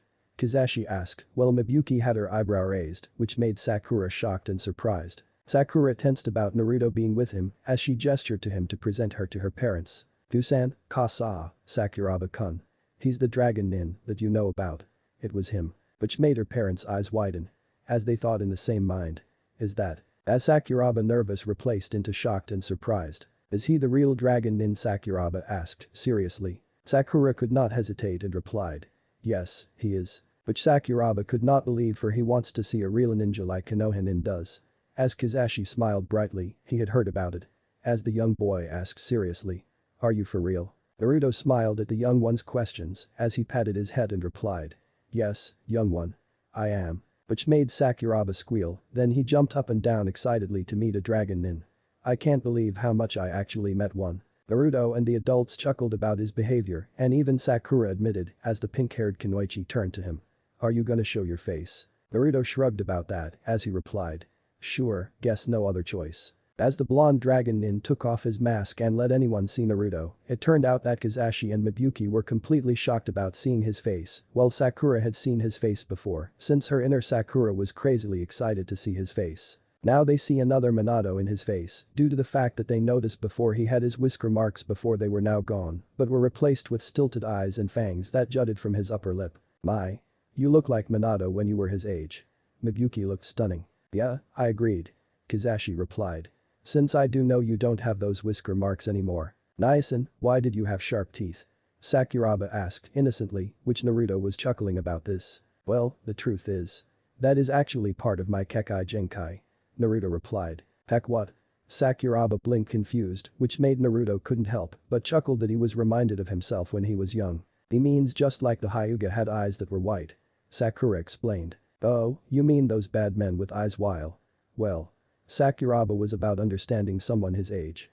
Except my classmate Hanabi too, but her sister Hinata Nichin looks nice. Is that so? Naruto frowned. After the kidnapping, the oldest daughter of the head of the Hyuga clan during the Kumo attempted to steal their eyes if she didn't have a birdcage seal. I better pay a visit to the Hyuga clan after that. Or is it after the second stage? I hope there is a reason why she keeps her persona on others like Sakura-chan. Yeah, so it's normal, Sakuraba, right? Naruto said, which made the young boy nod about his name. Until he notices his dragon sword strapped on his back. May I see your sword? I always wanted to wield a sword. He asked, which made Naruto sighed. Sorry Sakuraba. It's kinda dangerous to see my blade at such a young age. Naruto stated, which made Sakuraba, then he kneeled down and placed his hand on his shoulder. Tell you what, I will let you see my blade for once, okay? That made Sakuraba not understand as he saw Naruto grab the hilt of his sword, then closed his eyes. He can hold me, Naruto-kun. So it's fine. Raiken said. Thank you, Raiken-san. Naruto replied as he slowly drew his sword. As the blade came out, making everyone see the blade was magnificent. The Riken, dragon sword is carved out of the fang of a dragon. Kizashi muttered as he saw Naruto slowly move his blade in front of him as Sakuraba without hesitation, then he touched it, which felt warm from the blade. It's warm. Sakuraba awed. which Naruto smiled at seeing how he amazed his family heirloom. Yes, since the Riken is sentient. So the blade herself likes you. Naruto said to the boy. Really, does it mean if I can hold it longer? Sakuraba questioned until Kizashi stepped in. Sorry, champ. But that sword belonged to the dragon lineage. So he is the one wielding it. He said, which made the young blonde boy groan. Until Naruto sheathed his sword on his back. Dusan is right. Sakura said. But it means that when you are old enough, you can wield a sword. Naruto nodded.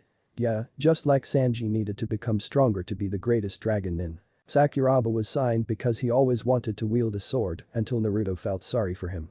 As the blonde dragon nin said. Hey, don't look down. But I had something for you for sure. Which made Sakuraba look at him with a confused look. As he saw him place his hand behind his head, it was surprising to see him pull out a wooden sword. This one will be useful for your training. Naruto said as he gave it to him, which Sakuraba was disbelieving of because he wanted to learn. Your sister will teach you as well. Since she got herself a sword, now. Sakuraba quickly turns to his older sister. As he saw her arm that tapped the hilt of her new acquired sword. It was a gift for 8 years. Yup, after all. Since you know I am under CRA law, then that would mean I am going to marry Sakura-chan when I am planning to have her with me in the Hayabusa village. Kizashi suddenly looked surprised. Then, that would mean. The marriage arrangements are still on. Naruto declared. Kizashi continued to look in shock and said in excitement. Sweetie, we are going to have a son-in-law. And it's our daughter's fiancé. Mibuki added in shock. Sakuraba was confused about what his parents meant. I was hoping that Kushina would be here at the moment. The adults looked at each other before bursting with joyous cheers and laughs. How lucky are we to actually have a future son-in-law in our home? Kizashi asked with wonder. It's too good to be true. Mibuki cheered as the two continued to express their overjoyed reactions. Dusan, Ka-san, what is your fiancé? Sakuraba asked, which the two adults turned to their little boy. It means you are going to have an older brother soon. Kizashi informed me. Really, Sakuraba exclaimed, which Mibuki nodded at their youngest son. Yes, Sachi. She replied excitedly. Naruto laughed a bit awkwardly while Sakura felt embarrassed. Naruto looked at his friend and spoke. They're sure to take this well. Ugh, my parents always get this way. Sakura rolled her eyes. Naruto spoke up to the adults.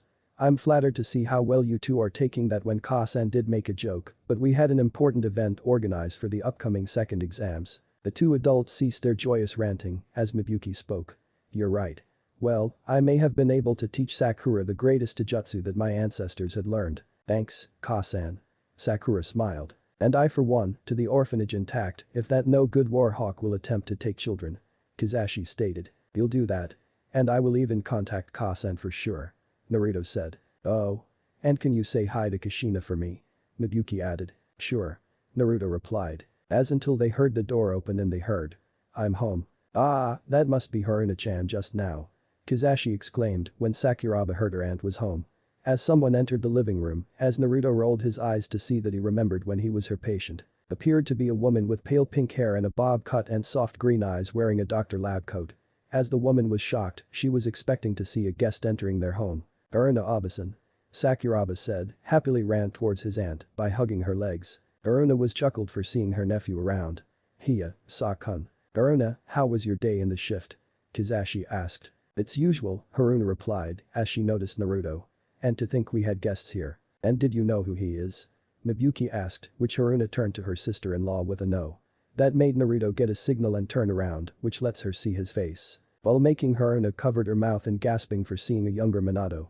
Minato. That made Naruto shake his head and replied. No, I am not like Tusan. But it's been years since you're there for me to threaten my life.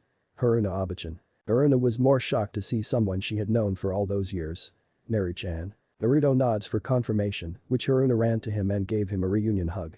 It has been so long since his departure. Moment later, things turned out to be since Naruto had caught up with Haruna after so long, and even Sakura as well, for 3 months after the Nami no Kuni mission. Naruto told them about how his life in the Hayabusa village was great. Since they never seemed to be beaten, abused, shunned, hated, and obsessed by anyone. But many villagers in the Hayabusa village had respected him for being the son of the Ryukage, which shocked Sakuraba about his mother being a cage. Haruna was happy that Naruto had found a village that he could call home, but was also saddened because it wasn't Konoha. All thanks to Joe and his group for saving his life. After all, he had his sister too. Sakuraba wasn't expecting less than he had a sibling. Well, being an older twin is likely his older sister when it comes to who was born first. Even the Hayabusa village declared retribution on Konoha for its crimes. Instead of war, it would be an easy win had it fallen into the ground, since the attack reduces their forces by 60% but makes it 40% from its military power after the demotion, and it was better worth it for how the price had been paid. Even for now, that. Anyway, they will have dinner tonight with some conversation. Until he keeps his senses from outside, if a certain warhawk will attempt to send his foundation to annihilate the traitors into this village and also someone closest to him, except, seems An did keep tabs from him to keep it company. And also he sensed Kasumi as well. Now. On to the conversation, Naruto told them about his angels. First is An, he told them about how her life was abused by her village and clan of the Mugen Tenshin. They can't blame her for the reason since she was born to bear the blood of the traitor, Ryu, when he raped her mother for the results. That shocks the adults of how the Missinin of the Mugen Tenshin that rapes her when that incident happened. Well, just like Anko, when Sakura and her family knew about her, she also can't blame her being the apprentice of Orochimaru. Since her birth wasn't meant to happen. It was all from something that shouldn't have happened. After all, since when one of the people in her clan was a genre. She saw how lonely the poor An was, so after he heard she moved into the Uzumaki compound, he gave her some scrolls of the Heijinmen sect of the Mugen Tenshin ninja clan. Second is Kasumi, since she was An's half-sister and cousin, do they share the same mother? And also her older half-brother Hade. She got the easy life of being treated like royalty, well she had to show everyone how great and useful she could be. Which made Sakura and her brother Sakuraba reminded of Konohamaru when everyone in this village sees him as Hokage's grandson, not as a person by his name, but the young Sarutobi hates it. But also Kasumi is just like Konohamaru when he was a kid, when anyone in the Mugen Tenshin never sees her as a normal person, but a princess of this village. She never made friends in her childhood when Naruto was around to make a friend, along with his sister Tsuki, Kuriha and Momiji, not like anyone in the Mugen Tenshin. Ever since the revelation of An's birth about having the same mother, Am. Then third is Momiji, since she trained to become a kunoichi like no other, since she was stubborn as her father when she wanted to become a shrine maiden to protect its village's treasures. Sakuraba was curious about what kind of treasure, including Kizashi. Since it is like Naruto's dragon sword, understanding that sword is the most important. So, her older sister Kuriha will, after all, when her mother tried to convince her to become one, who is still stubborn as always. The adults were laughing about that subject. Sakura couldn't help how Naruto's life was completely wonderful if she wanted to go with him, due to the fact that when the mob attempted to hurt her, well, most of it at the time when keeping them at bay after all. Time skipped. After a long night, it's already late until bedtime to prepare for tomorrow's test. Since taking so long to spend time with Kizashi taking the sleeping Sakuraba to bed with Mibuyuki while Naruto was about to head to the hotel to rest up. Leaving Naruto, Sakura and Haruna remain in the living room as Haruna and Sakura help to clean the mess. While Naruto helped to clean the table. Since cooking for so much food they make, An always cooks food for him and friends or siblings, even his mother. Nari-chan, it's been so long since we talked. Haruna said, while washing the dishes. I know Haruna Abachan. Naruto replied, while wiping the table, since he insisted. So, what are we going to do if Konoha learns Sakura will leave? Haruna asked, as until Sakura got her opportunity. I was about to resign and moved into the Hayabusa village with my brother. Sakura declared, which made the light pink cat turn to her niece. You and Saku-kun? Haruna exclaimed seriously, getting a nod from Sakura. I had to talk to my parents while you're in the hospital. So. I made my decision alone. Since I'm allowed to make my own decisions. After all, I love Naruto and I want to spend the rest of my life with him and start a family with him in the near future. If that means I have to share him with a few other girls, that's totally fine with me. Plus I know all the girls, maybe. It's not like they're complete strangers. Hearing the passion and conviction in Sakura's voice surprised Haruna. We'll wait for Kizashi and Nikki and Mibuyuki to give Naruto their blessing. Haruna stated as he turned to Naruto. And I will give you his blessing as well. Naruto and Sakura smiled at Haruna's words, which are yet to come. As they finished the dishes, Kishi and Mibuyuki came back after taking Sakuraba into bed. As Haruna gazed at them, with a nod, then with response, then she left for bed as well. As Naruto and Sakura gazed together and facing Kizashi and Mibuyuki. Naruto Uzumaki Namikaze. I, Kizashi Haruno, patriarch of the Haruno family, one of the Konoha council members, hereby bless my daughter's hand into you for marriage. Kizashi declared, with a smile. I, Mibuyuki Haruno, matriarch of the Haruno family, master of the Kuririn style Taijutsu, I too hereby blessed my daughter's hand into you for marriage. Mibuyuki declared. And had a future within both of you. Naruto and Sakura heard their announcement as they bowed to them. Without notice, Sakura had tears of joy flowing in her eyes. She can't believe she wanted to be married to Naruto with the girls. Since Kakashi and Mibuki now like the young blonde dragon shinobi and also welcome him with their open arms, it's much faster to link him more. After the parents of Sakura blessed Naruto's proposal, so he gave something for Sakura until he'll going back to the hotel, as Naruto and Sakura is at the front door, that Naruto was about to leave, until Naruto took Sakura's hand, then took something on one of the scroll pouches. And then show it to Sakura, which made her eyes widen with a glint of light. On his hand was a ring, a stainless steel concave gold tone inlaid dragon band ring, it has a small emerald gem in the center. Since Naruto's angels got there with a different color, Ayan is amethyst and added with butterflies, Kasumi is sapphire, and Momiji is ruby. Which made Sakura smile and put the ring on her finger. As Naruto said. If you go out, don't show it to anyone in public, including your friend. So be sure you need to keep our relationship a secret. Sakura nods for understanding, so with that, Naruto left through by saying goodnight and gave her a kiss on her forehead and left. At the streets of Konoha, Naruto walks through the streets late at night, ignoring the gaze at the poor villagers who are sleeping in the streets, homeless. After these years his life was horrible, until Naruto wasn't expecting to see someone for 8 years. In front of Naruto was none other than his so-called grandfather, Hiruzen Sarutobi. But now, with Naruto and Hiruzen face to face with each other for 8 years. Such an untrustable event. Even though the fact that since when things will turn out more to the event. But the silence broken. It's been 8 years. Naruto-kun. Chapter 15. Second Stage Part 1. Forest of Death and Snake. But the blonde dragon nin stared at the old man that used to be his surrogate grandfather.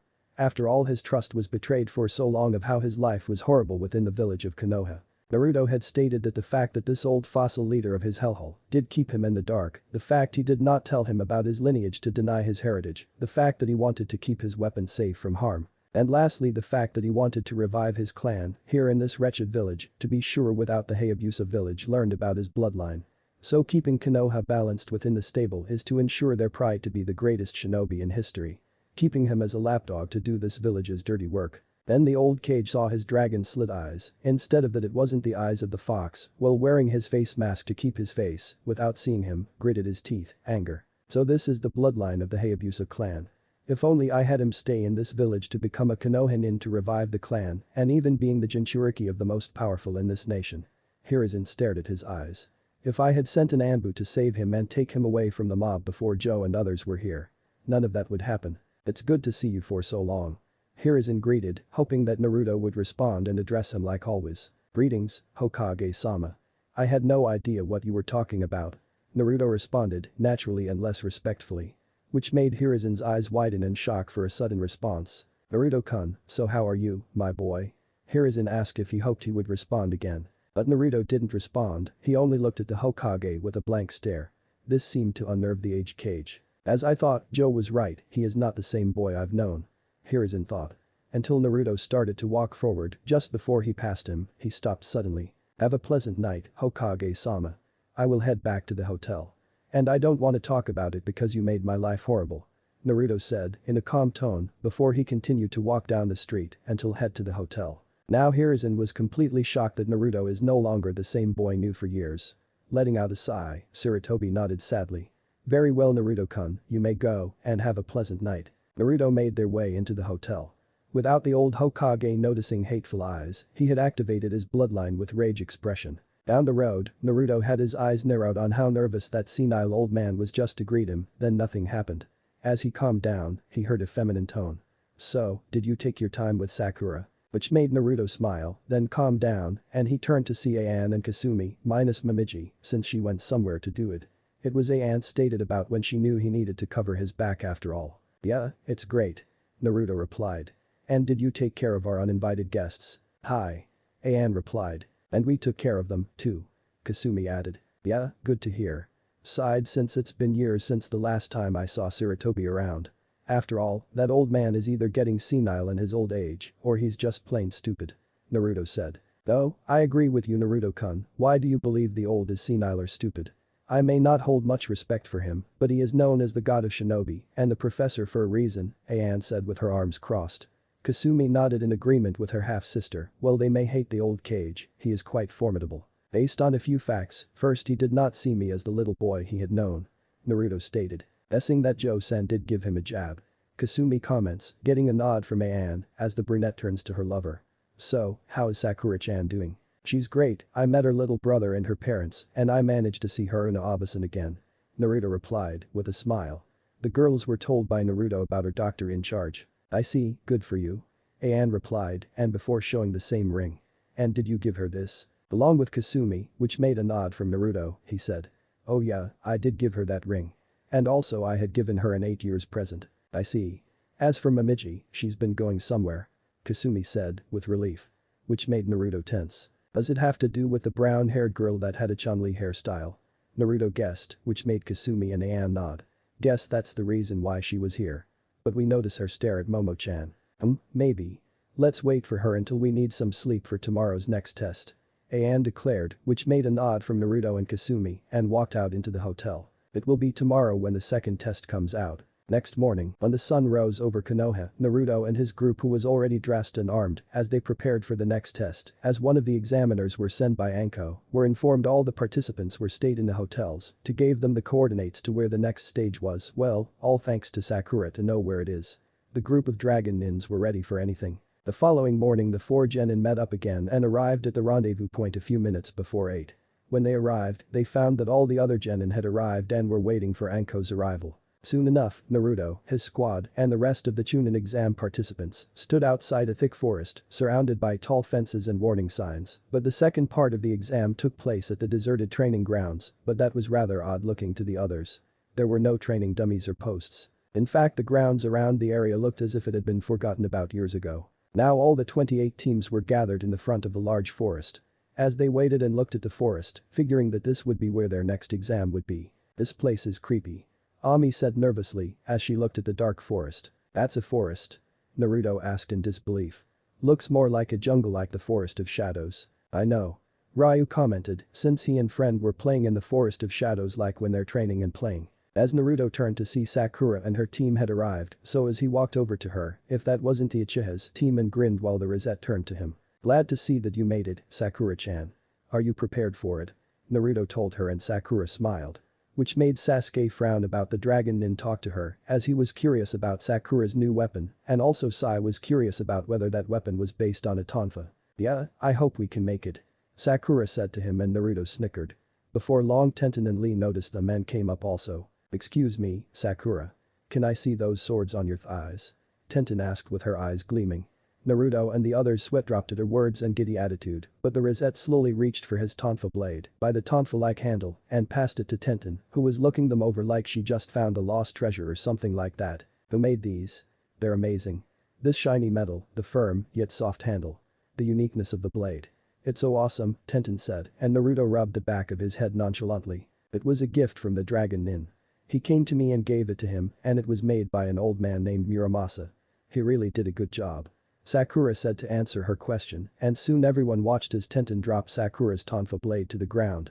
She widened her eyes, and Sakura wondered if she saw something wrong before Tenten grabbed her collar. You met the world's most famous blacksmith, she asked, and Sakura blinked her eyes in surprise and confused about her friend's sudden expression. Most famous blacksmith?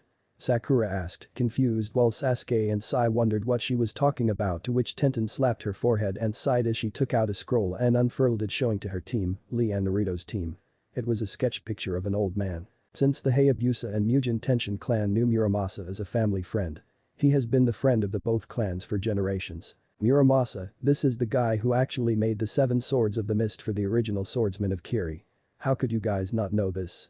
Tenten asked, and Sakura's eyes widened about that sudden information. As Sasuke was interested in that information, if he wants to find him and make him a weapon like the rest of the dragon nins, a powerful and stronger one too for the Uchiha. Oh, I see, I've never met him yet. Sakura stated, and as until Naruto stepped in. We knew him. Naruto said, which made Tenten turn her head at him. I gave that sword to her as a gift the last time we met, which causes Sasuke to grit his teeth for someone who gave weapons to Sakura instead of the Uchiha. Why did he give a sword to her instead of me? Really, Tenten exclaimed, since she was anxious to know the connection about the ancient blacksmith. She wanted to meet him in person. Momiji did admit about Tenten's state, since she did go somewhere while Tenten wasn't around. Yup, that's right, Muramasa-sen was a friend of both Hayabusa and Mugen Tenshin for generations. So let go of Sakura. After all, I wonder if Muramasa-sen will arrive in this village until the time comes. Naruto said more to himself than to anyone, but that comment made Tenten excited to tell him more about Muramasa. She was hoping the ancient blacksmith would come around. On the other hand, Sasuke was completely upset because Murasama had connections between the Hayabusa and Ormugen Tenshin, had the famous blacksmith that makes weapons to them, if he will find and demand to make weapons, if the council will back him up. So, as Sakura grabbed her tonfa blade on the ground and twirled it within a minute, then sheathed in her waist. As Ino walked in. As the platinum blonde spoke. Is it true that the sword was given by that dragon nin? Yeah, Ino. Sakura replied. Since it was. As Ino's eyes noticed something on Sakura's finger. And what with that ring? Soon enough though, Anko appeared in front of everyone in a puff of smoke and then called them together to listen to what she had to say. Alright, maggots. Settle down. This is the arena for the second exam. Training Field 44. Also known as the Forest of Death. Anko announced. Before we start, I need you all to sign these forms. As she pulls out a pile of waivers and hands them out. What are those forms for? Ami asked. Glad you asked. Anko replied and held a stack of forms in the air, then explained. These forms are liability forms so that neither I nor Konoha will be held responsible for any deaths that occur, and trust me, there will be deaths. After signing the paper and passing it to these Chunin, I will explain the exam. It's simply put, the ultimate survival test. Survival? Man, this sucks.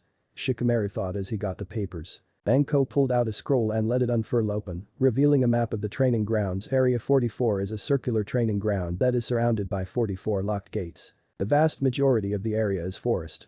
However, running through the middle of the area is a river, and in the dead center is a tower. The tower is located almost 10 kilometers from any gate. Within this confined space, you will have a no-holds-barred fight for these. As Anko rolled the scroll back up and put it back in her trench coat before pulling out a two-set of scrolls. There was a brown scroll labeled Jai, Earth, and a white scroll labeled 10, Heaven. For every 3 consent forms handed in, you will receive 1 scroll. In other words, each team will get a single scroll. Which one you get will be decided at random. The aim of this test is to obtain a Heaven scroll and an Earth scroll and make it to the center tower with your teammates within the time limit, which is 120 hours or 5 days. In that time you will be living in this forest. Anko explained, and everyone gasped while Naruto and his dragon team didn't see the problem. Chaoji looked horrified upon hearing this. 5 days. Ino and Ami yelled in shock about Anko's announcement. What about food? Chaoji asked in a desperate tone. Anko just smiled. You're on your own. The forest is full of food, and the forest is a treasure trove of nature. There is plenty of food in there. You just have to know where to look. Anko said. Kabuto smiled as he pushed his glasses up the bridge of his nose. Also, there are man-eating beasts, poisonous plants and animals to deal with. Kabuto added. After hearing those things, Chaoji slumped. You've got to be kidding me.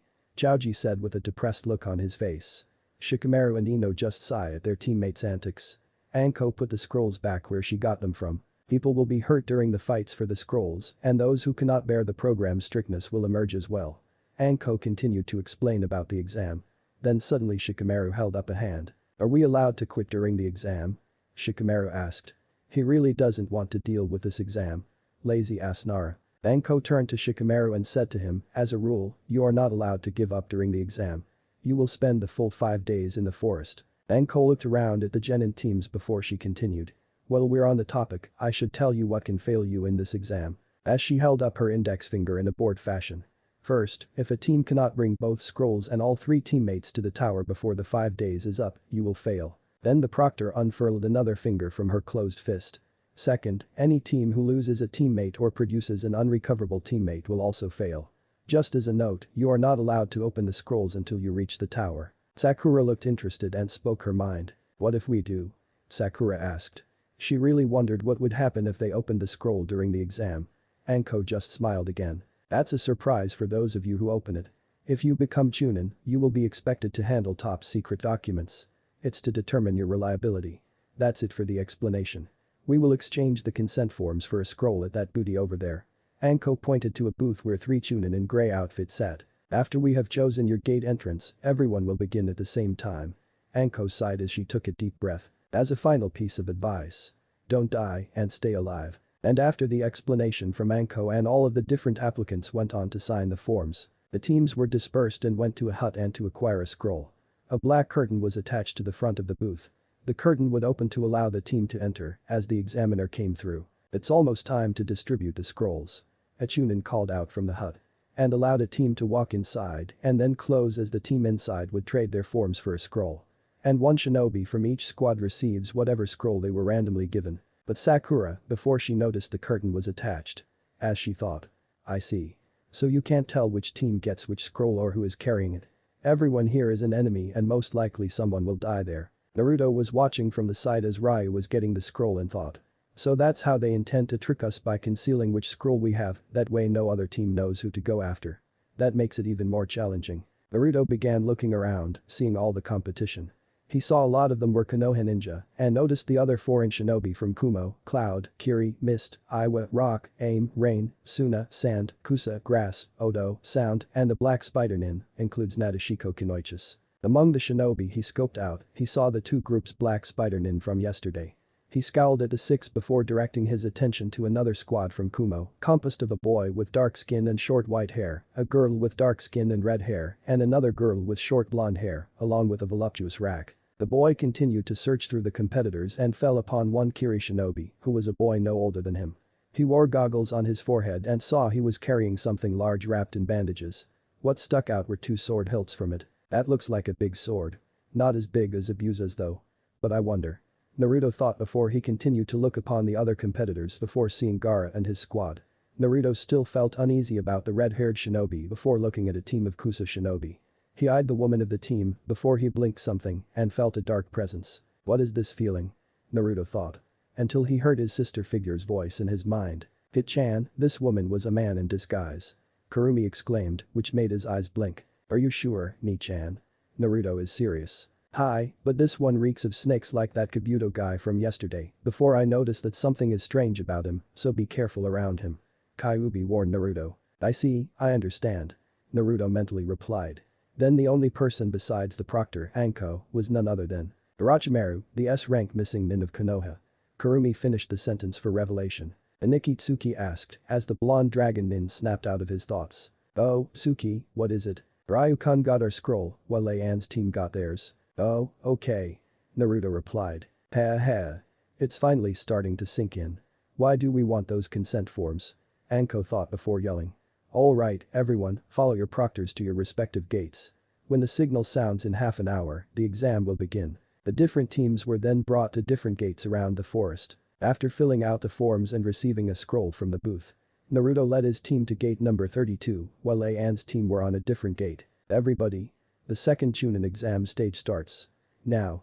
Anko shouted as she gave the signal and soon everyone started dashes inside the forest. Meanwhile before the test has started, Hiruzen was walking in the halls of the hospital until he got informed by one of his Chunins that reported about few of the shinobi in group about the rank and former were been hospitalized. It was last night when he found them lying on the rooftop but they're completely beat up into a pulp after the first phase of the Chunin exams. They're completely bruised up by some girls from the Hayabusa village.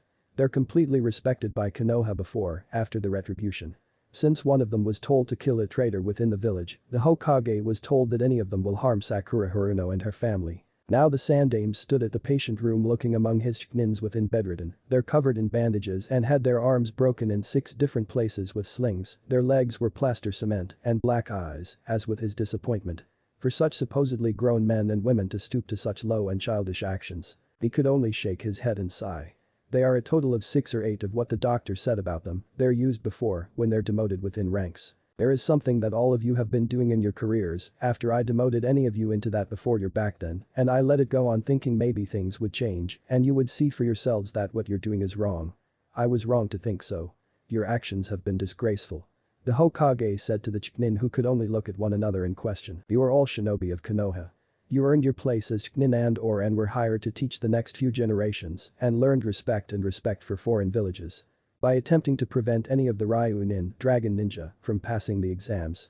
Like Naruto Namikaze when he was taken by Joe and his group after they saved him from the mob. Several Chunin started shouting an argument at the same time. Silence. The Sandaime ordered with a heavy killing intent swarming the room, making the protests come to an abrupt end.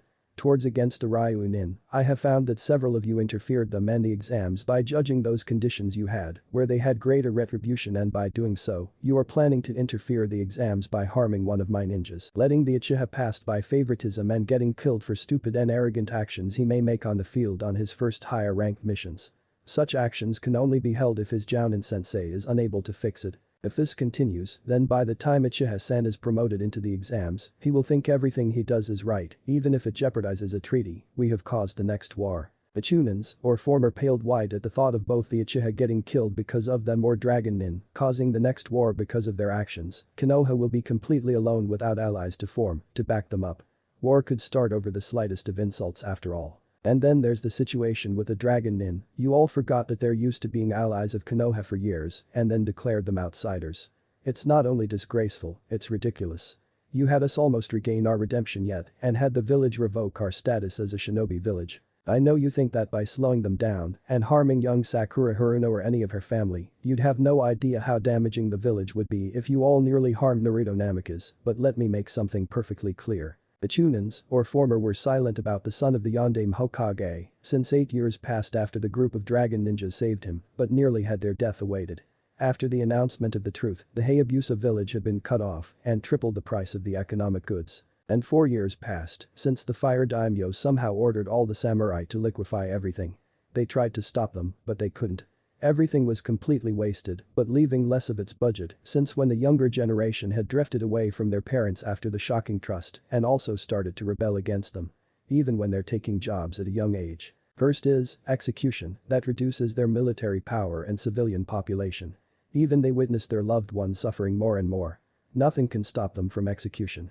Second is punishment that brutally tortured the younger generation that bullies Naruto from the very beginning. And lastly, forced labor, since everyone that was sent into the prison for abusing the son of the Hokage, as they had their business closed and out of business, and even the younger generation too, even they tried to, but the old generation completely forbade them to see and stop the younger. Now everything is completely a mess, they blame the so-called Kyuubi brat for ruining everything with bad luck.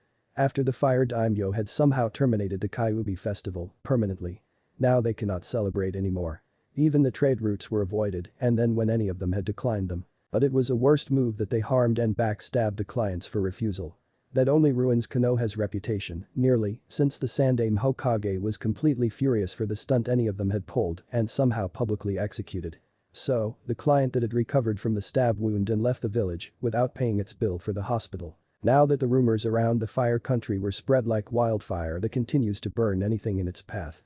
So, they cannot redeem themselves completely if their hatred needs to let go. Many of them tried to protest, but the words from the villagers of Konoha were completely ignored. Now since the fire daimyo had the village's money, high ranks and missions were now given to the Hayabusa village after the private summit. Since they didn't follow their late Hokage's wish, none of that will suffer. After all, when the Hokage was completely upset to interfere in the clan affairs.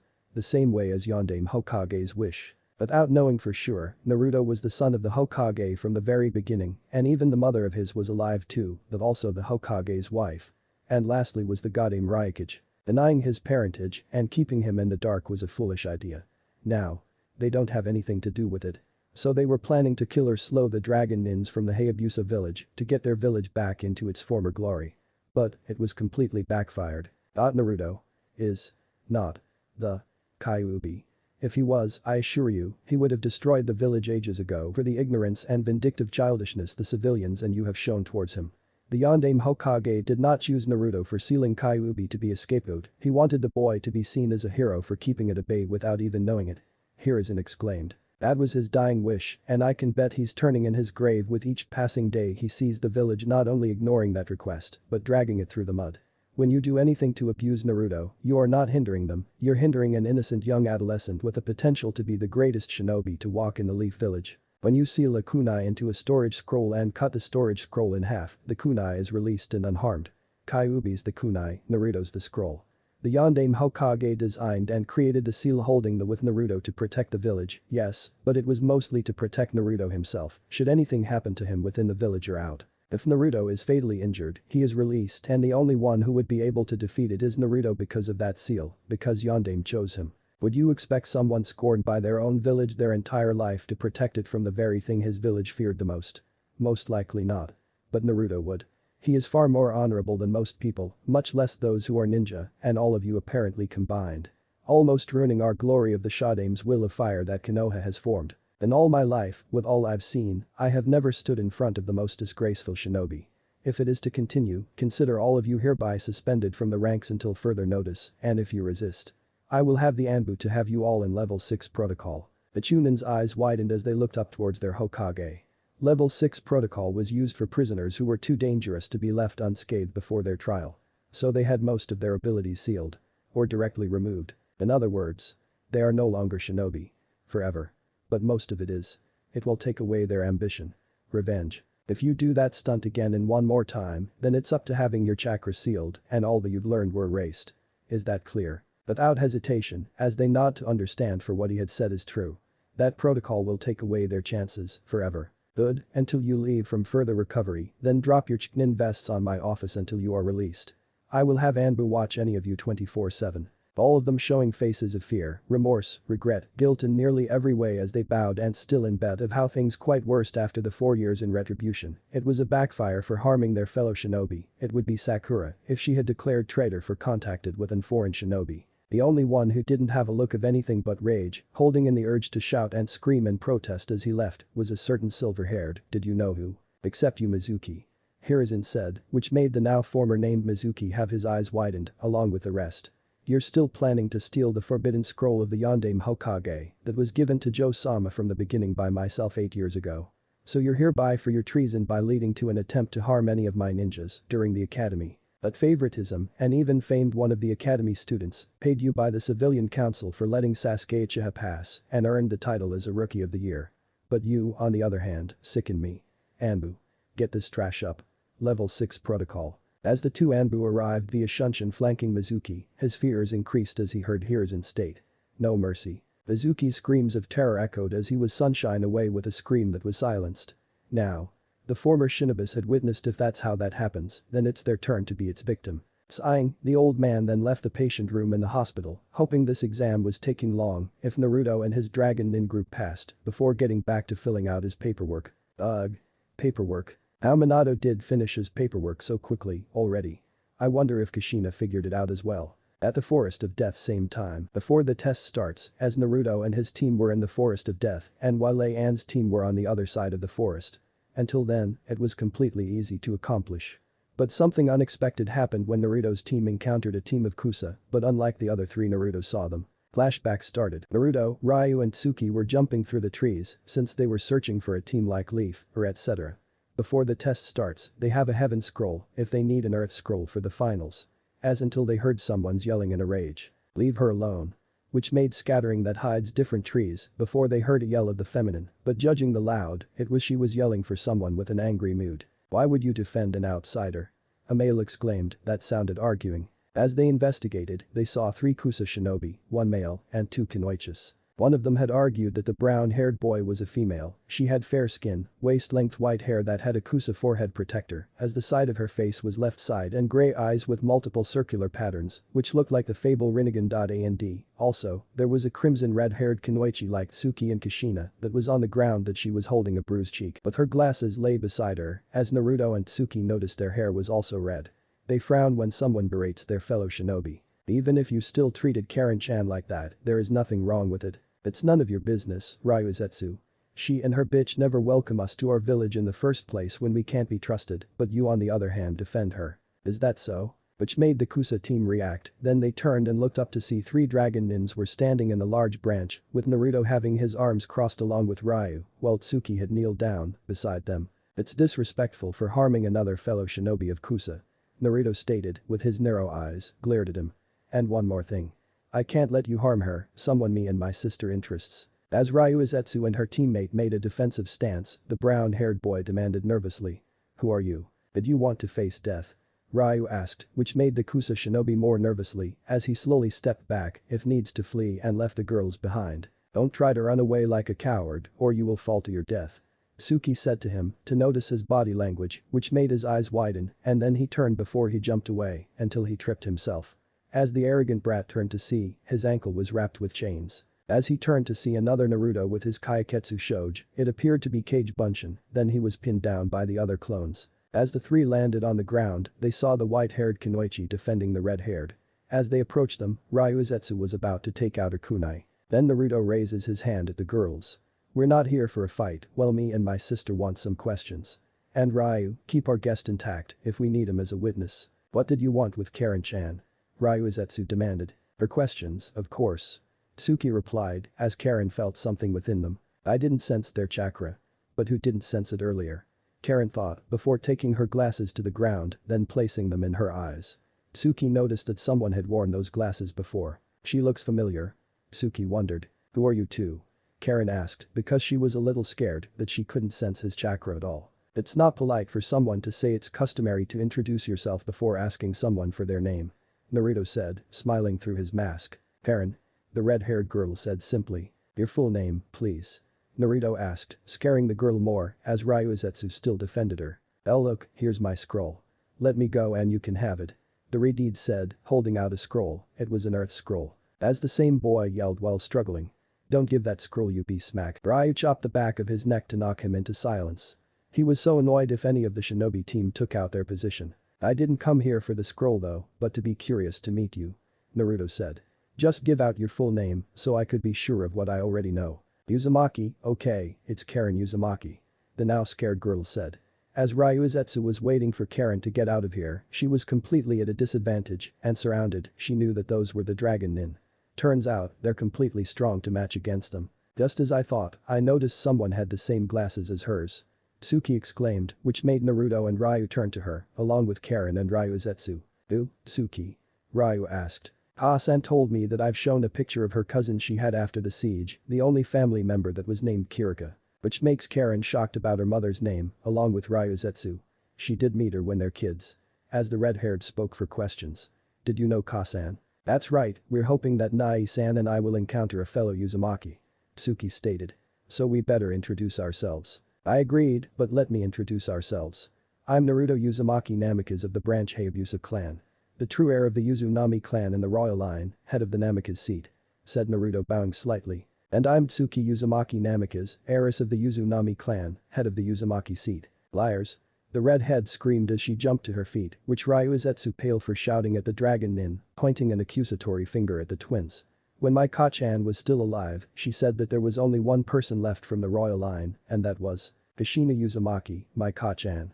She was the Ryukage of the Hayabusa clan, she was still alive when she left Konoha a while ago. Naruto said, shutting up a girl that looked guilty now. It's okay, you didn't know. Still, I'm sorry. Karin said weakly. I knew Kirika-san. Ryuzetsu stated, which made the Dragon Nin turn to her, as she explained. I knew when I was young when she and Karin-chan arrived in Kusa. But there is something while they're living with us. As Ryuzetsu explained everything about Karin and her mother Kirika, while the other fellow Kusa Nin had him incarcerated. While he was gaining consciousness, he led him, to be a witness, learn her parentage, since he was a coward, and disagreeable for being a shinobi with no honor. But only cowards don't deserve to be a ninja. So now, that fool that he just heard about blood feud. You mean? The fool felt nervous about the revelation of Karin's parentage. Naruto answered his statement. That's right, if your village did not know she is in Uzumaki from Uzushio. She would decide to defect to your village if she had encountered an Uzumaki clanmate or a relative that they're of royal blood. Your village would have a downfall if you had mistreated her, as she's the first blood relative of ours we had met, and I'll be damned if I let someone from Kusa or anyone like you that hate me to hurt her. The blood feud was declared a war that cannot be stopped until the death of a clan head or the person that said feud is against. Now. You and I had some serious talk about you, you know. Naruto declared with a cold tone, then with Ryu and Tsuki escorted them away from them, which he tried to call them off to apologize for the actions he had made. As he approaches him, then clenches his list. Please. Ha, have mercy. But, it was too late. Within minutes later, it turns out, it was brutal. Naruto tortured him, very hard. Since he will be a message to Kusa for sure. He was now covered in bruises and broken bones.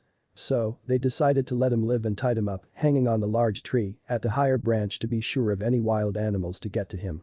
His mouth, ears and eyes were covered with cloth and use his headband to blind him. So, with that, as Naruto's team and Ryuzetsu and Karin were in the spot where their former comrade had hanged. They introduced themselves like Ryu introduces himself to the girls. Have you decided to defect? Naruto asked. Yeah, since me and Ryuzetsu-chan were tired from being treated. So we want to live in the Hayabusa village. Karin stated. Good, then you better discard your headbands and go with us. Naruto replied, which made the girls nod as they took off their headbands of Kusa, then dropped them on the ground. As Karin took out the earth scroll. I won't be needing this. She said, as she gave it to Naruto, which the blonde dragon took, that means they're finally heading to the finals. Tsuki, summon Senryu. Naruto ordered, which made his twin sister nod as she bit her thumb and created several hand seals, then slammed her palm into the ground. Uchiha no jutsu. Summoning technique, she exclaimed as the poof of smoke erupts. As the smoke fades, then which made Karin and Ryuizetsu was disbelief for seeing the summon that never heard or seen it. They knew what it was, but they couldn't believe it. And no way. The former Kusunin muttered. Karin could only utter. A dragon. What did you need, Tsuki-sama? Senryu asked. I want you to take our new guest here to Joe-Ajusan. Tsuki pointed at the Kunoichis. As Senryu sniffed something at the red-haired Kunoichi. This girl with the red-haired had the scent of Uzumaki. Senryu stated. Because she is Senryu-san. Ryu answered. The best to take her to safety away from the forest and take her to Otu-sama. I will inform Oyabun, boss, for sure. Senryu replied with a nod when Naruto took Karin on board Senryu's back. Wait. Ryuizetsu exclaimed, getting their attention. I'm coming with her. Why? Naruto asked. She's my best friend, I can't just let her be alone of course. Ryuizetsu explained her reason. After her mother's death she overused her blood to heal others in Kusa. You mean she had healing capabilities? Tsuki asked, getting a nod from Ryuizetsu. Ryuizetsu-chan is right. They wanted my bloodline for sure. Karin said. Naruto, Tsuki and Ryu along with Senryu as they looked at each other, so it was best to have her as well. S0, they turned to the silver-haired girl. Very well, you may go with her. Naruto replied. Which made Ryuizetsu smile joyfully, so she wanted to be with her friend. As until she and Karin were prepared to get on board Senryu. By the way, Ryuizetsu-san. Ryu called, which caught the silver-haired girl's attention. Your name means dragon tongue right? Which made Ryuizetsu nod. My name means dragon as well. Really Ryuizetsu sounded surprised because someone had called the meaning dragon and added the meaning. She was admitted for someone had that kind of name. So, Karin and Ryuizetsu were now on board as they took off into the skies. With it, Naruto's team jumped away and left the scene. Flashback ended after they met Karin and Ryuizetsu that the girls decide to defect Kusa for the blood feud, so they decide to leave him alive, hanging in the tree, with a heavy concussion, until the ANBU will pick him up. If Naruto will send a message to her mother about what Kusa had done it this time. Until he and his team discovered another Uzumaki relative. Kushina was curious if it's true, so it was better to go to Konoha 4 days ahead. As until they heard an explosion. Until Naruto felt he recognized that chakra signature. As his teammates notice it. What is it, Nai-san? Tsuki asked. It's Sakura-chan, she needs help. He said. His team nodded at him and went off to help the young Rosette. But Sakura's team same time. As Sakura's team were searching for a scroll before the test starts until suddenly a large gust of wind with the Rosette called out by her teammates to get behind her, then creating several hand seals that creates a mud wall. That blocks the attack. But then hours later, Sai got knocked out, which Sasuke on the other hand, realized that it was too late for him since he got branded with a curse seal since it appeared to be Orochimaru, one of the Sanins of Konoha. As Sakura was engaged in combat. Since it would not take long to take, the snake was too impressed about her skills. I would admit it, who taught that? Orochimaru questioned the Rosette until he noticed a tonfa blade that strapped on her waist. I can't tell you. Sakura replied as she jumped in the air. Karuta Rikusapo. Aigi. Karuta style annihilation techniques. Shadow skills, which made Orochimaru prepared to dodge. Rapier. Sakura exclaimed as her foot was imbued with energy chakra that flew straight at him as Orochimaru had predicted, then. Boom. Orochimaru's eyes widened in surprise for he felt his stomach get kicked hard. She's fast. He thinks about Sakura's attack. That kick sends him backwards as the snake hits the tree, which causes it to explode, making the tree fall into the ground. As Sakura backflipped, then seeing where Orochimaru was there, that surrounds the dust cloud. Until Sakura flinched, then she drew her Hikarikas, lambent wind. Clash. The clashing of swords had drawn, as Sakura noticed, Orochimaru had somehow survived her attack. She and the snake Sannin had drawn their swords, and within the snake's possession was the famous Kusanagi no Tsurugi. That sword of yours looks like a tonfa and sword combination. So where did you get your hands on? Orochimaru asked, with a smirk. Like I said. I can't tell you, Shanaro. Sakura exclaimed as she cocked her hand, which was imbued with chakra. Hayaka. Katana. She thrust her hand at him at high speed. When Orochimaru reacted, she sidestepped to avoid her thrust attacks. It would seem I will be prepared to mark you as well, I would love to get my hands on you. Orochimaru started with a smirk. Think again. Orochimaru. A voice came in, which made them start as they turned to see a giant fireball heading straight at the snake as he dodged a large fireball until he saw Naruto and his team beside him, behind Sakura in a protective mood. Ryunin's. Orochimaru muttered until changing his expression with interest. It would seem I would want your dragon blood. I heard about a rumor that the true heir of the Hayabusa was you. Naruto Namikaze. It would so, Orochimaru. Naruto narrowed his eyes on him, then he turned to Sakura behind. Sakura-chan, glad you're safe. Naruto said, as he sighed in relief from Sakura if she should have exhausted herself, as he ordered. You and Tsuki get them out of here, now. Without arguing with a nod, along with Tsuki, as the girls went over to the unconscious Sasuke and Sai. The only ones left in the area were Naruto, Ryu, and Orochimaru, who had just gotten his second wind. That blood that might be interesting. I must want to know its secrets within your veins. Orochimaru called out in sickening interest. It would have to, Orochi theme. If you would have to, if you wanted our bloodline. But. Naruto was about to finish creating several hand seals. We can't let you do that. Kaiten. Karyuenden. He moves his head backwards, then unleashes a stream of flames on his mouth, which Orochimaru quickly creates his hand seals. Oten. Doryu Heki. He spats mud, then creates a large wall in front of Orochimaru on the large branch. With the flames started to fade, until. Rikjin no Kinkaku. Dragon God Sword Horn. As the mud wall was smashed through by Naruto, he was engulfed in golden flames that propelled themselves against the Orochimaru at high speed. As the snake Sannin dodge again, by jumping in the air. While in the air, until Orochimaru heard someone in the air. But he's not the only one. As the snake looked up, then saw Ryu, creating hand seals. Kaiten. Hirokana no Jutsu. Fire release. Fire Dragon Flower. Ryu spats a barrage of dragon head-shaped balls of fire at Orochimaru, who slithered his way around them, narrowly dodging the attacks. Naruto then decided to lend his best friend brother a hand and disappeared in a blur and appeared behind Orochimaru. He wrapped his arms around him. That looks like. Orochimaru had thought it was the lotus. Hayabusa style. Naruto exclaimed.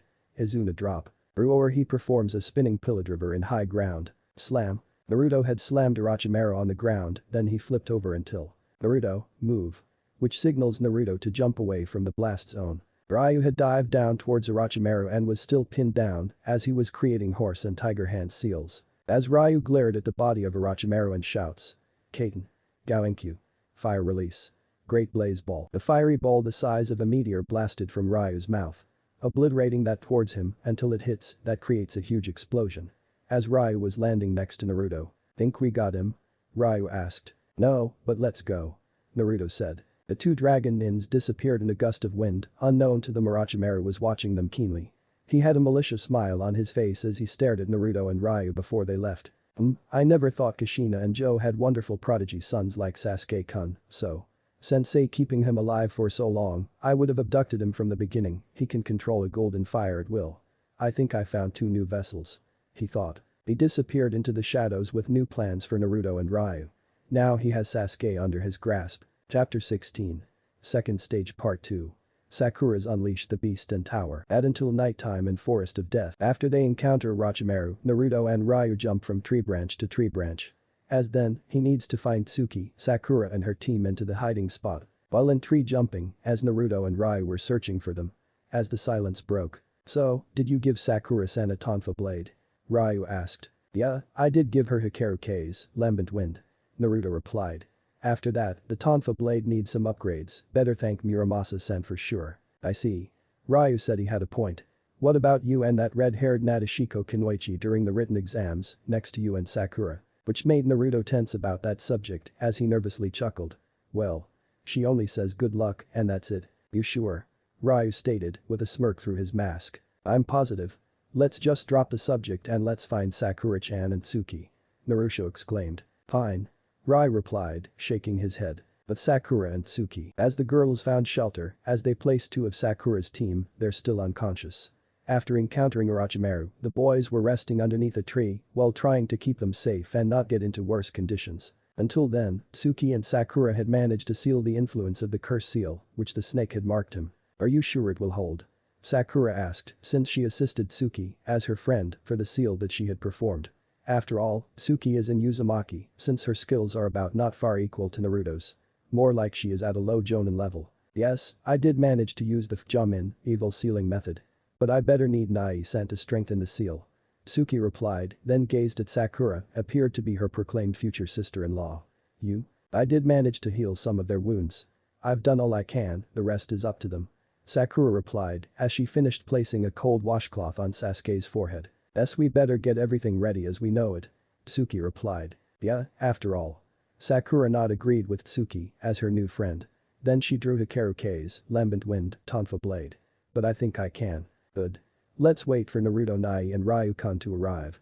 Tsuki suggests getting a nod from Sakura once again for agreement. All the girls decided that this would be a good time to finally understand each other. With some topics and gossip about the time when training and good life comes. Sakura was admitted for someone like Tsuki. As Sakura wondered if her brother Sakuraba and Sanji at the Hayabusa village will make friends, if she and her brother will leave Konoha for sure. And also if Sanji wanted to meet Konohamaru as well.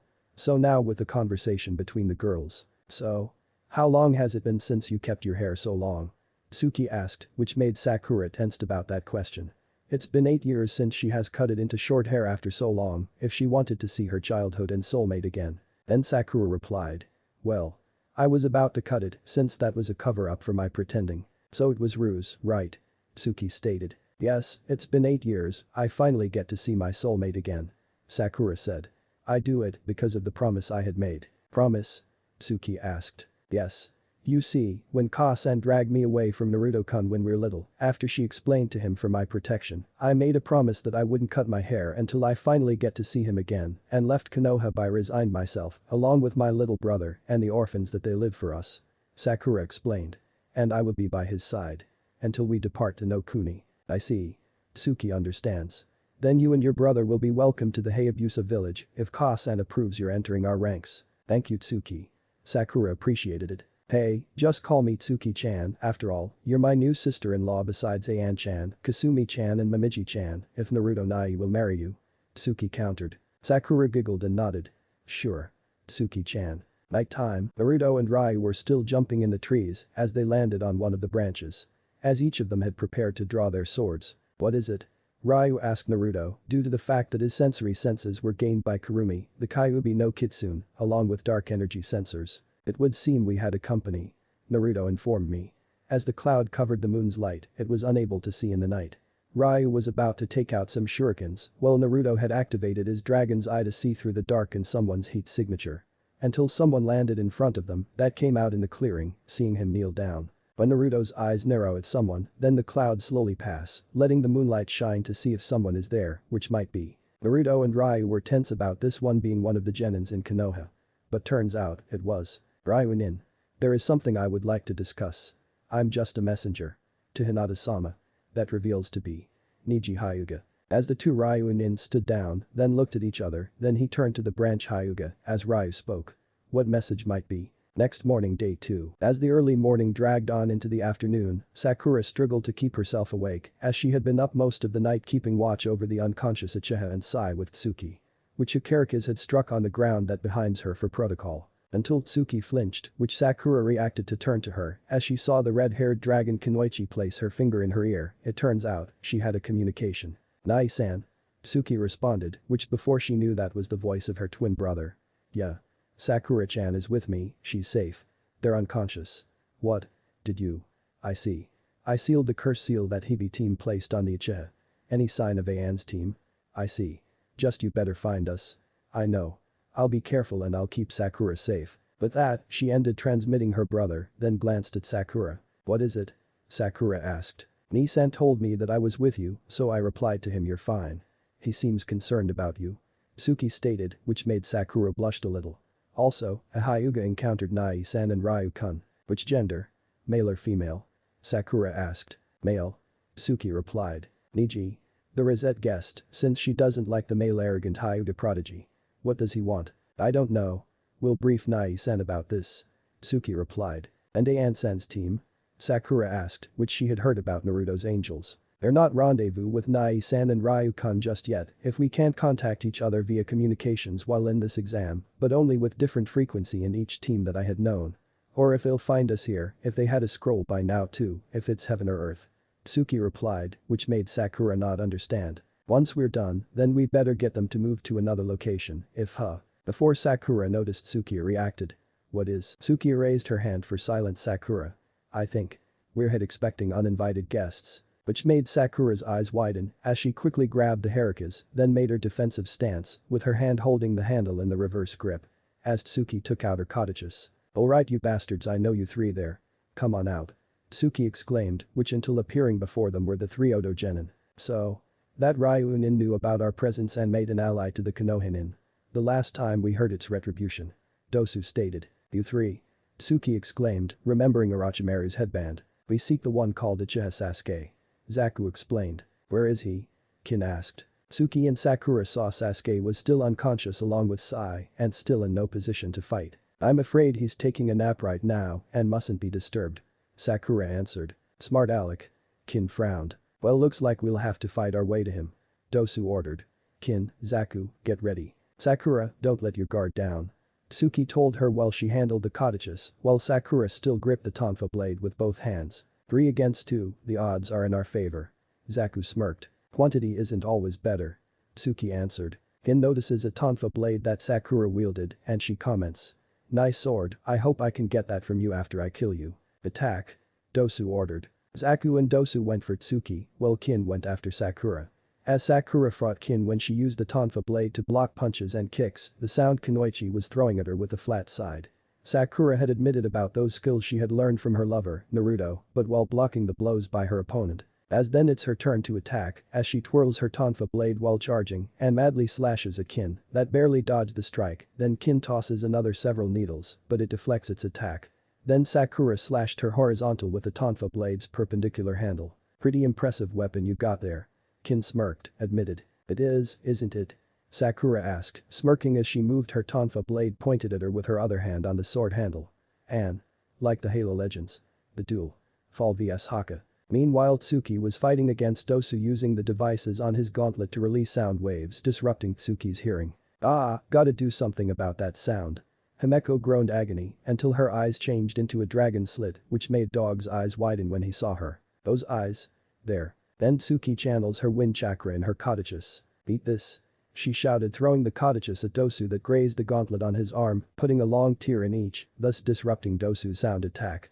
And Tsuki pulled them back to her hands that those Kodachi's had attached with strings. This girl is such a pain. Dosu groaning. I'll deal with her. Zaku said as he held out his palms revealing holes in them. Zanka. Decapitating airwaves. From those holes on his palms emerged a blast of wind that blew Tsuki back until she hit a tree. Sakura called, leaving herself open for Kin to get behind her and kick her on the ground, followed by grabbing her by her hair in her ponytail. You know girl, you should really concentrate more on your ninja skills rather than your appearance with that hair of yours. But you're a sad excuse of a Kunoichi. Kin lectured Sakura as she gripped her hair tighter as Sakura agony from the pain. Sakura-chan. Tsuki cries as she tries to get over to help her, but Zaku and Dosu continue to block her path. Which made the red-haired dragon Kunoichi growl as she sheathed her Kodachi's and took out Akarashi, Red Storm, in both hands. Sakura was agony from the pain in her hair until she looked up to Kin over her shoulder, she smirked and said. You're right, maybe I should cut it. For your information. You're right about my hair. Kin looked confused as Sakura grabbed a kunai hidden on her sleeve and used it to cut her long hair from her ponytail. Himeko gasped seeing her actually do it, then she thought. Way to go Sakura-chan. You got your hair cut for 8 years. But I knew the fight wasn't over yet. But Sakura free from Kin's grasp, she grabbed her tonfa blade and continued fighting against Kin. Kin completely underestimated Sakura due to the fact her skills along with Taijutsu that she would use with a combination of Taijutsu and. When Sakura got the right moment, she charged and jumped towards Kin. Karuta Rikasapo. Aigi. Kurita style annihilation techniques. Shadow skills, Sakura yelled, which now she swung her leg at Kin into a roundhouse kick. Swish. Sword. Sakura appeared in front of Kin when the kick struck her chest. Causes her to cough out blood on her mouth. That knocked her into a tree unconsciously. While the Rosette stared at the fallen Oto Kunoichi. Do not underestimate me. And don't you ever call me a sad excuse of a Kunoichi. I may not be as strong or talented like you, but that'll never stop me from fighting the good fight. She declared. As the new master of shadow skills. Tsuki was smirking at her determination. As the red-haired dragon Kunoichi turned to Dosu and Zaku with a look of disbelief. Chainsaw? Tsuki heard from Sakura, which a large spinning disc flew past her, which made the two remaining Oto snap its thoughts, which they jumped aside, then it stopped, which appeared to be Sakura, attempting to use one of the Aigi attacks. Let's go, Tsuki. Sakura exclaimed, which made Tsuki smile, proudly. You bet. She replied. In the midst of all the fighting, Zaku and Dosu threw all they had at them. The 229 were completely underestimated with 2 Kunoichis. We need to get out of here now. Dosu ordered. What? You heard what Lord Orochimaru said. We'll deal with it, collect Kin, and let's go, Dosu instructed. A wise choice. A voice, which made them look up to see Naruto and Ryu. Naruto-kun. Ryu-kun. Sakura and Tsuki sound surprised to see Naruto and Ryu arrive. Kuzo? We're outnumbered. Dosu cursed, which Saku attempted to use his air blast until he felt a knife pressing against his neck as his eyes rolled at the side to see An was behind. I wouldn't do that if I were you.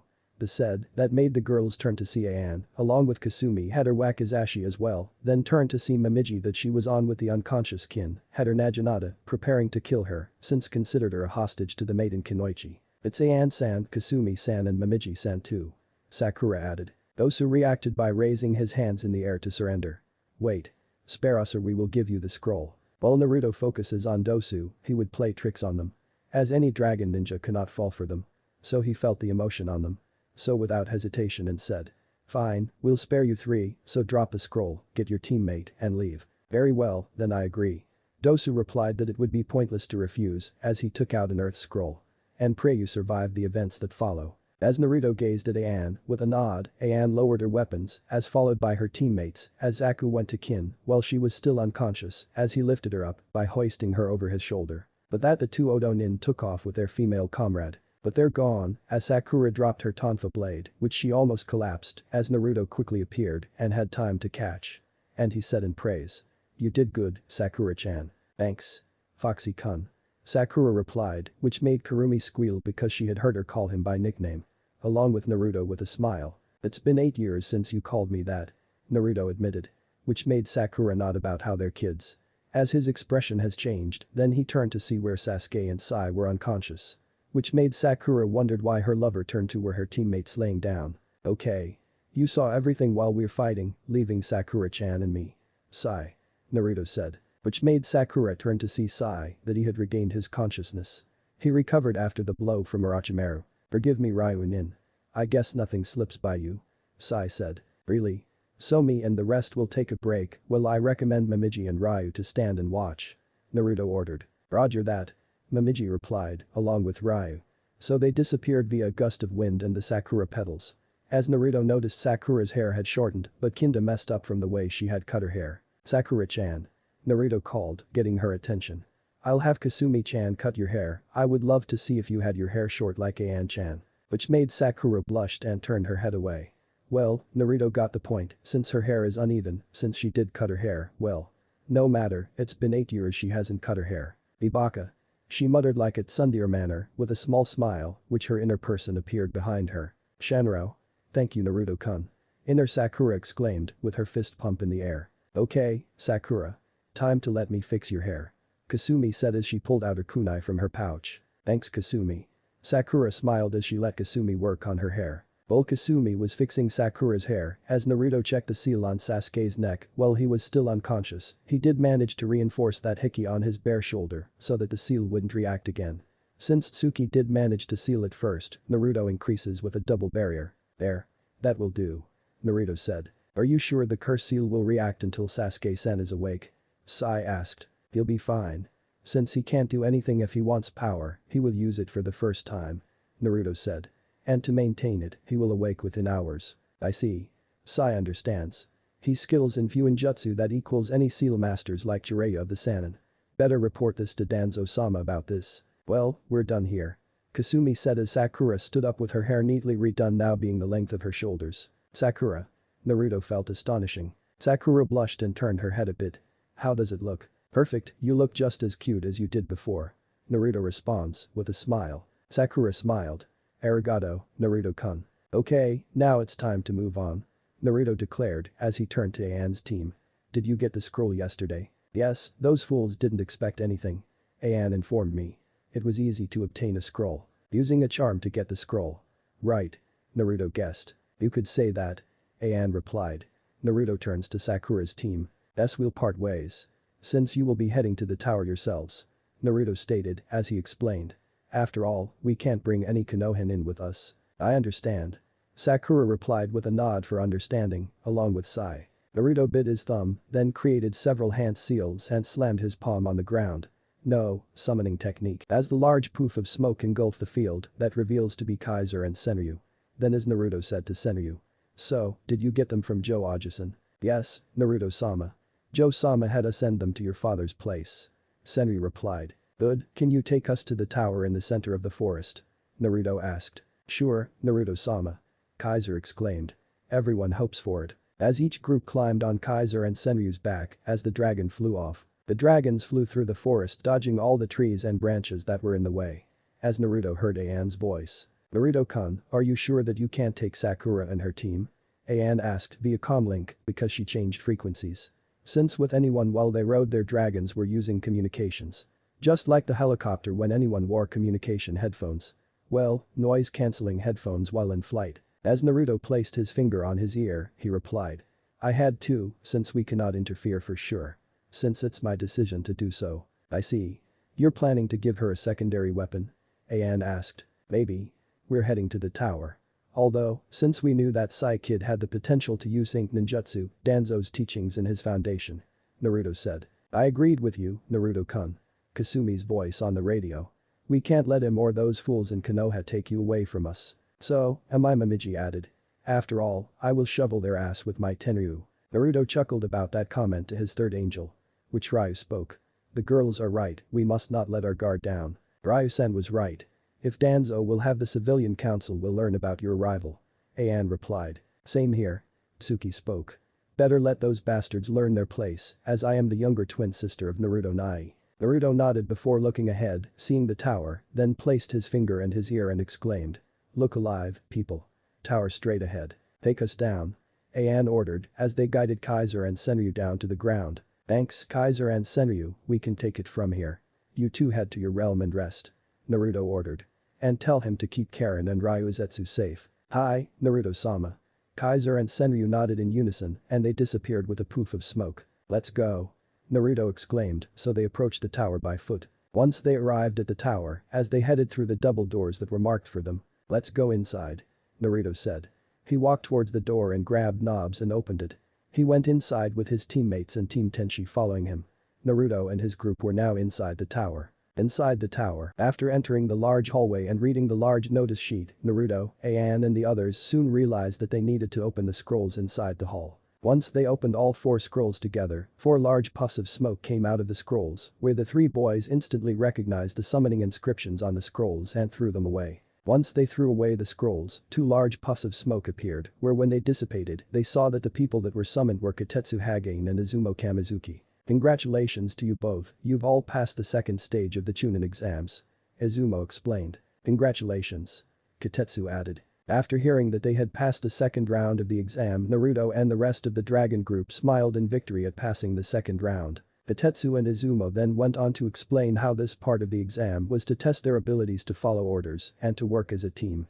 Since if they arrived here without all members of their team or if they opened any of the scrolls outside the tower, they would have been disqualified. Since then no one can open the scroll, since not any of them nearly got them disqualified from the exam. Since you have 3 days to spare before time's up, you're free to wait around here until then.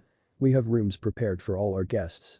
Katetsu explained. Once the explanations were over, Izumo and Katetsu told them to follow them to the Grand Hall, where they and the other genin who successfully got through the forest were to meet. At the Forest of Death. Within the forest, several participating teams died in the forest, and while the rest got their scroll. So a team of Taki were jumping through the forest. As one of them is a Kunoichi, petite androgynous tan skin, spiky mint green hair with an orange clip in her short and dark orange eyes. She was wearing a short sleeveless white midriff shirt with fishnet armor underneath, long wide armlets, and fishnet shorts with a short wide apron skirt over it. Her forehead protector was worn on her right arm. FK also carried a cylindrical object in red wrapping on her back. She was none other than Fu, resident of Takigakure no Sado, Hidden Waterfall Village. Fu jumped from branch to branch with her 2 teammates. Just like her entire village, she disliked them with a passion for despising her greatly. Before she knew it, she felt a familiar presence as she focused toward one of the dragon ninjas, namely Naruto.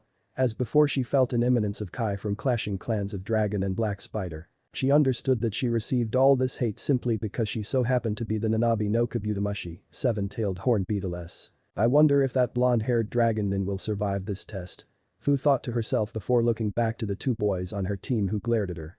After all, since Shibuki had tried to protect her, due to the fact he is the son of the leader. It looks like I will have to do all the work in this test. Trust the village elders to team me up with these slackers. Fu thought to herself bitterly. But Team 7. After that, Team Akuma and Tenchi departed to the tower ahead. Then Sasuke awoke from the coma when Orochimaru gave him power. since making him furious about how he wasn't able to face any of them. So the best is to head to the tower. You see. Since the Dragon Ninja team got both scrolls each, well they left one Earth scroll to them, which they had a Heaven scroll. So they departed, with Sakura in the center, since she is a medic nin, then Sai was on her back for support to use his ink drawing ninjutsu, and lastly was Sasuke on the front line. The problem is. Sasuke was still upset, he will be the leader. Why? Sakura is a medical nin, and a PhD doctor. So he needs to listen to his doctor. Also. He was also upset because his power got his curse seal sealed up, since they made a trade, a scroll exchange for keeping Tsuki. Like she was in a hostage situation. Well, you could say that. After all, since Sakura was admitted to her soulmate and her fellow sister lovers, awkward to say that. As for Sai. Since he was planning to abduct Tsuki for information about Danzo-sama and a bargain ship for Naruto. But, before the conversation with Sakura. Why did he hear Tsuki say Nai-san? What she meant, well he was about to awoke from unconsciousness. As they keep jumping through the branches, they almost reach the tower, as Sakura flinches she sees something in the distance. What is it? Sai asked, noticing, while Sasuke's eyes rolled into the side. Isn't that Kabuto? Everyone's eyes look downward on a branch below. Sure enough the fellow Konoha genin is sitting, fixing up a wound on his arm. Sai and Sasuke scan the area as they all stay well hidden. Sai noticed him that might be familiar to him. Wasn't that? There is no Jinjutsu that is really him. Why is separated from his team? Sai asks in a whisper. Sakura narrowed her eyes at him as she said. We should help him. You sure, Sakura? Sasuke frowned. Yes, he's still a Konoha nin. Let's help get him to the tower. His team might be there already. Sakura replied as she was kneeling down, coughing lightly, Kabuto-san. Quickly turning and going into a taijutsu stance, the silver-haired genin widens his eyes. Sakura-san. Glad to see you guys are okay. What are you here? Did you separate your team? Sasuke asked. I had them go on ahead to find any more hidden traps like the one I found here. Kabuto answered. I kinda screw up. That makes sense. Sai admitted. How do we know you won't just take our scrolls anyway? Sasuke asked skeptically. I just want to get to the tower. Prolonging things is an unnecessary distraction. Besides, my teammates will give me an earful if I screw around. Kabuto answered. I see. Sakura said, lowering his sword. Listen, I know a shorter route there, if you let me join you, I can guide you there personally. Kabuto offered. You do that? Sakura asked. Sure. Kabuto nodded with a smile. With that, Kabuto jumped ahead to take point, with Team 7 on his tail. At the tower, but the Team Akuma and Tenshi were on their way to find their selected room, considering they take the neighboring side, until they passed by the team from Suna siblings, and Gaara glared at them with a killing intent. Since they're unaffected by his Kai, showing no fear, Naruto and Ryu glared at him to counter his Kai as they went to their room. So they made it here too. Kasumi said. We better be careful with him. Ryu added and they all nodded. Meanwhile, Joe was in Minato's Namika's compound, since it's when the test started, so he went to Kushina's old home and also Minato's compound, as he sent a message to Naruto via Dragon Messenger. He took a vial of Naruto's blood to unlock the compound. So it will be a temporary quarters to live in. After all, this place has private training grounds, so that they can train personally. They can't take the other rest of the training grounds, since the civilian council gets their hands on that fortune. Now, Joe was inside the room, drinking some tea. Been 8 years since the food looks okay, better than Minato for keeping them without being inspired. Except 3 people had arrived at the village yesterday from Joe. The Hayabusa village had sent 2 members of the Mugen Tenshin. Except one was outside training in Taijutsu. Since they brought 12 skilled shinobi there. The first is male that is about 30s. Maybe a middle-aged man like Joe, with grey hair. Despite his age he still retains his vigor as a shinobi master. His attire is white and black shizoku. He was none other than Shiden Tenshin, the 17th leader of the Mugen Tenshin clan, the husband of Aim. And also Kasumi's biological father and also Aan's half-uncle half-father. Since then he knew what happened to his wife, being raped and birthed to Aan, some time ago. His traitorous brother, Raidu, dishonored the clan. But he tried to protect Aan from her horrible fate since then when Naruto saved her from that day after the Tengu incident. So, Aan is no longer an outcast anymore. And next to his son, Hate. He was practicing his katas. He wore white shizoku with black mesh shirt underneath and blue and silver lining headband on his forehead and his a sword strapped on his back. It appears to be a traditional straight blade katana oniyuri style sword, the Jirenmaru, Rapid Storm. Since his father passed his sword to him for the next head of the clan. So, Hayate heard that Aan had moved into the Uzumaki compound to start to live in the Ryukage and her son, Naruto. Since they're kids. Ryu and Naruto were great friends after all. Well. He got pranked by Naruto for the involvement of Tanuki. Well, he almost had a heart attack when it comes to those critters. Well, they tried to prank him several times. So no can't prank the fox of the Hayabusa. And even during the festival that made him scream when Ayan brought a huge stuffed version. Poor Hate, he can't stand it with those raccoon dogs. Well. What if Hate meets Shukaku? Anyway, since those three made the fan club more wild when they're known as the three princes of the Hayabusa. Guess can't blame them for when it comes to fangirls. Then they made any of those escape for some three reasons. 1. Ryu should never remove his mask in public. 2. Naruto had to escape from them using stealth to force himself out since those skilled kunoichis knew his escape plan. And 3. Hei was freaked out when those girls peed on him in the private hot springs. It's when the secret CRA program was. Since any of them keep them a secret. No matter how long they keep it in the dark until Naruto will tell Kasumi and Momiji of how they feel. Well, Ryu did spend time with Tsuki. So, Hei gave Naruto, as a future brother-in-law, a warning and threatened that if he would hurt his sister, then there would be no holding back. Well, what can I say, an overprotective brother since Naruto and Hei were in the same roles. Then they've been training each other for a while now. Since their skills were amazing. After all, Hei came by with Kasumi after Ayan had moved in until the elders were planning to execute her. And also Hei learned about his life, Konoha, and everything. He was completely upset that Naruto's life was horrible. Since the Hokage did make a big mistake in denying his heritage. So. He began to dislike Konoha for what they did to Naruto.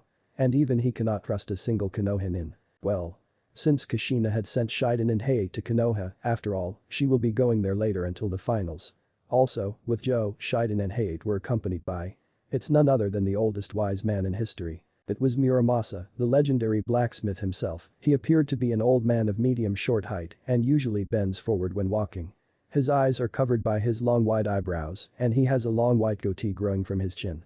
He usually wears shopkeeper attires with a bandana tied around his head. He wore a straw farmer hat that lay on the table, a walking stick with a bell on the tassel, a huge bag on his back filled with tools for forging and also some merchandise like weapons and tools. So he'll find a suitable room for his workshop. Since Minato gave him a room, he owned him for creating the Hiraishin. So, Joe. How's Kasumi and Ayan doing? Shiden asked for this conversation. They're doing fine. Except Naruto keeps them company. Joe replied. I had admitted how young Naruto would be like his father. Muramasa commented, he may be old, but one wise man. Wise words, Muramasa-san. Shiden said, as he turned his son while training with a katana. And I heard that Naruto is planning to give that blade to someone close to him. Indeed. I was planning to give her some upgrades for her blade. Muramasa stated. I mentioned that it was a tonfa blade. Shiden stated. Yes it is, Shiden. Joe said. Never thought that Naruto was obsessed when he played Assassin's Creed. Oh yes indeed. I will give some upgrades for his hidden blades. Muramasa said. It sure is, Muramasa Dono. Hei entered the room with a towel wiping the sweat out after taking some training. I can't believe how it's the first weapon for the ninja arsenals.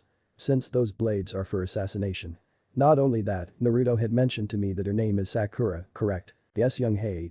Muramasa replied. Naruto did make a friend of the young cherry blossom. He told me stories about her.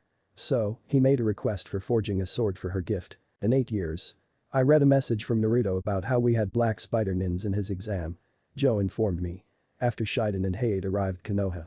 So they heard about them participating in the exams. Indeed, old friend. And what was Genshin up to? Shiden wondered. After all, when he got Hijinman along with Jiraiya's spy network and Shadow Clan were keeping tabs. After all, the Gama-sanin decided to give information to Konoha after he learned that his godson was alive from the start from the lies that Hiruzen committed. We wondered as well. Joe said. Busan, Joe-sama, when Jiraiya-sama arrived. Hei asked. About the second stage of the Chunin exams. Joe answered. If I had guessed, he would be in the hot springs by now. Which made Hei tense about that subject and he said with a bit of nervousness. You sure? Betting them to pay attention to Hei. Did you know if my sister, Ayan, and the rest of the girls will be there? Hei added. That made it completely silent in this room. As Joe and Shiden chuckled nervously about what will happen to his old friend. After all, since then they're still young. After all, he almost died from being brutally tortured, exploded, lashing, tossing thousands or millions of shurikens. And lastly, a most numerous of. Since many of the Kunoichis who used to scold Ayan from the start to make truce with her, along with Kasumi. After all, they're the APKO, anti-pervert Kunoichi organization. After all, they had several Kunoichis guarding the fences on the hot springs since Shiden could not hesitate and also Kushina gave approval. Let's hope Jiraiya will never survive from their wrath. Joe said, turn his head aside. You and I are both old friends. Shiden agreed. As Antilla appeared via Shunshin, that man had a scar on his nose, revealed to be Iruka. His name entered. Joe-sama.